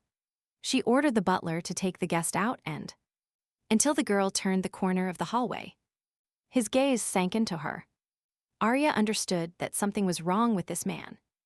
However, time passed, and after a couple of days, Arya and her team set off to capture the labyrinth. If the punitive squad heads south from the Eldir estate, after about 3 months, it will reach the highest level labyrinth, Miram 13. This labyrinth had already opened several decades ago, and it covered the sacred land of Miram with contamination. There was no ruler there who would ask the mages to establish a protective circle and build a spirit tower. So the labyrinth appeared again. The temple destroyed the core every time, but no one carried out a complete cleaning of the lands. So Miram was almost deserted. The imperial family did not have enough resources to keep this territory under control, and the churches were busy cleaning up other lands. So abandoned territories appear because you can close labyrinths as many times as you want. But if you forget to clean up, a new core will be born, and now the 13th labyrinth appears before Ariadne's team. More and more territories are contaminated due to negligence. Of course, after the distribution of the elixir, fewer lands are subject to such a fate. But if Arya doesn't destroy the Great Labyrinth, then the infections will continue. When the girl and her team arrived at the place, they needed to meet the new priest. He promised that he would be waiting for them at the tavern. It turned out that the tavern was very close, and everyone immediately turned in their direction. However, the only one they saw there was Father Leon. Seeing the team, he hurried towards them, greeting them and blessing them. But the boys themselves were not so happy, because Arya asked to send lure to them. And Namin, and no one understood what Leon had forgotten here. The priest himself simply replied, with a smile, that the strongest priests were already busy, and that only he remained. He assured the team that this time he would do a better job, and he would try to make sure that no one got hurt or died. Arya sighed in annoyance. Just think. A relatively successful conquest. And this guy is already so arrogant. The girl didn't understand what to do, because if they sent for another priest now, it would take time. This whole situation was not pleasant. But Leon has a lot of divine power, so maybe they should try. They could attack a labyrinth of this level without any problem. The elemental knights could handle the boss. Moreover, this was an excellent opportunity to check if Veronica and Eric were prepared to receive the third elemental spirit. But Ariadne still didn't understand why the temple sent Leon, and not Lure. Of course, first of all, they decide who to send themselves. But not in Arya's case. She was an exception, as every year the girl donated huge sums of money to the temple and held the title of saint. And in this case, she could choose any priest she wanted. So Ariadne asked Leon why Lure Inaman was not appearing. But the boy just smiled. Was it the first time he heard that name? Apparently, this Lure was some kind of weakling. But the girl didn't understand. The temple simply took him and silently swapped the priest. Arya decided that, after clearing the labyrinth, she would go there and find out everything. Meanwhile, the team decided not to swap the priest to clear Miram 13, but simply endure Leon. The mercenaries of the Dawn Squad had helped a lot in creating the invasion route. But now they had to wait. The girl gave Hilada a totem through which she could contact him. It would break immediately after use. But in contaminated lands, it was the best way to transmit information. And now the time has come to capture Miram 13. When everyone gathered in one place, Arya summoned the Green Leaf Saint, creating a favorable area. Pai gave Arya instructions on how to reach the next room, and added that, after the first person enters, the door will disappear, separating the team. Then dozens of monsters will appear outside, and the room will fill with contaminated water. The person who touches the door handle will be cursed. But Pai had no information about the nature of the curse. Arya thought that the reason they agreed to take Leon was that there were almost no monsters in the labyrinth. But the structure of the territory itself was complicated. Pai believes that the labyrinth has a circular structure, and several traps he already knows. So capturing it should not cause problems. The curse has a divine basis. So they sent a priest who could easily overcome this spell. But Ariadne did not trust him. Meanwhile, Veronica was about to enter the labyrinth. But Arya stopped her, telling her about the curse that the first person to touch the door would receive. It was necessary to decide who this first person would be. And Eric, without further hesitation, suggested a priest, because he would definitely have to deal with the curse. But Ariadne interrupted their conversation, saying that she herself would go there. Eric didn't understand, because his sister had no divine power, how she was going to face the curse. However, the girl assured him that he had nothing to worry about. If the priest quickly lifted the curse, then it wouldn't be dangerous. She knew that if Leon made a mistake, Pai could control the channel for a while. Arya also noticed that the person entering that room would be separated from the others. And she sent Veronica there, ordering her to immediately go on the defensive and try to hold on longer. Eric and Ludwig will deal with the monsters that appear after closing the door. Arya's brother was not very happy with this turn of events, but he agreed. After all, he believed that she was the only one among them who could see the future. He believed in her gift of foresight, since Arya described the structure of the labyrinth in great detail, so it could look like a prediction, even though she used knowledge from the illusory library to gather information. She knew that even if her idea was the most effective, it still looked like a voluntary leap into a trap. And if trust hadn't been built between her and the team, they would have rejected her. The girl wanted to apologize to her brother, but he had already summoned a magic trap. Following him, Ludwig summoned a water dragon. And now they were completely ready to defend against the monsters. Arya smiled. The boys tried very hard, and that undoubtedly made her happy. And now it was her turn. Bushes of plants and flowers grew behind her like a path.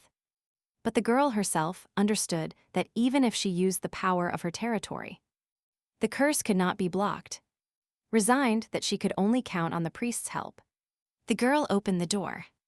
As soon as she touched the branch, serving as the door handle, a black aura of curse immediately covered her. When Arya opened her eyes, she realized she was in a completely different place. Pi did not answer. The channel could not be felt. A mental curse was placed on her. The girl knew that if she somehow influenced the illusion, she might accidentally make things worse for her comrades. So it was better for her to stay still and trust Leon. She sat on the floor, hugging her knees with her arms, thinking that the illusion of a mental curse should show all sorts of terrible things. But here she was calm, nothing but complete fog. Suddenly, Arya heard a strange sound. She looked up, and a human silhouette appeared in front of her, slowly approaching the girl. When the man got close enough to her, Arya recognized him as Axel. But how could he be here? The girl covered her mouth with her hand, trying not to make the slightest sound. She couldn't react to his presence, but a real emotion erupted inside her. This was not the Axel she had raised. Now in front of her was the true protagonist of the novel. He extended his hand and gently touched the girl's cheek. At that moment, one of his eyes turned cruelly red. But the second one, for some reason, was closed. Axel whispered something to the girl, but she couldn't understand his words.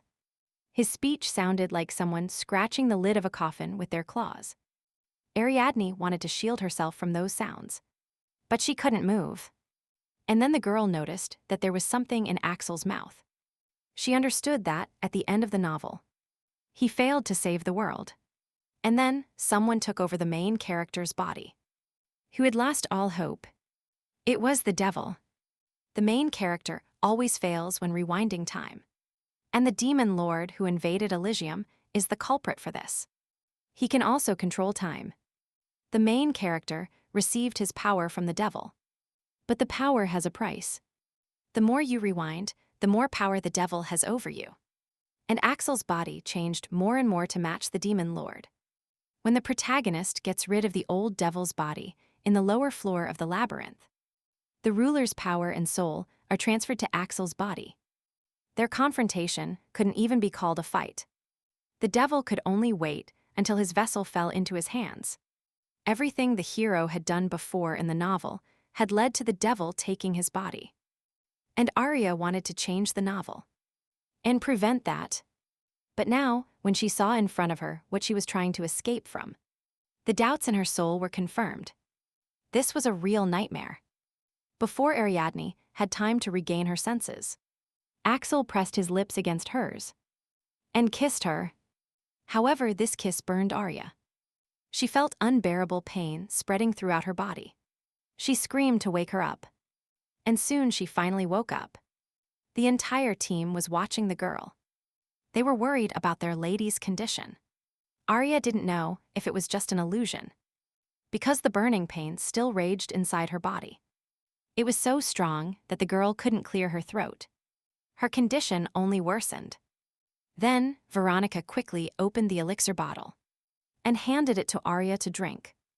After the elixir, the girl's stomach cramped, and she could barely catch her breath. When she looked at her hands, she saw that they were covered with something black. And this spoke of only one thing. She was infected. P warned that the infection started on the lips. The reaction was the same as after contaminated water entered the body. She wondered what kind of illusions she saw, because a phantom curse is an extremely rare phenomenon. And Arya said she saw the consequences of the original bad ending. She didn't know if she should talk about what happened in the end, because she herself really didn't understand anything. It was a terrible kiss with a touch too soft for a curse. Arya didn't understand such an illusion. And since she dreamed of a kiss with the main character, it must have unconsciously impressed her even while reading. But in the end, she decided not to deceive herself. This was just a consequence of the curse. In the end, that day, at Eric's insistence, the team finished earlier than planned. Arya slept about a quarter of the day, allowing her body to cope with the remnants of the curse. And on the second day, they continued their conquest and finally managed to reach the core. Veronica began to examine the area, but she did not see the main monster. The room was filled with small and cute creatures. Then Arya realized that one of them was probably the main monster they needed. It was simply hiding among its relatives. And if they tried to kill the wrong monster, it would split and grow larger. According to Ariadne, all creatures had 2 eyes, and the boss should have 3. However, it would not be so easy to kill, as it has the ability to regenerate by absorbing other monsters. So they first had to separate the boss from the rest. The monster will start raging when it finds itself alone, and this will be the perfect opportunity to finish it off. Arya had an idea. They would fill the area with water. Monsters would weaken when wet, and this would make it easier to find the boss. This idea made the girl sigh sadly, because while they were trying to wet all the monsters, Axel would have already dealt with all this with lightning power. But since this was impossible now, the squad set out to deal with the monster on their own. The Great Spirit Heavenly Mirror contacted Arya. He was interested in the mission so that the girl could use his power. It resembled the salt desert from Arya's past life's Elysium. And if you forget that the Great Spirit lives here, this land and the clearer sky were very similar to her past life. But in the shallows, fluffy pink creatures that looked completely harmless were already waiting for the boys. Leon was sure that these were not monsters at all. They didn't look scary at all. However, now was the perfect time for Ire to search for the boss. But it was impossible to hurt the creatures, because then they would go crazy. While Ludwig and Veronica were doing business, Arya and Leon watched them from under the barrier. And the priest was frankly bored. He was very scared of this place. But there was nothing scary here. He didn't understand. These creatures were terrified of a type of spirits. How could they be dangerous? And then the boy heard a sound from his side. It was one of the monsters. Apparently it got scared and approached the barrier for protection. Leon called it to calm it down. When Arya turned to him, she saw that the guy was already holding the monster in his arms and immediately ordered him to throw the creature away. But Leon simply stated that they were not dangerous at all. However, a moment later, when the priest looked at the monster again, it was no longer that small plush creature.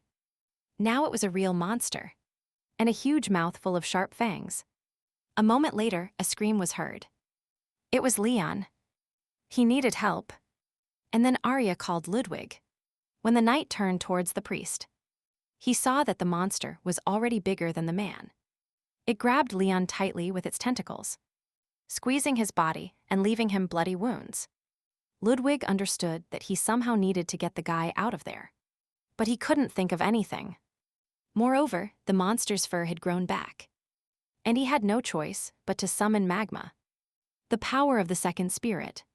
With a quick movement, he attacked the monster's tentacles and grabbed Leon, taking him on the back of his dragon. Arya watched closely what was happening, and she noticed that Ludwig previously only used water. Soon the men returned under the protective dome. Leon was saved, but the situation did not improve. The peace of the monsters was broken, and they began to transform. Ariadne didn't understand what they should do now. Suddenly, the main monster's howl pierced the boys. They covered their ears tightly. The sound was so loud that their eardrums could barely withstand it. Arya tried to call Veronica through this scream. She asked her to return under the shield. Without losing a second, the girl immediately ran towards the team, eliminating the creatures that stood in their way as she went. Ariadne turned to Pi. She needed to know if the great spirit of the 1,000-year-old Snow King was ready to help them. But it turned out that he was angry about Leon's mistake. So it was dangerous for the girl to use the territory of eternal snows. However, another spirit could connect to the channel. And Arya turned to the pale blue Great Spirit. Judging by Pai's testimony, he was ready to help the girl. And then she channeled his power to slow down the monster's attack. The next moment, the protective dome filled with cold. And then the monsters stopped attacking and began to calm down. The spirit's strength was helpful. One more moment, and they would have been bits. But apparently, the monsters were very weak from the water. Apparently, they don't know how to swim. When everything calmed down, Eric decided to vent his emotions. He was furious because Leon had approached the creatures and almost killed everyone because of it. As a result, the only correct decision was made: to finish for today and continue the clearing tomorrow. Because fighting with the wounded was risky.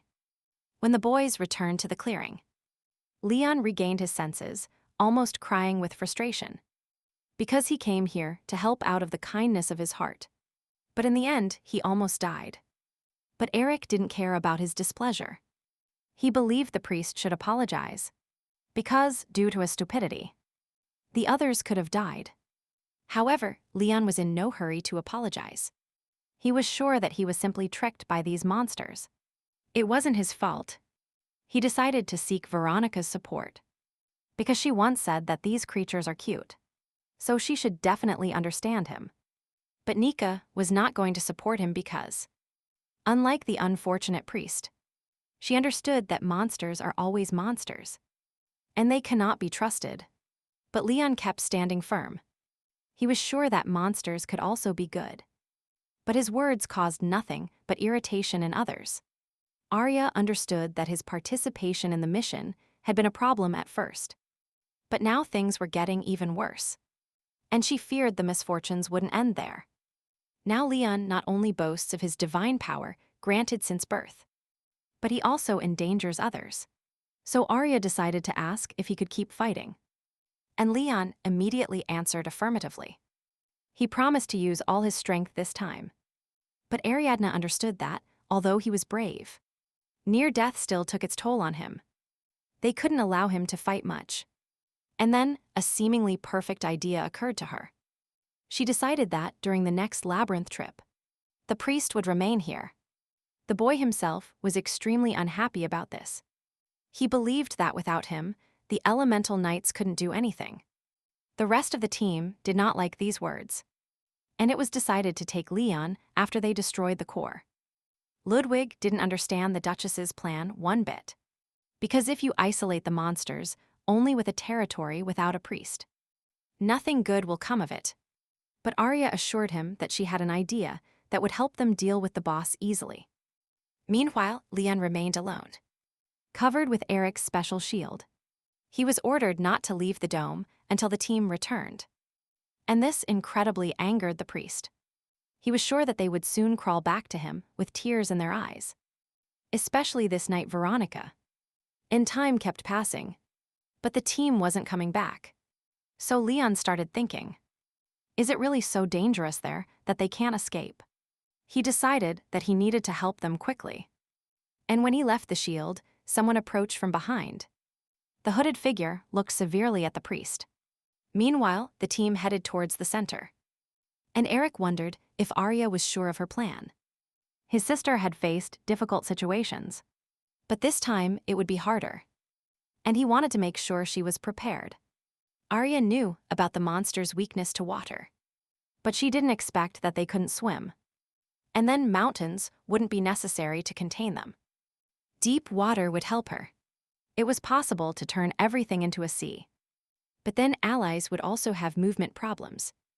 However, if they have a solid surface under their feet, everything will be fine. The Great Spirit's pale blue. Ensign Greenleaf, USN. The territories, the speed increases thanks to the elementalist's memory and, therefore, new lands were created. The territory, constantly heated by the sun, becomes a bridge for the warriors. And the pale blue sea of the north, winding through the forests, becomes a real obstacle for the monsters. Therefore, the team could create lands that were convenient only for allies. Seeing what Arya did, the boys couldn't believe what they saw. No person should be able to do this. The Arya itself is not complex. But this was clearly a new level of mental recreation of the landscape. The great spirits were satisfied with Arya's work. And they sent her gifts, and a moment later, all the other spirits, except for the 1,000-year-old Snow King, wanted to connect to the girl's channel. But they still had no time to waste. The team still needed to deal with the boss. Arya quickly found the main monster among its relatives. It had a third eye on its forehead. The time has come to deal with him. If the boys can lift him, then Arya will make the terrain such that it is impossible for him to go down. She drew a diagram of her plan on the terrain. She was going to create an area like a dense net. It would not allow the boss to return. The team was quite surprised at how well Ariadne had thought out her plan. But surprise quickly gave way to determination because the boys understood that if they could keep the boss in place, this would greatly simplify the battle for her. After some time, the knights had already summoned their elemental beasts, and they were preparing for battle. Ludwig easily lifted the boss. When the ground turned into a net, the monster could no longer go down. The mage and the knight attacked the boss together while it defended itself. Ariadne watched everything from the side. The structure of the territory was inconvenient, but her team managed well. Apparently, victory was near. But suddenly, Arya's thoughts were interrupted by P, and he warned her about the danger. An intruder was discovered on the premises, and P tried to analyze his identity. He soon reported that Priest Leon had entered Arya's territory. The girl was surprised. She didn't understand why this guy came here. Leon was angry. He was sure that without him, the whole team would be in danger. But before he could finish speaking, he heard something huge flying over their heads. And Arya's. It was the boss, and by unfortunate coincidence, he was thrown towards them by Ludwig's sword. An intelligent person would have immediately realized that the monster would land and would never reach his target. But the priest, whose head was almost torn off yesterday, was not, so they left him outside. Seeing a huge mouth with fangs flying directly at him, Leon screamed, grabbed Arya by the shoulders, and put her in front of him, covering himself with her like a human shield. A moment later, the girl realized the horror of what was happening. He pushed her and himself towards where there was no ground. A moment later, Arya and Leon were flying down the cliff. The priest held the girl tightly by the sleeve of her robe. Seeing the lady fall, Veronica and Eric immediately ran towards her.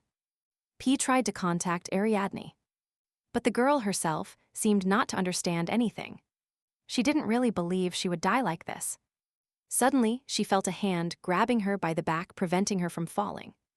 When she opened her eyes, P had just finished analyzing the identity of the intruder who had entered her territory. It was Axel Valentine. He held Leon by his clothes. Not believing what he saw, Arian had really abandoned him twice in favor of this trash. But the girl couldn't answer anything. She was in real shock. A moment ago, she was on the verge of death. And now she is saved from nowhere by Axel. Maybe this is also an illusion.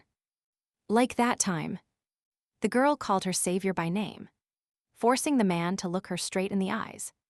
However, he kept holding Leon, who had no choice but to beg for salvation. He cried confused about how he was supposed to defeat the boss. And these words caused nothing but contempt from Axel. The man let go, releasing the priest, and he fell without any possibility of escape. Arya was horrified. She couldn't believe that Axel had just pushed Leon. But the man only calmly replied that anything can happen in labyrinths. The girl looked down. It was urgent to save the priest while he was still alive, because it was not an accident at all. But Axel surrounded her with his arms, stopping her and telling her that the boy had most likely already been devoured by monsters. Ariadne experienced indescribable horror. This man was not pleasant to her, and she wasn't eager to save him. But he didn't die due to an unfortunate coincidence. The death of someone in her territory was felt strongly. Arya's perception increased sixfold. She still wasn't used to it. So Paya temporarily paid for the feeling of people's presence in the territory. Having regained some sense, the girl turned to Axel and finally asked him how he got here. Veronica, passing by, saw the lady with the man. But she didn't understand what was wrong with them. Eric noticed that this was the same person Arya took care of in the past. But what was he doing here? And how did he get here? Clearly now, he had a different elemental spirit. Could he tame two at once? However, while Arya was talking with the man, they still had to deal with the boss. Axel told the girl that he had been following the capture squad since they left Miriam village. And in the labyrinth, he was also behind them. He smiled. No one noticed him this whole time. Apparently Arya's squad was too weak for his elemental skills. The man noticed that Ariadne had made the field incredibly comfortable, and that they hadn't dealt with the monster yet. The girl clearly didn't like such statements, and called Axel a surprisingly arrogant person. Then he turned to her, calling her Adrian, and asked why her team was better than him. Arya was bewildered. She couldn't believe Axel called her Adrian. She barely contained herself from answering. However, she had no reason to react to this, so she decided to simply ignore him. The girl had her way, saying that the Viscount didn't even remember her name, even though he claimed to be in love with her. But Axel realized that it wasn't him who was lying now, because the man knew that Adrian was a girl. That's why he came east. He wouldn't have done it without confidence in his guesses. Arya was perplexed. It turned out that he had already gotten it into his head that she was Adrian. This topic was not mentioned at the estate back then. But what should she do now? Does it make sense to hide that she is Adrian? Black. The girl regretted a little that she had disappeared silently, but she could have stopped denying it. She didn't try to kill Axel like Robert did. She let him let him live on his own terms. And now she wondered why he came east looking for Adrian. Arya decided to ask him directly, and Axel said he had a question for Adrian. Ariadne exhaled.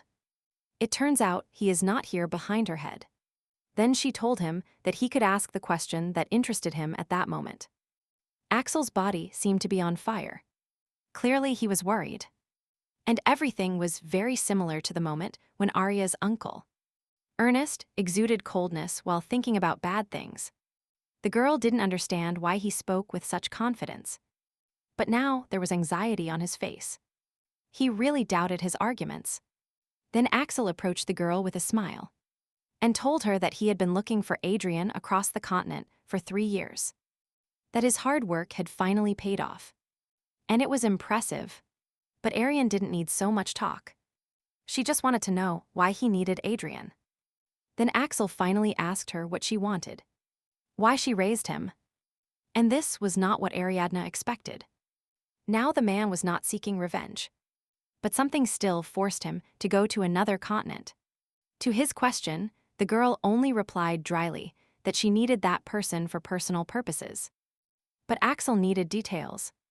Upon hearing that the goal was to conquer the Great Labyrinth, the man breathed a sigh of relief, as if he had been waiting for these words. Arya remembered when she first said this. Everyone thought she was a naive girl. They wrinkled their faces, as if she had said she would turn into a dinosaur when she grew up. Eric grilled her with questions about the plan details and the methods to achieve the goal. And after a night of investigation, he grimly agreed to try. Ludwig took her words seriously after the first conquest, and Veronica became the only one who easily believed in the girl's goal with all her heart. In the end, it turned out that Axel knew her plans because, in his opinion, that was the only goal worthy of Adrian's gaze. However, his question remained unanswered, and the man stepped towards Arya. Then he suddenly remembered that illusion. The mouth that looked like an abyss, and Axel who never existed. But it also didn't look like Axel had anything like that in his mouth. So the man asked a question. Why did the girl leave him and not take him with her? The answer came immediately. It was decided that conquering the labyrinth without him would be more profitable. But Arya couldn't say exactly why. The main character's ability to rewind came at too high a price. So the girl would have to tell him the consequences. Consequences. The secret of her birth, which he will find out later if he follows his adoptive father's will greatly shock or break Axel. So Ariadne decided not to answer this question, and simply said that she had found someone more suitable. Axel realized who she was talking about. The red-eyed man who is now fighting the boss, mounted on his water dragon. According to Arya, he will become Axel's replacement in the Great Labyrinth. However, the man doubted that the girl's words were true. But the Duchess's speech was confident. She didn't allow anyone to doubt her words.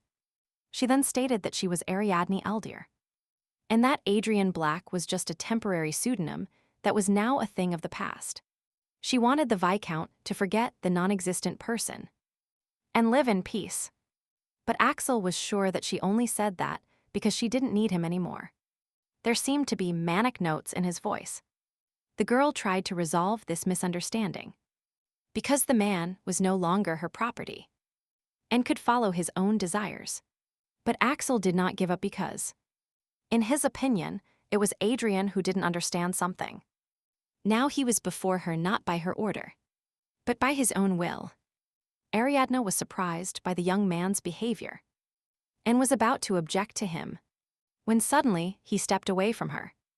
As soon as she blinked, the man was gone. Axel disappeared suddenly. The next moment, a deafening blow sounded in the sky, and a lightning bolt flew right next to the water dragon. A moment later, Axel ran with his sword towards Ludwig. The knight barely had time to repel the attack. Ludwig asked, surprised where he came from. But Axel had no intention of explaining to the trash. Veronica immediately ran to her friend's aid and asked the shadow butterfly for help. But when the swarm of purple insects reached Axel, he had already managed to knock Ludwig off his elemental beast. When the dark-haired man landed on the ground, Veronica was already waiting for him, but he easily dodged her attack. Before the girl had time to regain her senses, Axel was already behind her, preparing to counterattack. However, Nika's reaction was quite good. She managed to turn around and block the attack. Then she attacked the man again with a shadow butterfly. In Axel's eyes, this attempt was better, but still insufficient. He could have attacked the girl again, but he had a better plan. With a slight wave of his hand, he summoned the elemental power of water directly over Eric's head, who was nearby. The next moment, a huge water whale rushed towards the boy, enveloping him in its element. Seeing this, Veronica screamed in horror. She immediately summoned an iron horse with the intention of stopping the intruder, and rushed towards him. However, Axel had something to answer her with. He slightly waved his fingers, and another ability appeared above his head. The white sun. Nika couldn't withstand such a blow. The light blinded her. The heat burned her skin, and she fell to the ground. Next to her lay the defeated Ludwig, and to the side the motionless Eric was chained in ice.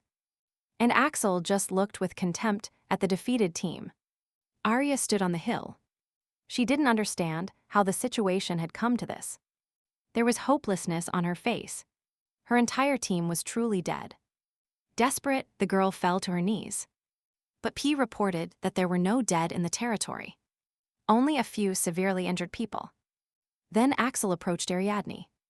In a calm voice, he asked her, or rather Adrian, did you really still need him? P compared Axel, who had just fought the novel's main character. The elemental power of lightning was confirmed. The power of ice, the power of the dark assassin of the great spirit of the white sun. Axel Valentine received many of the spirits that the main character possessed, and he also took over their powers. Thus, being a 22-year-old young man, he matched the strength of the 24-year-old main character. Arya understood that this was not the Axel she knew, but neither was the Axel from the novel. But who was this madman then? With a malicious smile on his face, the man asked her if she now looked like a good-for-nothing, and asked Adrian to guide him to his goal, because that is what he himself wants. Ariadne seemed to have a déjà vu. For some reason, he reminded her of the illusory Axel. She wondered if this Axel had a devil in his mouth. But after looking closer, she realized that nothing was wrong with him. It wasn't the devil. And then the images of her comrades, injured and unconscious, appeared before her eyes again. And this infuriated her. The girl pushed Axel's hand away, not wanting to come into contact with him. She told him to leave. This cheeky guy really thought she would include him in the team after what he did. She couldn't trust a man willing to attack his comrades in a pathetic attempt to show strength. These people were not necessary to achieve her goal. Axel wanted to object and called the girl Adrian again. But she interrupted him. She shouted that her name was Ariadne. Elemental force erupted around her, ready to fall upon the man this very second. She ordered him again to leave her territory now. When the man raised his head, he saw blocks of ice flying towards his beast. Nightmare. Blood began to flow from the girl's nose. P warned her not to use elemental powers in a state of emotional instability. And if she continued, her channel would close. Seeing blood dripping from the girl's nose, Axel was stunned. He realized the seriousness of what was happening. Then he quickly called the terrifying fire beast, hurrying to fly quickly away from here. Surprising himself, thinking that he had failed again, Arya was left alone in the middle of the ice blocks. She was exhausted. She practically had no strength left. But she understood that she needed to save others. She walked forward, and a green clearing blossomed under her feet, paving the direct path to her injured comrades. They were still alive, but seriously injured. So Arya took out the bird talisman and called the down squad to help them. Sitting near a tree, waiting for help, she thought Axel had taken care of the boss, so the remaining monsters had disappeared. And she could only hope that Pi would help her access the channel. Thinking that Iyata would arrive soon, the girl lost consciousness. Arya woke up already in the bed of her room. Veronica was sitting next to her. She was very worried about her lady's condition. But seeing that she had woken up, she let out a sigh of relief. When Arya woke up, it turned out that the mercenaries had already taken care of the labyrinth core, and they were taken to the Eldir estate. Eric suffered from frostbite and hypothermia, and Nika was seriously injured in the fall. Ludwig was injured by lightning, so he was in the most serious condition. But fortunately, everyone recovered quickly physically. The most worrying thing was the boy's mental state. Arya was also left a letter stating that her brother had gone to his maternal grandfather. Suddenly, Veronica distracted the girl from her thoughts. She knelt in front of her lady's bed and told her that she must acquire a third elemental power. Nika was serious. She wanted to do this right now. She just needed the Duchess's permission. Ariadne thought it was true that everyone in the enslavement squad was inspired by past victories. Each of them was sure that they were getting stronger. However, in the entire squad, there was no elemental knight equal to Axel. Everyone was surprised. Even the battle against the boss couldn't be an excuse for them. So Arya promised to write a letter. And soon Veronica also left for her own business. Ludwig informed his lady that it was Nike who told him who they had met in the labyrinth. It was a boy that the Duchess herself was taking care of. He was surprised this place really belonged to her before. Ariadne didn't answer, but the man already knew it was so. And then he asked why they had replaced Axel. To which the girl replied that he was more suited to conquer the great labyrinth than his predecessor. Ludwig could understand this, because this man was impossible to control. Arya understood that this was not the original reason. But before she could blink, the Axel she knew became a stranger. However, Ludwig had no intention of giving up. He stated that he wanted to justify the Duchess's wishes. He asked to be allowed to become as strong as Veronica. Soon the man left the estate following his partner. Arya approved his request and gave him the clue to the third elemental knight. The girl was going to send the most prepared. But there was no time left for sadness. She needed to complete the presentation as soon as possible. Moreover, she needed to notify the temple about Leon's death. Soon the Duchess arrived at the place with sad news. and the old man promised that the deceased priest's obituary would be delivered to the temple. Arya was surprised. Was Leon's death accepted more calmly than she expected? Maybe it was because her whole team was seriously injured. She then decided to ask the great priest why they sent Leon instead of Lur. The old man replied that Brother Lur retired about 5 years ago and returned to his homeland. Ariadne didn't understand if it was true that a priest's job could be rejected at will, or if it was a consequence of the original's distortion. It turned out that Lur lived in the village of Anamin, but the priest warned her not to visit this place. According to rumors, no one returned alive from there. Arya was quite surprised if this was an infected area, or if it was full of monsters, but either way, everything seemed suspicious. She then decided to leave the investigation to the down squad. And with that, she left the temple. During the carriage ride, the girl thought, after the incident in Miram 13, Axel no longer appeared. She had nothing to worry about, although she doubted that everything would be so simple. If he appeared again, she would have to find out why he had changed. And Simon would have to tell her what Axel was doing in the east. But on the other hand, the girl couldn't wait that long. Suddenly, she remembered Axel's words that he had received an invitation to a banquet in honor of her coming of age from the Marchioness of Auburn. So Ariadne decided that she herself should go see the Marchioness and ask her about it. Soon this happened. The Marchioness of Auburn was happy to welcome the Duchess of Eldir to her estate. Arya knew that she couldn't openly say that she wanted to know more about Axel, so they talked about other things.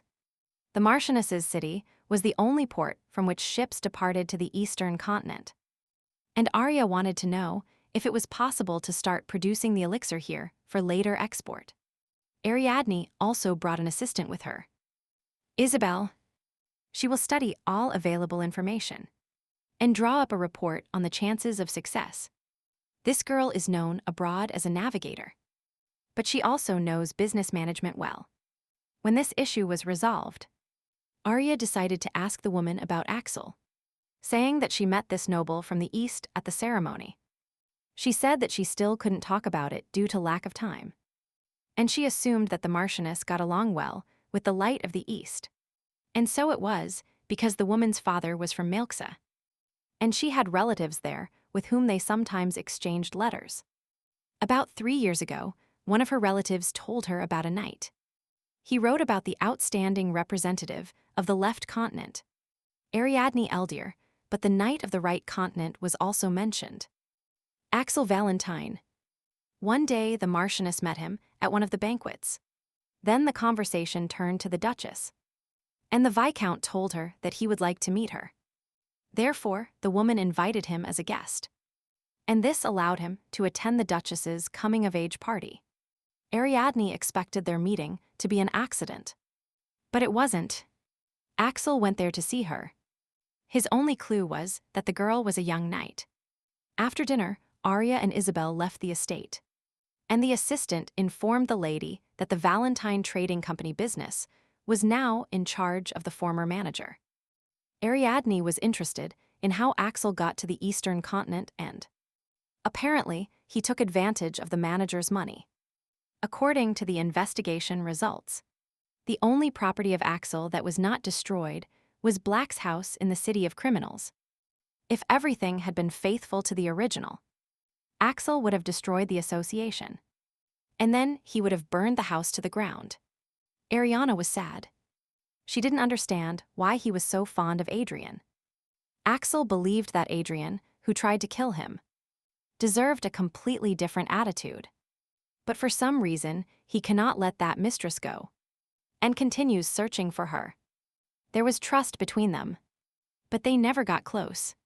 There was no way to attach to each other. Arya was never there for him. She never comforted him. Even Simon showed more friendship than her. So, what made Axel so obsessed with Adrian? Why does he continue searching for her after gaining freedom? Arya realized that she needed to vent to someone, but she couldn't tell anyone from the team or the Weaver house right now. And then she realized that she had an interlocutor who was willing to listen to her for days. It was Pi. Once in the library, Arya immediately received an answer from Pi. He already knew what was going on with Axel's soul. The young man stated that they were similar in some aspects. That is, that they both only had Ariadne. Pi remembered a proverb that said a person is a person if they are among people. After all, only Arya could call him Pi. So Pi does not want to let her go. No matter the cost. The librarian caretaker changed his image to a feminine one and squeezed Ariadne tightly, hugging her and telling her that for Pi, there is no one but Arya.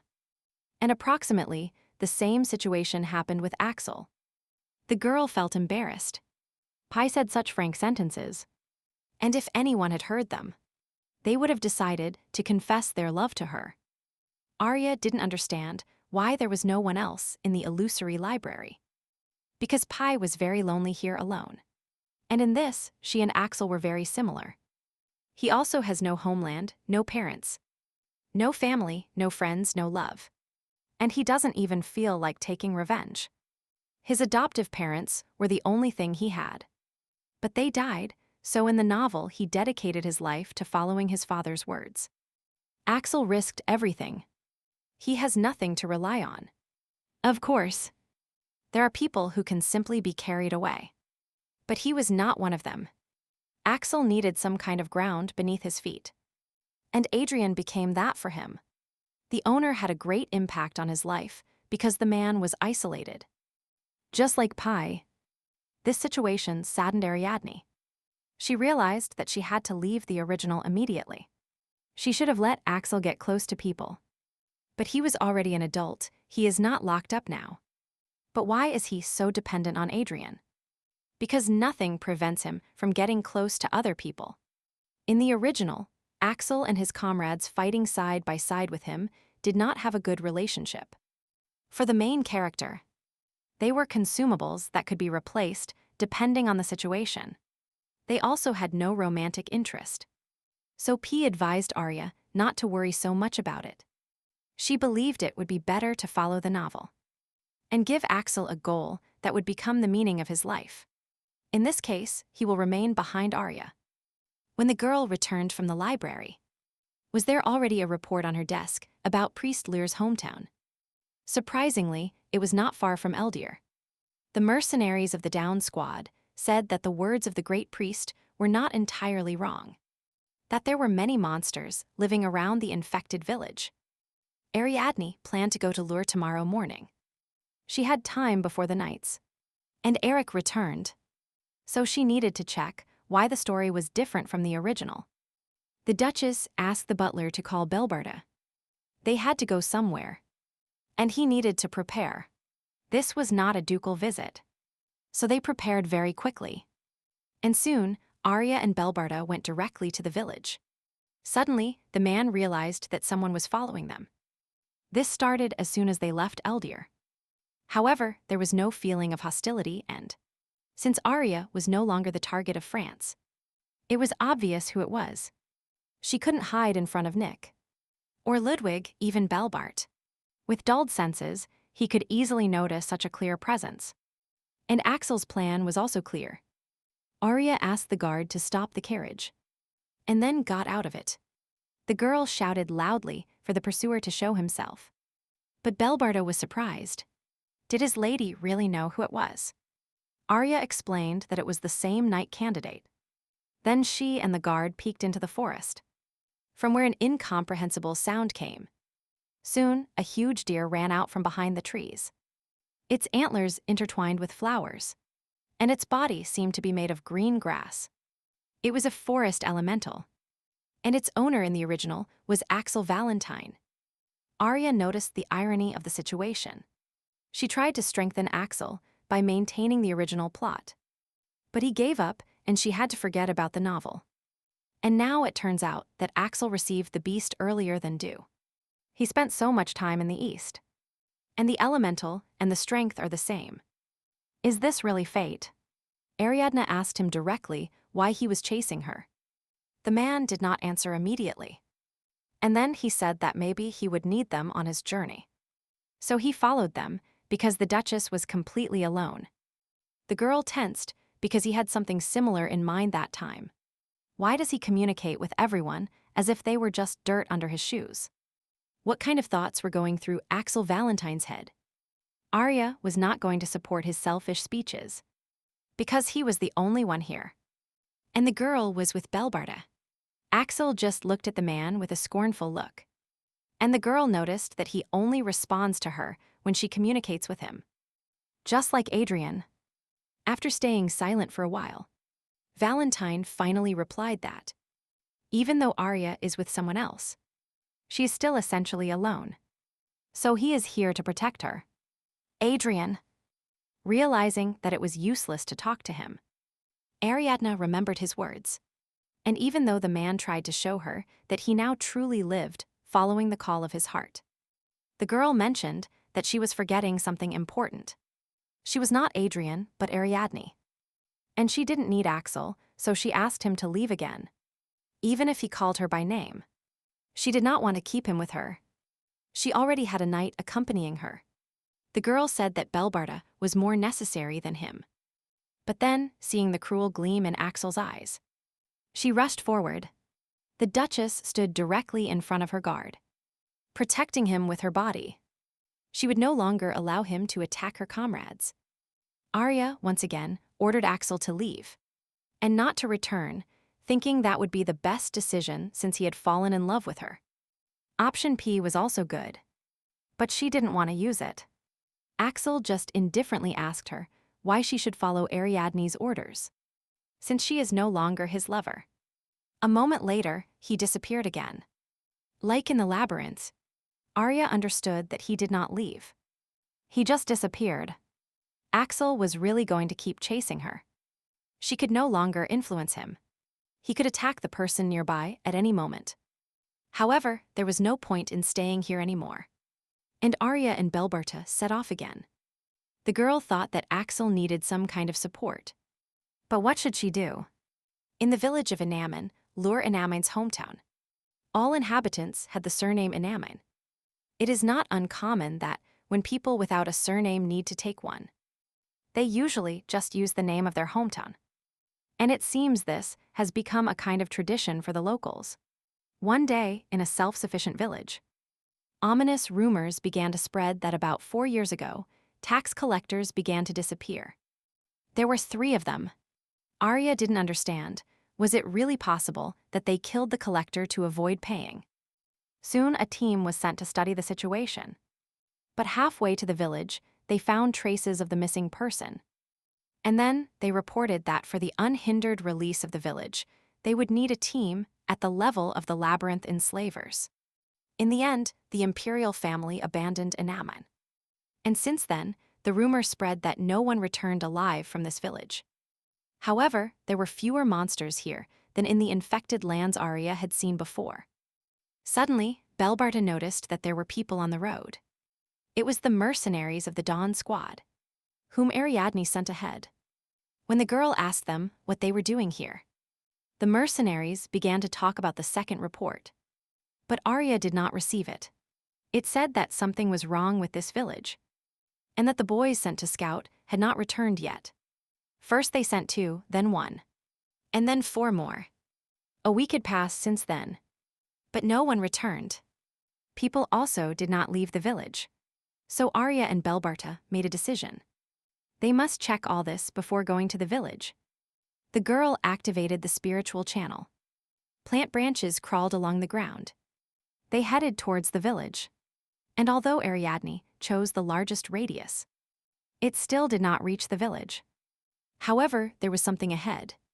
The image was blurry, but it was definitely a village. There were 2 people there. They looked like guards, but they looked somewhat drowsy, as if enchanted. The place was shrouded in thick fog. Paya assumed it was artificial. And then Arya realized that something was definitely wrong here. The great priest said that Lur left 5 years ago. He wanted to help his parents raise his brother, or younger sister. Could the village have become so strange after that? Suddenly, one of the mercenaries noticed an unknown man behind Ariadne. When the girl turned around, she saw a too familiar figure in front of her. It was Axel Valentine. But why did he keep chasing the girl after everything she said? Did he really know something about this village?